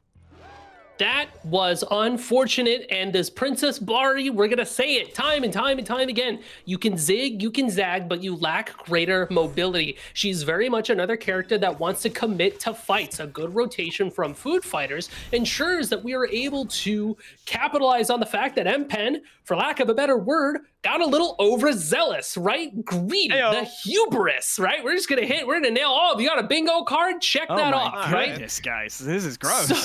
So, but it's again another pattern that I'm seeing from the sewer. We had a moment we could have gotten away, we didn't take it, and then we die. Yeah, man. Well, one, I have nothing left to say. You took all my buzzwords. 14 minutes out of 10. My bad. He said, so I'm gonna state the game, jerk. Shut up, shut up, shut up, shut up. It takes my job. State the game stater. What do we got? Nothing else left to do. What I will tell you we got is unfortunate coordination there, all right? That's what it is. James tries to get something going there, goes hard in on rune crafting, but M-Pen wasn't coordinated. There again, holding that W key a bit too hard, and M-Pen between that Bari and that Baron game, they've got to recognize the amount of space they have to play with and the risks that they're dealing with, because you had a lead on Pelly, now all of a sudden you're trailing behind. This next fight coming up for us with the Moonlight Queen Naga that has spawned a little bit scary, right? Some pretty solid power spikes for Food Fighters. D5 notably has got the Mike Typhon on the leash walking around, and we've seen the potential that this item can bring just in terms of chaos, but getting 80 int under your pocket for a character that's got a nice pop of damage, especially with that Spirit Deso. If this Poseidon gets any kind of kill or assist, it's going to chain reaction into... Here we go again. Why not fight in the corridor against teams that want to? The sewer trying a wombo combo, but finally there's connection. James with Destroyer down. River is here indeed, back up there for RCP, but it's a little too late. The up down from MTR has good defense for the Food Fighters to fight back into the sewer. But now James River alone with James. James really putting the hurt on. MTR's gotta go and just watch you fall down. Pelly's here on the X-Ball. Takes the fight to the face of the Mordred, but watch out because the chase is right back and away it goes. 5 of the sewer combine and they walk their way to the Queen Naga buff. I'm glad that James got reined in a little bit there. Again, sewer loves the W key, but you gotta recognize there's moments where you need to call it quits. You got what you wanted, you got your Queen Naga. That feels amazing. 6-1. I said it from the beginning, chicken noodle soup, baby. It's comfort food. The sewer are eating good, Pyromancer in their bellies too. Moods map lock on the horizon here. Moonlight Queen Naga into the Pyromancer, into the mid pad. Check out where D5 is though, waiting in that bush. Kraken's not up yet, but he is still very, very scary. Could be pulled any second. Now the Whirlpool out, still being resilient. And when we choose to use that ultimate, there's a lot of capture point to go and a lot of members converging on the mid lane. Speaking of, look who's back. It's the Demon from the solo lane. The Mordred's here. Food Fighters have to be aware. Hit close, damage on. Later Liz, but look at the response back from the sewer. The spin to win from Gray, finds one. Now Gray goes up. We got more insights. Down goes River. Add another to the pile. That's RCP. Falling to James. The sewer kill 3, and the capture point follows suit. A killing spree to go with it. It's good to be blue. It's good to be a rat. Good to be a mucked man. But for the Food Fighters, the fight doesn't die. They still have a lot going. I keep looking at some of this damage that's sneaking through in these fights, and Musi, that in particular is what worries me for the side of the sewer. Gray though with a catch and MTR, not a pick. Mordred connects, forces beads away from the Jibalanque, but James is on it! El Pizza Uno will be enough to take down Pelly, and the Gold Fury looks the way of the sewer. ¿Dónde crees que te estás haciéndose? Food Fighters are not being given any quarter here. When James is stepping up with those 2 meat cleavers in hand, even Mort couldn't cut a steak better on the butcher counter. My goodness, it really does feel like the sewer has woken up from that last game, right? We took a breather. We had our moment to relax. I think everybody can say, and JT, we're talking about it, JT and I were talking about it before, where it kind of felt like the sewer was playing on tilt in the last game. But where are you going, Gray? You want To the moon. Yeah, you get that purple buff. Listen, dude, chill out, man. I had it in mind. It was the purple, but D5 might have his own target. Timing not gonna work out there for the food fighters. Dude. Gray just Dude. was just didn't want to walk. You know, Gray looked at my Google map. Gray looked at Google Maps. It's a 5-minute walk to purple buff, or it's a 1-minute ultimate. All right, listen, I got places to be. All right. Yeah, Jotun's 19 revenge. minutes. You're fine. Sure, yeah. Bingo. 18 kills. 11 kills. Sewer duped that up with the lead. Shut up. The can. This is important information for the audience to understand, Anthony. Thank you for the game restater. Very appreciative of you and the work that you put in. D'Lo really looked me dead in the eyes and said, "Dance for me, play-by-play monkey, dance!" Listen, we're out here. The rest is mine. I am D'Lo. I am the owner in this instance. James looking to own more. Oh, it connects. Answered back though, and the Mordred will slow it down. But look how much damage that chunk took out of D5. Tower. Now walking at RCP. Tower gone. Stun. CC combo. Add a tremble. D5 turns. Whirlpool off. James Kraken. Not enough. Whirlpool flash. Takes on everybody. And with a Thor from the sky. James has got shooters too. Double kill for Gray. 8-1. James went from a god that was meant to take away from food fighters. This god is meant to take away their souls instead. This is bread and butter. It is cornbread. It is exactly what they need to make sure that everyone is well fed. FG up next. Can't believe that we are on this right now. Food fighters have to be careful walking into this, already taking so much damage. Pelly, who's looking to be so dominant on this X-Ball, the pick that, like JT said, the food fighters, they want this kind of draft, but Pelly can't get going because he can't comfortably set up. Muzi, you talked about this earlier when we had that multiple ADC game where you kind of have to set up stationary to get the autos. Admittedly, X-Ball a little better at that, but still, in this particular game, it seems like Pelly can't find a footing to begin the hyper carry for food fighters they need.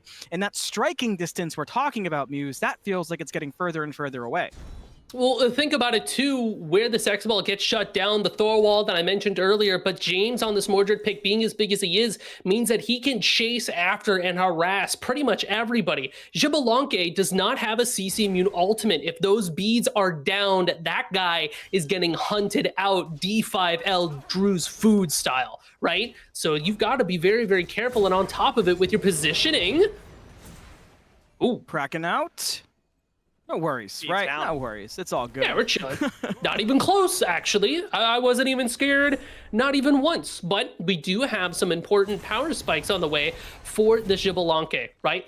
The Totem of Death is online there, and you do see that Killing Stone, so we know we're going to have an even bigger bump of damage afterwards. Food Fighters team wants to scale. The Sewer team wants to end this before they have a chance to get there. But in this Game 4 scenario, we know that these games just go longer and longer and longer. It's time to put a pin in this. The Sewer needs to put the pedal to the metal.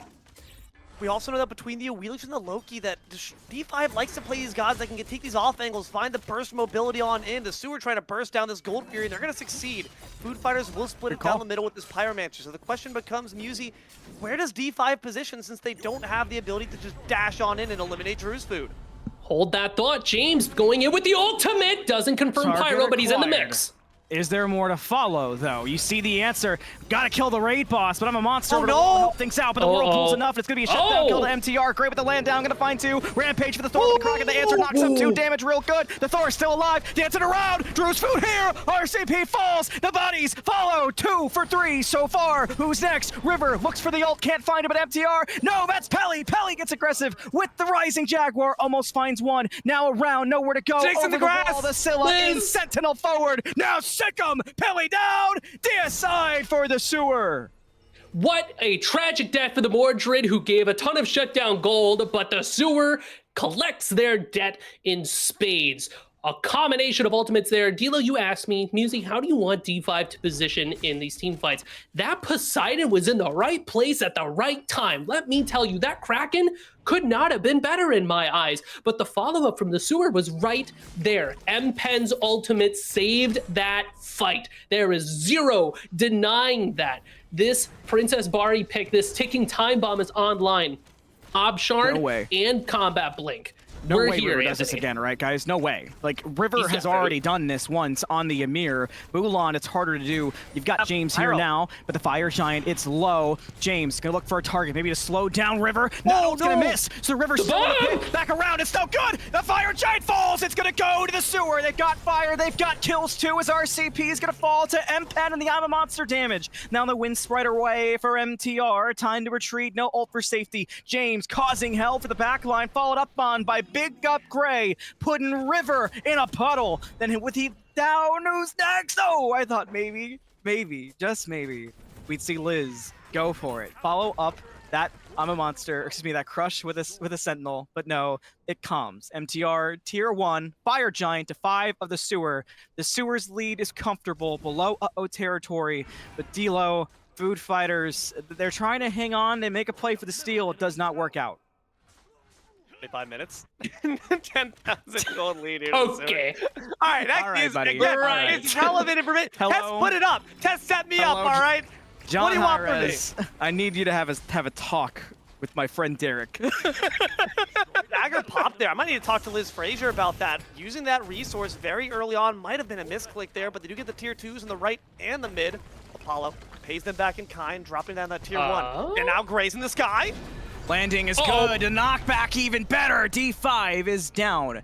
It's looking more and more like the sewer want a game 5. Apollo Up in the air. MTR. Where are we going to in the chariot? Who's the target?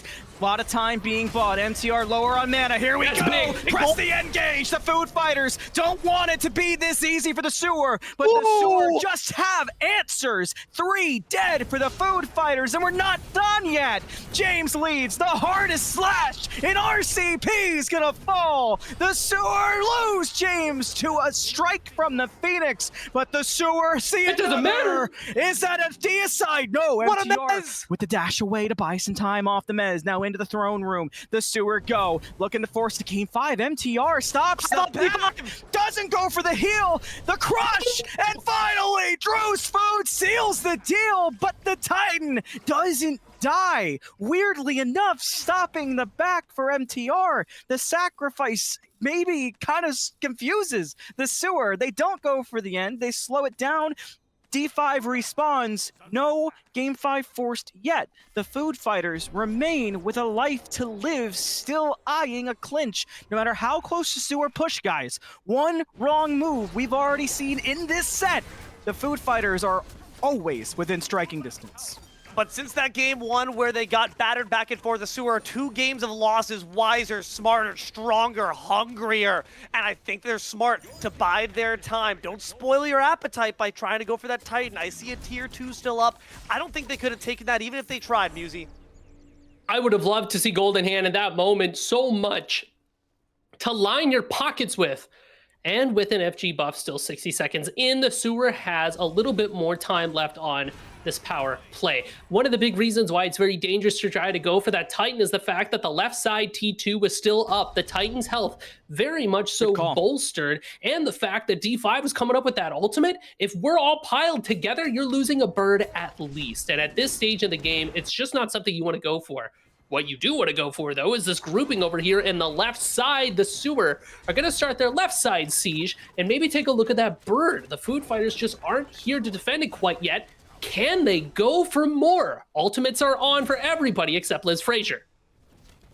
They have pushers at the very least. It's going to back them up and make it easier. But Divine Master into the back line does cause problems, so James decides to do the same. Knocks up one, but a whirlpool awaits. River's already dead in the water. Gray's got a target. MTR's aggressive, maybe too aggressive. Destroyer pays. MTR falls. Heli, RCP, the last 2 to stand. The sewer need one more member down, and they'll do it. And guess what? If you called it, time to make them pay up. The sewer force a game number 5 in the Sparta finals. One more game for OSL season 8.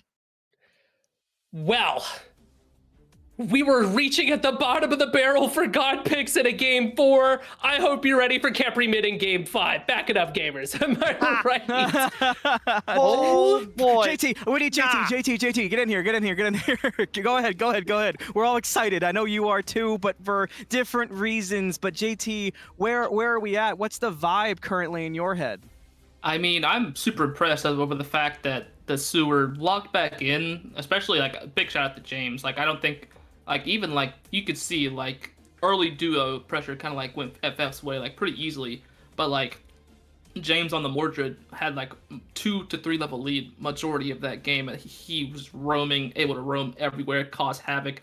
I think that James, number 1 MVP so far, but definitely MVP of that game. With this lifesteal build that I haven't seen at all, was really good. Unkillable most of the time, except we took like 14 Phoenix Tower shots, etc. But yeah, the backbone of that game was this James on the Mordred, and that was, I would argue, that game was more clean than the FF game was last game. Just obviously, like, D5 probably had a bigger impact, which led to that win. But yeah, this game was super clean. I mean, MPen had some insane ults on that Bari, but now we go into game 5, and now it becomes even more weird. Like I said, you might see Kepri mid. I mean, we talked about bottom of the barrel, but James got the cream of the crop pick. Mordred could not have come at a better time to restore the spirits of the team and sever the lives of the enemy. At the end of the day, Destroyer had an atypical pick on this jungle. This Poseidon, it was creative, it was crafty. It didn't get the job done, unfortunately. And speaking of crafting, unfortunately, Runecrafting Pure was slated up against that Mordred. The worst place to be. I know Don Chepe, father of James, was absolutely screaming their vocal cords bloody raw, and I'm right there with them. But you know what that means, Malum? We're going to game 5, baby. Woo! Oh, it all comes down to this, folks. You do not want to miss it. The fatal finish. At this point, win or lose, we end here. Stick around. OSL to the break.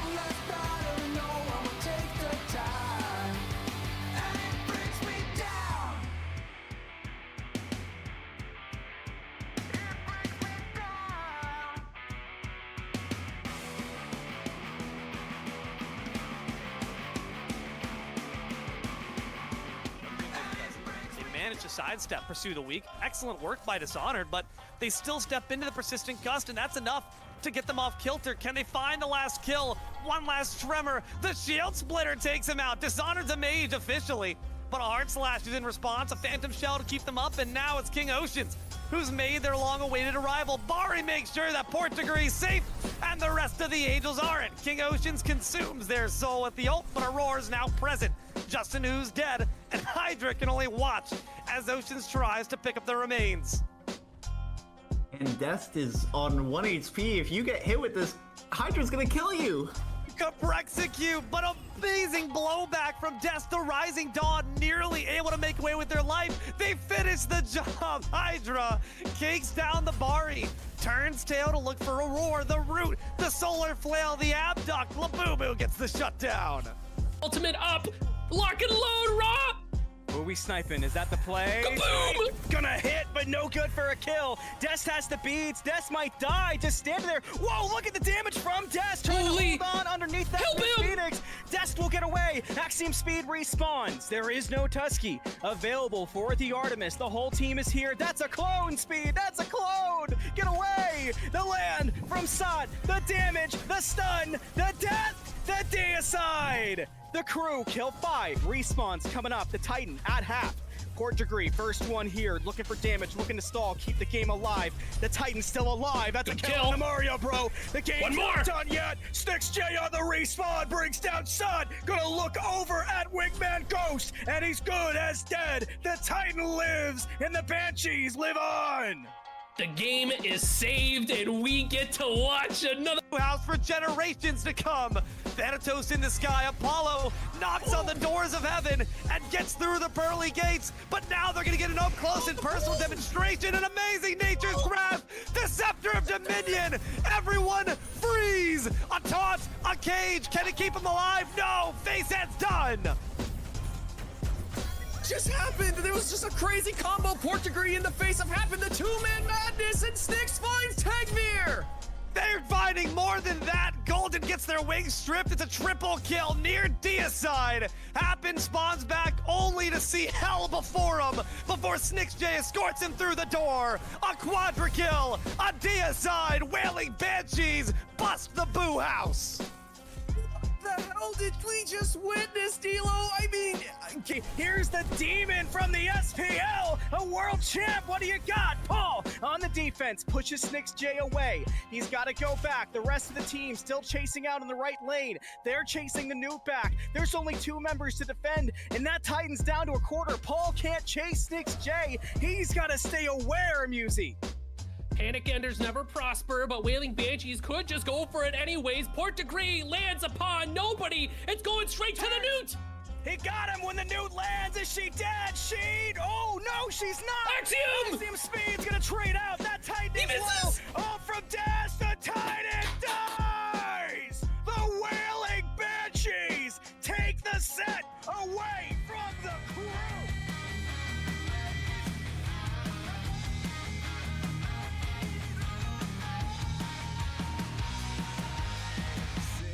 Savior, where are you now?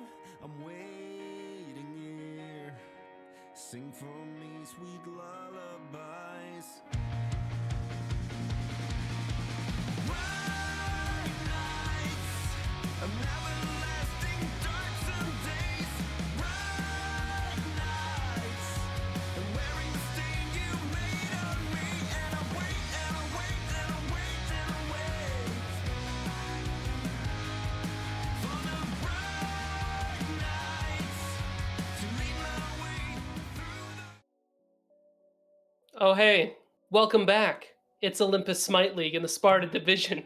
Game 5. My name's Musey. I'm joined here by Jay Turner, Test Eye, Almighty Eye in the Sky, D'Lo and Anthony in the Wings. Let's talk about what we're playing for. Let's get right into the mix. The prize, the peak, the pinnacle. 4K diamonds on the line for the winning team of this game that takes away the match. But what if you wanted to get involved with Olympus Smite League? Well, we actually got just the thing for you, viewer out there with a cell phone in hand or a copy paste tool. That QR code right there. If you want to join in on the fun, Season 9's around the corner. Get involved into the Discord and join Olympus Smite League. There is so much Smite to play and so many fun and friendly faces to get involved with you. Don't hold yourself back. All right, let's dial it back for a second. Let's talk about some of the greater rules in this game. If you're a little late to the party, here's how the vault bans work. Once a god has been played, they cannot be played again for the rest of the set. Here in game 5, there are 5, 10, 15, 20, 25, 30, 40 gods that cannot be played and 6 more that are banned off the table. So it's gonna be quite a bit. So what does that mean? It means that when we get to P's and B's, you're going to get a chance to see who isn't available. Grayed out god boxes down there that are just no longer having to be there. JT, this is it. This is it. It is the moment. All right, so the Foo Fighters now have first pick, which is they can now play for what they want to do. I think you're gonna see them probably ban Daji Kali. I really think they're gonna want to play for this Morgan because I feel like I said the soul lane is so important. These people need to play their characters. You saw what happens when RCP gets one of his picks on the Anubis. You saw what happens when James gets his picks on Mordred. They can carry the games. So I think they're gonna try and play for MLF here. Get it on RCP's hands. And I'm interested to see what these ADCs play, man. Like, what is even available? Like, some of these, like, D5 taking out the Medusa, like, Pele's taking out the Soul, the X-Ball's gone. A lot of flexible things picked out. Like, we're probably looking at, like, CERN, and then, I don't know what else. Izanami? Yeah, it's like, who's left? Hydra's been playing it. I think Hydra's undefeated on it, actually. In AGL, at least. So, yeah. But Sewer bans out the Kali. That's something I would think they were going to do. I think that they were going to try and force the Food Fighters to ban the Kali away so they could play for that Kali on the back end. So, yeah, everything seems pretty expected on this side. Yeah, Merlin banned on that. Take it away from MPen. So Morgan Le Fay, you think? Yeah, in my opinion, Sewer should ban MLF here. And then, who knows what will happen. He might have a top block Sylvanas, but yeah. Sewer should probably lock in the MLF ban here. Force the Food Fighters to pick something up, top pick that might not be the best top pick. I have a question. Let's say we're in the scenario. Okay, never mind. Question erased. Morgan Le Fay off the board. I was like, what do you even play into that? But the Sewer very clearly don't have an answer, so they're just going to strike it off the board. Everything is gone according to Jay Turner's plan. Now the question becomes, what is the most valuable pick of game number 5? Listen, I would say you lock a Sylvanas here because it is a river staple, but I hate top locking Sylvanas the first pick. It does not feel good. So I don't know. Like I would prefer maybe a Humbats. Humbats has been played in game 1. Disregard that. What's even left? Yeah, game 5. I don't have the game pulled up. I would sneak over there. Cernanos top pick. I was gonna say Cern's probably gonna get played here. Top pick though. I mean, on what's left gives you high pressure in the duo lane. If you pair it with the Sylvanas, if they're able to get it on the back end, I think it's really good. Does D5 play jungle with this pick at all, do you think? I know it's not really it could be good. Thing. It could go to D5, but I wouldn't put money on it. He's not. Right. I would honestly, I think D5 should probably just go on like a stapled assassin here. Just go back to his roots. There's not a lot of rat characters up. Raz and Ratatasker. Raz and Loki. Stuff. Yeah. Corner. Zeus jungle. What do you think? We saw the Poseidon. What do you think of Zeus jungle for D5? Could it be heat? Am I cooking too much? I mean, you never know. Raw. I don't know. I've never seen Pele on Raw. So, but Naja, a pick that I like here. I think this is. I don't think this is Naja supported. I think D5 is going to go this jungle. He's going to play for a one shot, and I personally think I like it. It's a hard carry pick. You're going to use it to pair up this Raw Naja ult combo. I like it. Whether it's in the jungle or support, I like it both.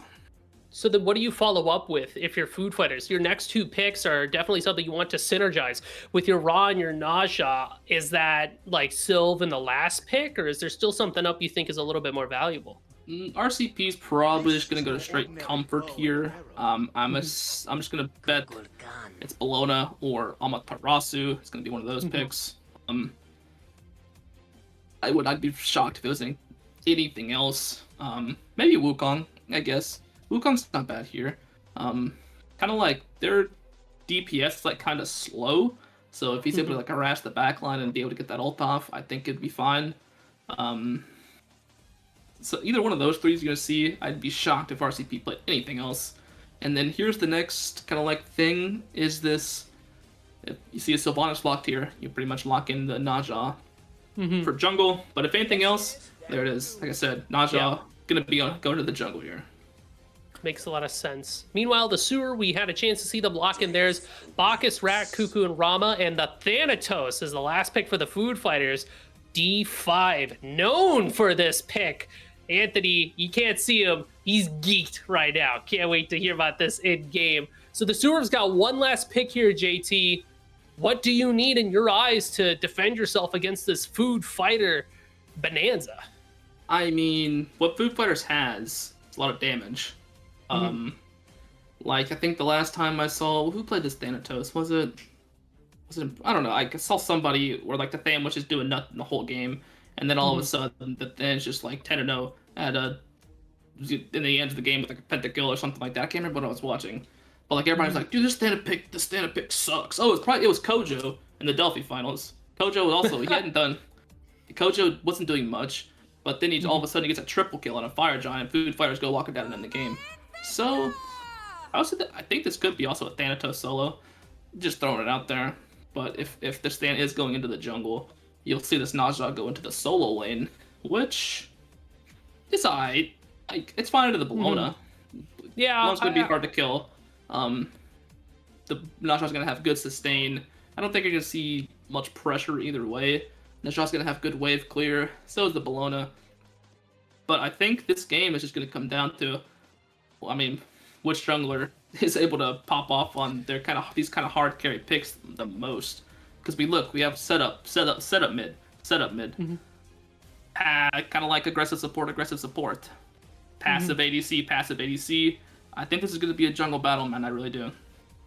And, you know, I've seen Big Up Gray working on their big Ratatasker even today, right? So it's a little bit fresh on the burner for the sewer captain, but it feels like they've been kind of working on some technology and figuring out how to bring the most out of it. And in a Game 5 scenario, your chips are all on the table. JT, it's time. Game 5, Sparta Division, Olympus Smite League. For all the bacon, the marbles, and every single metaphor you got. Dilo, Anthony, Testai, rock and roll. Let's get in there. Fighters, the sewer, this is Sparta, Game 5. Dilo on the scene, Malum, Musi, Tess, your almighty eye in the sky, looking at the players, the queens, the bishops, the pawns on the field. Musi, how we feeling? I'm feeling good. I'm energized. I'm ready to go. This Game 5 is electric so far. Food Fighters in the sewer have put everything on the table here. And the Food Fighters having a little bit of a cookout, you know, teammates that play the bush together, win together. You know what I mean? So just keeping an eye out for the ward that maybe Gray could push out to try to get some extra info and jump on that rat before they have a chance to get out here. Anthony, how are you feeling, man? I am feeling pumped. You saw me react, not just because there's one more game left in season number 8. Just one in OSL. This is it. After this, the waiting game begins, the division chats get cleared, and this is the last game that'll be on everyone's minds. And what's funny is we talk about how poetic games can be, right? For me, kind of poetic to see Destroyer on the Thanatos. Not something that was played a lot in the regular season, but this is a character and a pilot combination that was in one of the first games I ever cast. Ever! It was Destroyer on the Thanatos, and dude popped off. So I'm having a nostalgia trip in a game 5. That's got to mean something magical, Muse. I'm really focused on these junglers this game. JT and I were talking about it, picks and bans. D5, wow, Bacchus just took a lot of damage. D5 on this Thanatos, rocking that blink for their relic. Very, very aggressive. So you know that this Food Fighters jungler wants to get active, wants to get in there, put the team on their back, and get to that finish line. Meanwhile, on the opposite side of the river here, Big Up Gray has this interesting start with their acorns. Whoa, wow. Interesting start with the damage. MTR taking down Drew's Food to start things off. Liz Frazier pours one out for their homie, but I don't know if they're going to be able to live to tell the tale either. Great body blocks, amazing Nature's Grasp. A belch won't save ya. Double kill for the CERN. And MTR hit that taunt too, dude. MTR hit that. Said, I got 2 to start it off, and we want to walk away with it. Food Fighters ready to put it in the bag early. Man, I mean, the level 2 difference there in dual lane. How many times has this happened? I've not been jump scared by this. I mean, I was jump scared by this earlier today. Another? Oh man, another big scare there for Empen. Could be trouble. Solar Blessing comes down, but does not bring good tidings for the team. So far, it's a really rough start. Food Fighters, when they've gotten this momentous lead from the get-go, oftentimes don't seldom let it go very easily. The Sewer got to find some means to get back. That's certainly not it. D5 takes down Empen, but at the very least, a small response here from Rat. Not good enough. I want you guys to know I watched Destroyer just kind of stare at Empen in the mid lane. Empen was low, and I'm pretty confident that was just a scythe that Empen just was not expecting. And what's crazy is that happened after the blink was utilized. Muzi pointed out this blink, that D5 is going to probably use it as an initiation tool a lot of the time. If we're going to give D5 kills before ultimate, before blink is online, we're playing a dangerous game. We'll talk about playing with fire. That might just be your example. It is the same scenario that we saw in games 2 and 3 for D5 when they were able to get a small lead and really just snowball it out of control. And the Sewer, we've seen this situation before. It was game 2 specifically where Food Fighters just started winning in every lane early on, and the Sewer were able to scrounge for scraps to kind of keep their heads above the water, but they kind of played on tilt a little bit and weren't able to get back into the game. So just got to be careful and make sure that you are keeping your emotional levels regulated.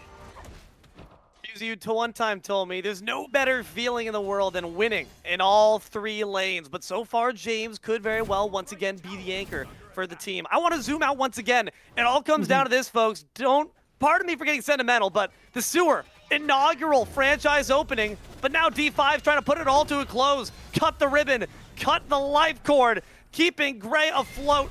Execute threshold found, and the ult secured. Big up Gray, big dead.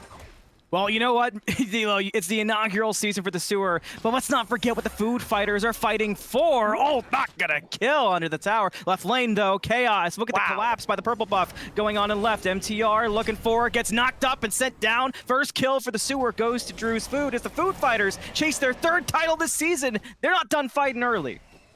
The Sewer able to find a little bit way back into the game. Being able to find that kill in duo, honestly, is a mental saver just to show that you are staying in this game. Now you just got to make sure that we find a way to stop the bleeding or find a way to just jump on this Thanatos. 2 kills already, level 6. You know, it's these small stepping stones that carry you to greater and greater victories. The question is now, Food Fighters with their small lead, how do you exacerbate that? I mean, D5 should be able to control every neutral camp in the world through presence and aura alone. We're waiting for the Sewer to be able to hit a couple of power spikes where it matters. Ratatasker and Kukulkan.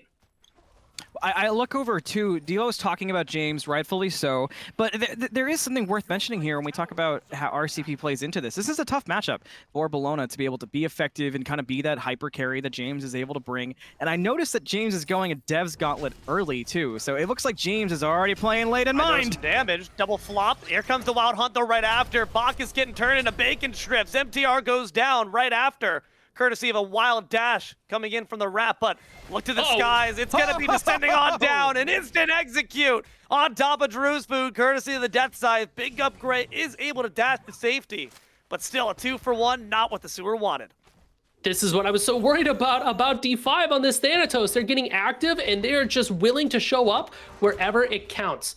I'm also right there with you, Anthony. When it comes to these solo laners, Bologna, you've got these Devos to be able to scale super hard to late. We're pulling Rama has gold. Hello? Rom's got the ult. Rom's Cuckoo's here got the snipes. too. Do they have a secure? It's Pally takes it down. All the secure mids in the game, but it all ends up going down the way of the Food Fighters. And that's another thing to note. You have the Kaijus here, the Battle of the Titans. I'm seeing a Spirit of the Nine Winds and a Searing Pain. OBJ secure out the wazoo. It is too much to be able to fight into, and the sewer was just a little bit late on that rotation. Food Fighters have taken a very strong first step in this game, and the sewer does have a team that gets better over time. Ratatasker is a character that needs key acorns online in order to become kind of the late game demon that they're known for in these game 5 situations. Same deal with Kukulkan. You got to get the double stack going between Transcendence and Book of Thoth. Without it, you are just neutered in damage compared to something like a Ra, which just has a lot of their damage on demand, even when you only have your Spear of Desolation there. So Food Fighters are going to win pretty hard early. The sewer needs to make sure that they can get to that late game. And you're calling it well because the sewer saw the firebrands and made the risk assessment to not go crazy. Oh, no. But still, you're caught with the Thanatos. He goes up, he goes down, and catches the Eagles rally. James is no more. That's unfortunate, man. They got the blue buff steal, too. There is no justice if you're a sewer fan, but Food Fighters leveraging so beautifully through D5. I know that wasn't on Drew's Food side of the map, but they've got to be trembling in their boots knowing that Thanatos is coming. Eyes on this Thanatos. Wherever D5 goes, the plays are to be made. Cuckoo ulted into the air. Rob beam, and guess who's here to follow it up? Oh, they smell death on the horizon, but it's going to be the rat in the sky. Finds the triple knockup, but you don't quite have any support. Kukulkan's already safely beneath that tower. They do not want to leave the circle, understandably so. 7 minutes in, a kill for each one for the Food Fighters, and the sewer lagging behind by 3K. I have seen this movie before, and I don't think I liked it the first time. Taylor Swift, right? Food Fighters are going to be able to... I saw it in your face. I saw it in your face, but you were about to say something that was just going to, like, upset me, and I called it right. Welcome to Game 5, Musi. It is cooked in this... I'm baking right now. It's so warm.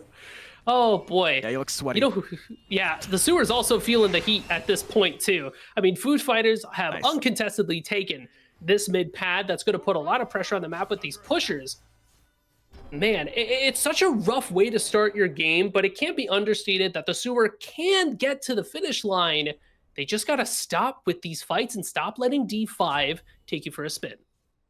Actually, considering just the sustain that this team has, Food Fighters are ready for the cold, hard winters. They're ready for the heat as well. I'm talking Solar Blessings. I'm talking Wisps. This is dangerous. Thanatos going to be coming in through the left side wing. Looking at this Bacchus, who is a bit poked out, but instead they decide to fall on back. But again, man, Food Fighters, Thanatos as well. So much healing to talk about. Here's what I'm worried about. Things. Yeah, right. They're just bopping each other, right? Like, who cares? You know, Bologna and Nalsha, nobody dies in that lane. Empet's playing another mage that's not very mobile. And I think we saw it happen with the Bear. It was just kind of a rough spot to be in. Food Fighters have so many tools to be able to lock down Empen as well. So I wonder if this Kukulkan even gets a chance to get themselves... Can Kukulkan get on their feet? Do they have feet? They used to. No boots in this Ball game, up. so. But Ao Kwang's not It's here. worthy of some debate. Thank There's God. a nice little terrorist grab. Good body block as well. Forces out the flop. That means there's no mobility, but without that sight, there's not really much damage. Nature's Grasp, let's run it again. He has ult, There's though. some dollar damage from the tornado as well. Here comes the amazing Spirit of the Nine Winds. Splits the difference, finds two. Pelly's dead, but now Fanny comes back down from the sky. Blink. Can they find the last kill? Has the blink and finds the scythe. Rampage for D5. But now Rom's arrived from the left side, the dual lane, trying to contest, but not going to be able to find too much. Food Fighters continuing their pressure. Scary stuff. Terrifying stuff, even for the sewer, but they're able to find a little bit of get back here. Yeah, horror movie. I've seen this movie. Oh, never mind. We're running back. But yeah, no running that one back. Don't make Swift. me put you in punishment again. So I will put you in the dungeon where JT is. Whoa! Could use a friend. Watching from the sidelines as Food Fighters is putting on a really good show. I love the way that they've just been moving around the map and playing together, right? When you develop a lead, You can just death ball around. Your 3v3 so good with River, D5, and Mid. Pelly. Just take fights. Ooh, knock up off the mark there. They needed that to ensure Pelly would go down. The Aegis, though, at the very least, is forced away. D5 confident in their Ra's ability to escape. Just nabs that red buff without an issue. 10 minutes, 9 kills to 3. Food Fighters 3K ahead, and Gold Fury potentially on the horizon. Who upstayed in their game for game 5, right? Gold Fury pulled by Me the queen. Food Fighters. The Rat about to have ultimate, so the Sewer, even if they're too this on time, Not they have here some in time. tools, but it might be too late. Raw ult! Daring Payne going to be able to guarantee alongside the Cern autos, so it's a second pip slotted on alongside the Food Fighters. At the very least, Sewer don't let the ripcord go after the OBJ goes down, but nonetheless, losing 2 Gold Furies without much of a response doesn't feel good. Yeah, Food Fighters just have complete control of the map, and with a 4K gold lead so early on in the game, this is the type of situation where it can just get away from you. And if you're the Sewer, there are a couple of options ahead of you that you can take, right? Option number 1, you let the game happen to you, and you hope that Food Fighters doesn't try to end it too soon, right?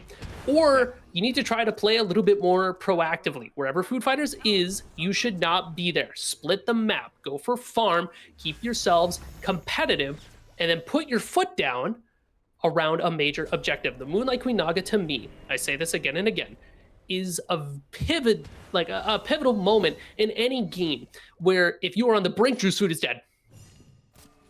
Oh, He's not dead. maybe not. Had the dash. Destroyed has ultimate, though. But so Uh-oh. does Drew's Food. All right.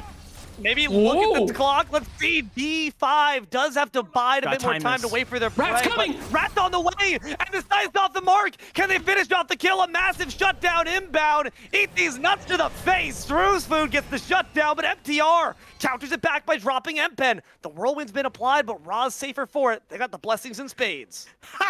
Big upgrade got him! Just like that, protects the ADC. Drew's Food times everything perfect. That little bit of time that Drew's Food stayed in the air was to buy time for the dash to come up. Destroyer was trying to time the silence for the landing. Destroyer didn't time it with the dash as it came down, Muse. It was crazy. Meanwhile, Solo Link, somebody could very well die here. RCP went back in. Danger. The bludgeon off the mark. RCP forced to alt. River waiting in the wings in case James got a little too frisky. You're right, though. And not only was that kill like a little bit of a blunder from D5, but the fact that Gray was able to get there in time keeps this Rat in the game. Now they're only 1 level down, and they're able to get a little bit more gold off that assist. Drew's Food keeps their head above the water. All of that, really good stuff for the Sewer. I'm looking over at Cuckoo, and as we're hovering builds, we're talking about Rat. I also want to look at Cuckoo because Drew's Food, left lane, Solo dead, not even Solo, Destroyer here, and perfect chain of the tower aggro to keep him alive. But going back to the Cuckoo, Polly online early, not going with that Soul Reaver, Polly backing up that book. Watch for these autos to hit really hard, really early by this Cuckoo, so maybe looking for some sneaky combos you might not expect. And what's important, Destroyer, the path Destroyer is taking towards this Cuckoo could leave him really vulnerable to those poly hits. I know Drew's Food was just saying, not again, man. The moment that D5 appeared real. has a little notif on their window. But you know what they've been doing, Food Fighters, consistently for like the last 3 games? They expose this tier 1 very early and knock it down. Again, robbing safety from the team. There is no safety when Thanatos is lurking. Death is inevitable, just like taxes. Speaking of, Pyromancer would be a hefty amount of gold in those coffers. But here comes Searing Pain. Spare the 9 wins. Comes a bit too late. Destroyer instead takes it, but the damage still good. From Cuckoo's ult, that means James can grab the kill on Thani. That was early, but we're still chasing, looking for the Sylve, the dash forward. But Sylve is out. We turn our attention. Why not? When the Naja's there, look at all the CC, but look how little damage the Naja took. A lot pouring on, one after the other here. The ultimate from M-Pen just a little bit too early. Again, I'm noticing a trend around these objectives. The Sewer is just a little bit too late to these rotations, a little bit too late to set up and defend. Think too, when it comes to the speed at which the confirm comes out for Food Fighters and for the Sewer. There's a wind up for a Cuckoo ult. A Raw Beam is near instantaneous. It's about as close to hit scan as you can get in Smite. So Food Fighters around these objectives, if it comes to a burger flip, they should win that burger 9 times out of 10. So the Sewer in the future, for this objective fight about to happen right now, you gotta play for picks. You gotta play for the fight. Lord Blessing down the heals. The protection's all very important, but it has been unleashed. Drop down to a bit less than half. Food Fighters really could use this to scale well into the late game, but Destroyer. Searing Pain is back up and available. Not even necessary. Left side, giving up Gray in trouble. Searing Pain will find the box's backside, but they brought Sunscreen. Big up Gray. Did not bring anything but a coffin. D5 instantly packs him up and now looks for Kukul Khan. That's big damage into the backside of the World Serpent, or the Wind One rather. The Winds of Fate though carry Thanatos to the sky, looking once again for more targets, but the Rom Snipes might dissuade them for long enough. But can they buy their own time to escape? Good beads now backing up, finding arrows to the backside of an amazing knockup. Courtesy of River. Off of that Terra's Wrath finds 2 more kills for the Sylve. Make it 3. Whoa! That's not a support, that's a carry. You thought it was gonna be the Thanatos making the highlight reel? Sit down and pick up your trees. The hippies stand tall, and River gets the triple kill. Just so much damage coming out from this Food Fighters team. Jay Turner said it in picks and bans. What is the game plan for this team? Deal damage, kill them all, right? This team has it in spades, and they have just been on these objectives again and again. The first ones to be at the Moonlight Queen Naga, the first ones to be at the Pyromancer, now the first ones to be at their 3rd Gold Fury here. It's not even been 20 minutes so far. So Food Fighters just have absolute control of the map. This is do or die for the Sewer at this point. The gold lead, not great. The map state, not great. Kills, terrible. We are in a bad spot. You gotta get a grip. These game 5s can fall away from you so quickly. I've seen it time and time again. You guys were worried about them being biased? Come on! My boys gotta lock in, dude. It's very true. The Sewer are looking at Doomsday. Take a breather, 8K behind, 10 kills as well, man. It's not looking good. Pyromancer's about to be back up, and you imagine Food Fighters have first shot at it. Got that crack because they have that Searing Pain. Kukul Khan's hovering, but the Olive Flare calls them out so they know when and where that Spirit of the Nine Winds will be coming. If it comes at all, it's Pelly secures it without a problem. Just more free farm for FF. I wonder if the call that time usually was to kind of hold it and almost purposefully save your ult for the bigger objective, because look, fire already being pulled by the Food Fighters. This is a move straight out of the Sewer handbook, but now this time around they're trying to go for it. It's a Wind Sprite on, but Terra's Wrath knocks him away. It's Food Fighters who take it for all 5. Dagger does go in their pocket as well. Spirit of the Nine Winds can't find anyone in M-Pen. Can't find safety. It's Pally takes them out. MTR trades out their life, but D5 back on the killing spree. Double kill for the Thanatos. In the left lane, Drew's Food's pushing tier 2, but in the right lane, Bacchus is running for the hills. Food Fighters get Fire Giant, lose 1, kill 3. It is big for Drew's Food to pick up the tier 2. Uzi, you've got some golden pocket. The Sewer are at least competing in terms of gold, but this game state has just taken such a spiral out of control for the Sewer, which, Ben, if you talked about it, the Food Fighters wanted to play early. Now they have control of mid heading into late. Yeah, it is devastational to be a Sewer fan right now. I feel like an angry dad on the couch watching football, like college football specifically. You know what I mean? You're a Packers fan, same thing. You can just be honest. Okay, whoa! I didn't even have to go all the way close to home. Fine, I'll just talk about how I really feel. But it's not lost for the Sewer at this point, but the uphill battle is very, very tough, right? Your jungler is 2 levels down at level 15 at 19 minutes in the game, right? We got to get our farm in. James is not the carry that we usually see them in, so the win cons for the Sewer team are not being fulfilled. The support is 4 levels down. It does not get much more sobering than that. And that's a support that has no peel. That's all supposed to be damage for the Bacchus, and they can't even provide that purpose. Instead, River's looking for more. A tree amongst the trees. They're camouflaged in. What an amazing Terra's Wrath right into the Searing Pain. Turned to cinders. River's putting him on a poster. Dude's got 4 kills and Sylvanas in a game 5. What more can you ask for? The Food Fighters now grab the tier 2 in the left lane. Dilo, you talked about the chemistry, the bond of the Sewer. It's getting put to the test, now put to the limit. The Sewer have got to hold on. They have to make their stand, because this game will just get out of control and out of reach here soon as the Food Fighters push onto the Phoenix. Talked about the Sewer's chemistry, but Food Fighters have wanted this grudge match for quite some time. They wanted that grasp, but they're not going to find it. Can D5 find the kill, though? Gets stunned out. Stop, but Pelly's got the backup. Now with Thana in the air, where are we going? You've got targets. You've got kills. Double kill for Pelly.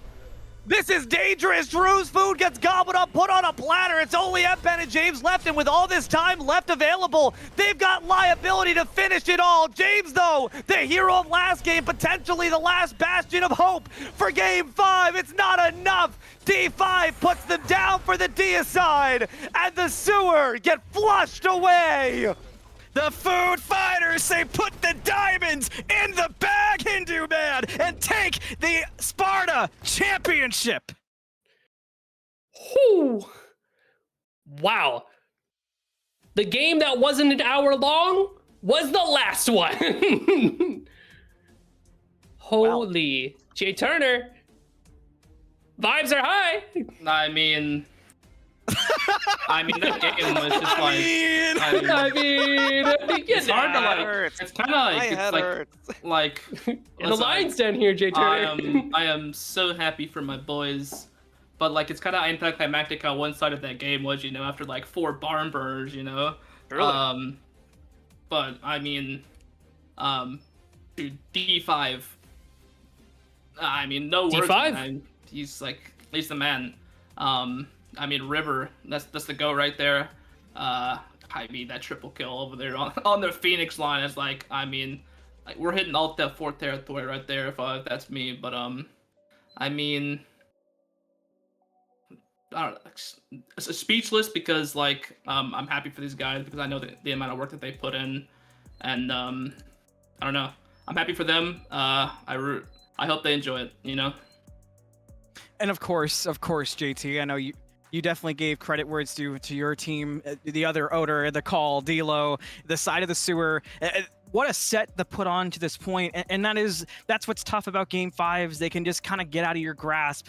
It's just one of those things. It gets away from you. You get outpaced, and you catch yourself on the back foot. And one wrong move, one big play is what it takes, D'Lo. But the sewer put up a hell of a fight up to that point.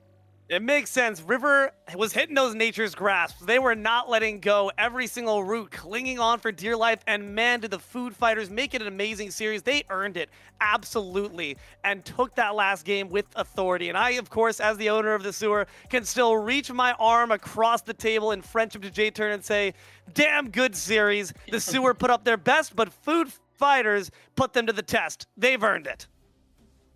Yeah, I mean, really good stuff. Yeah, go ahead, Muzi. You haven't talked at all. Just hype up your boys. We'll get them next time. No. You haven't seen The Last of Us. Next time, we're gonna get all of you. Oh! And your stupid Sylvanas too.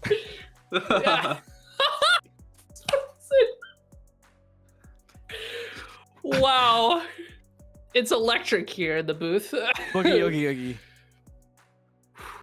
Yep. I mean, it's like one more thing. Like, I don't want to overstep here, but I like just talk about like this OSL season overall. I mean, obviously this is the end of it, and I don't know. I don't think I've been around like a cooler group of people. Obviously, this is only like my second year or second season of like running an organization, and like man, like I love it. Like these.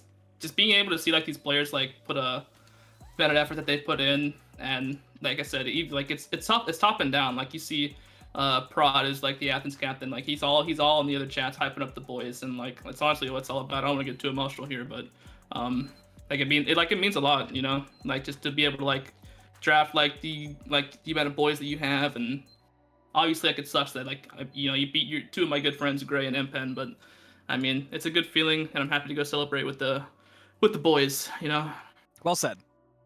Absolutely. Well said. And listen, if you're trying to make some fast friends like that, if you want ties that bind, you too can join in for next season. You saw these series. You saw those games, man, across every division. We've had such stellar competition in the Smite 2 amateur scene. You know you want in on the action. Climb the mountain with us. Join Olympus today.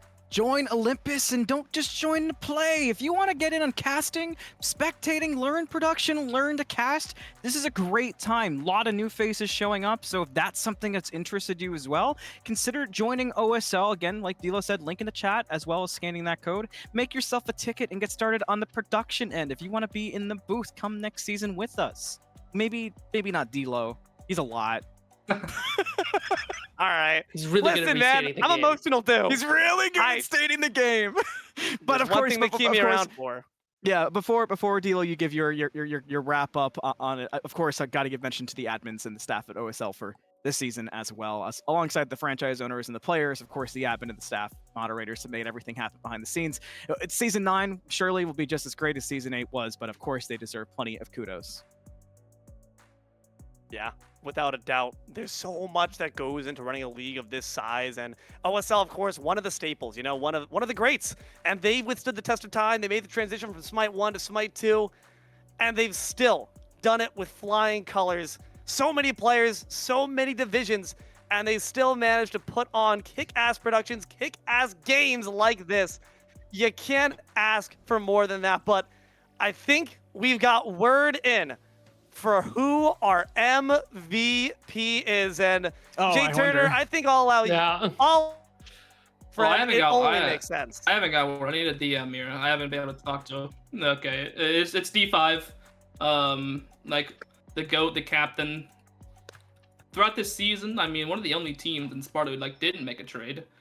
Like he drafted this team. He's like, I want River first round. I was like, okay, we'll pick River. River was like, all right, I'll take MTR. MTR was kind of a wild card because he was like, he wasn't on a very good team last year, but River was like, I want to play with them. And that River, you made a good pick. Yeah, it all comes up to D5, man. He came in with the draft plan, being able to stag he's like I want a Pele too. I mean, Pele was like a kind of low value player. I mean, it's like I said, top to bottom, but yeah, D5 was the head of the train, the hard carry a lot of the time. Yeah, he's a GOAT. Shout outs. Good stuff. Huge.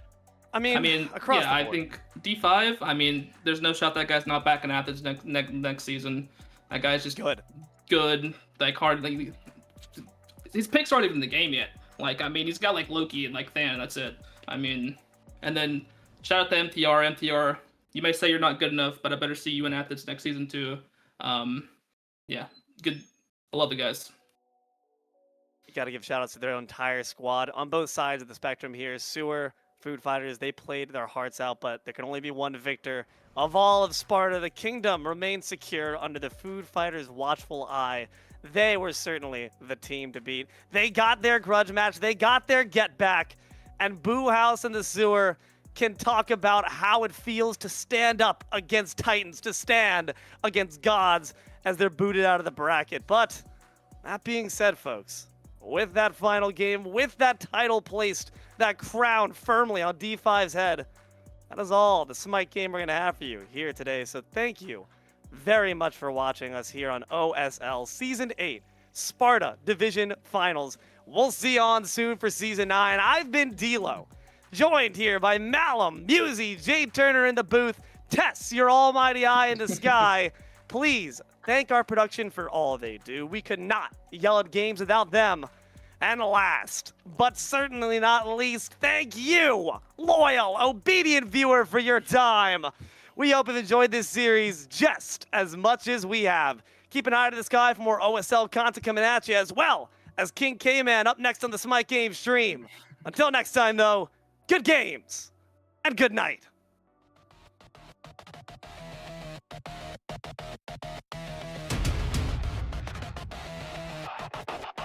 Ready to go!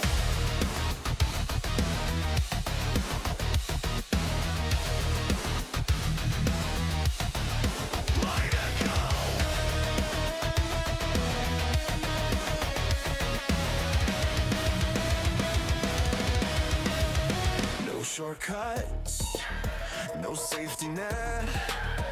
Every step earned in sweat.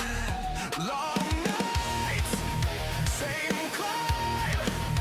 Pressure builds, still I grind. Still here.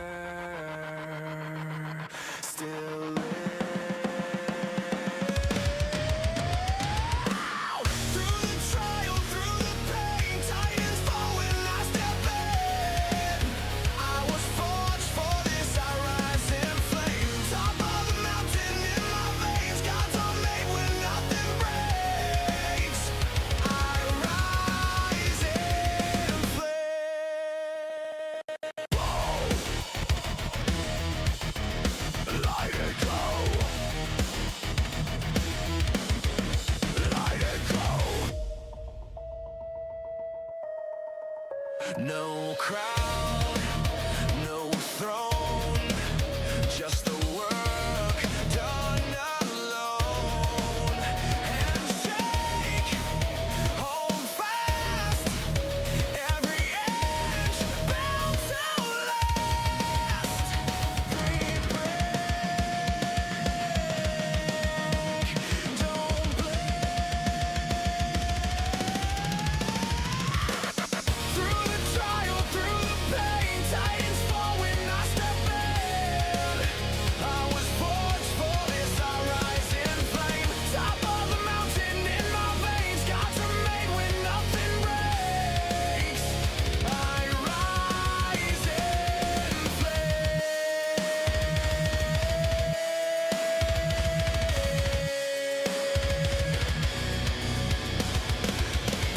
blood given, cut and tested. If I fall, I get back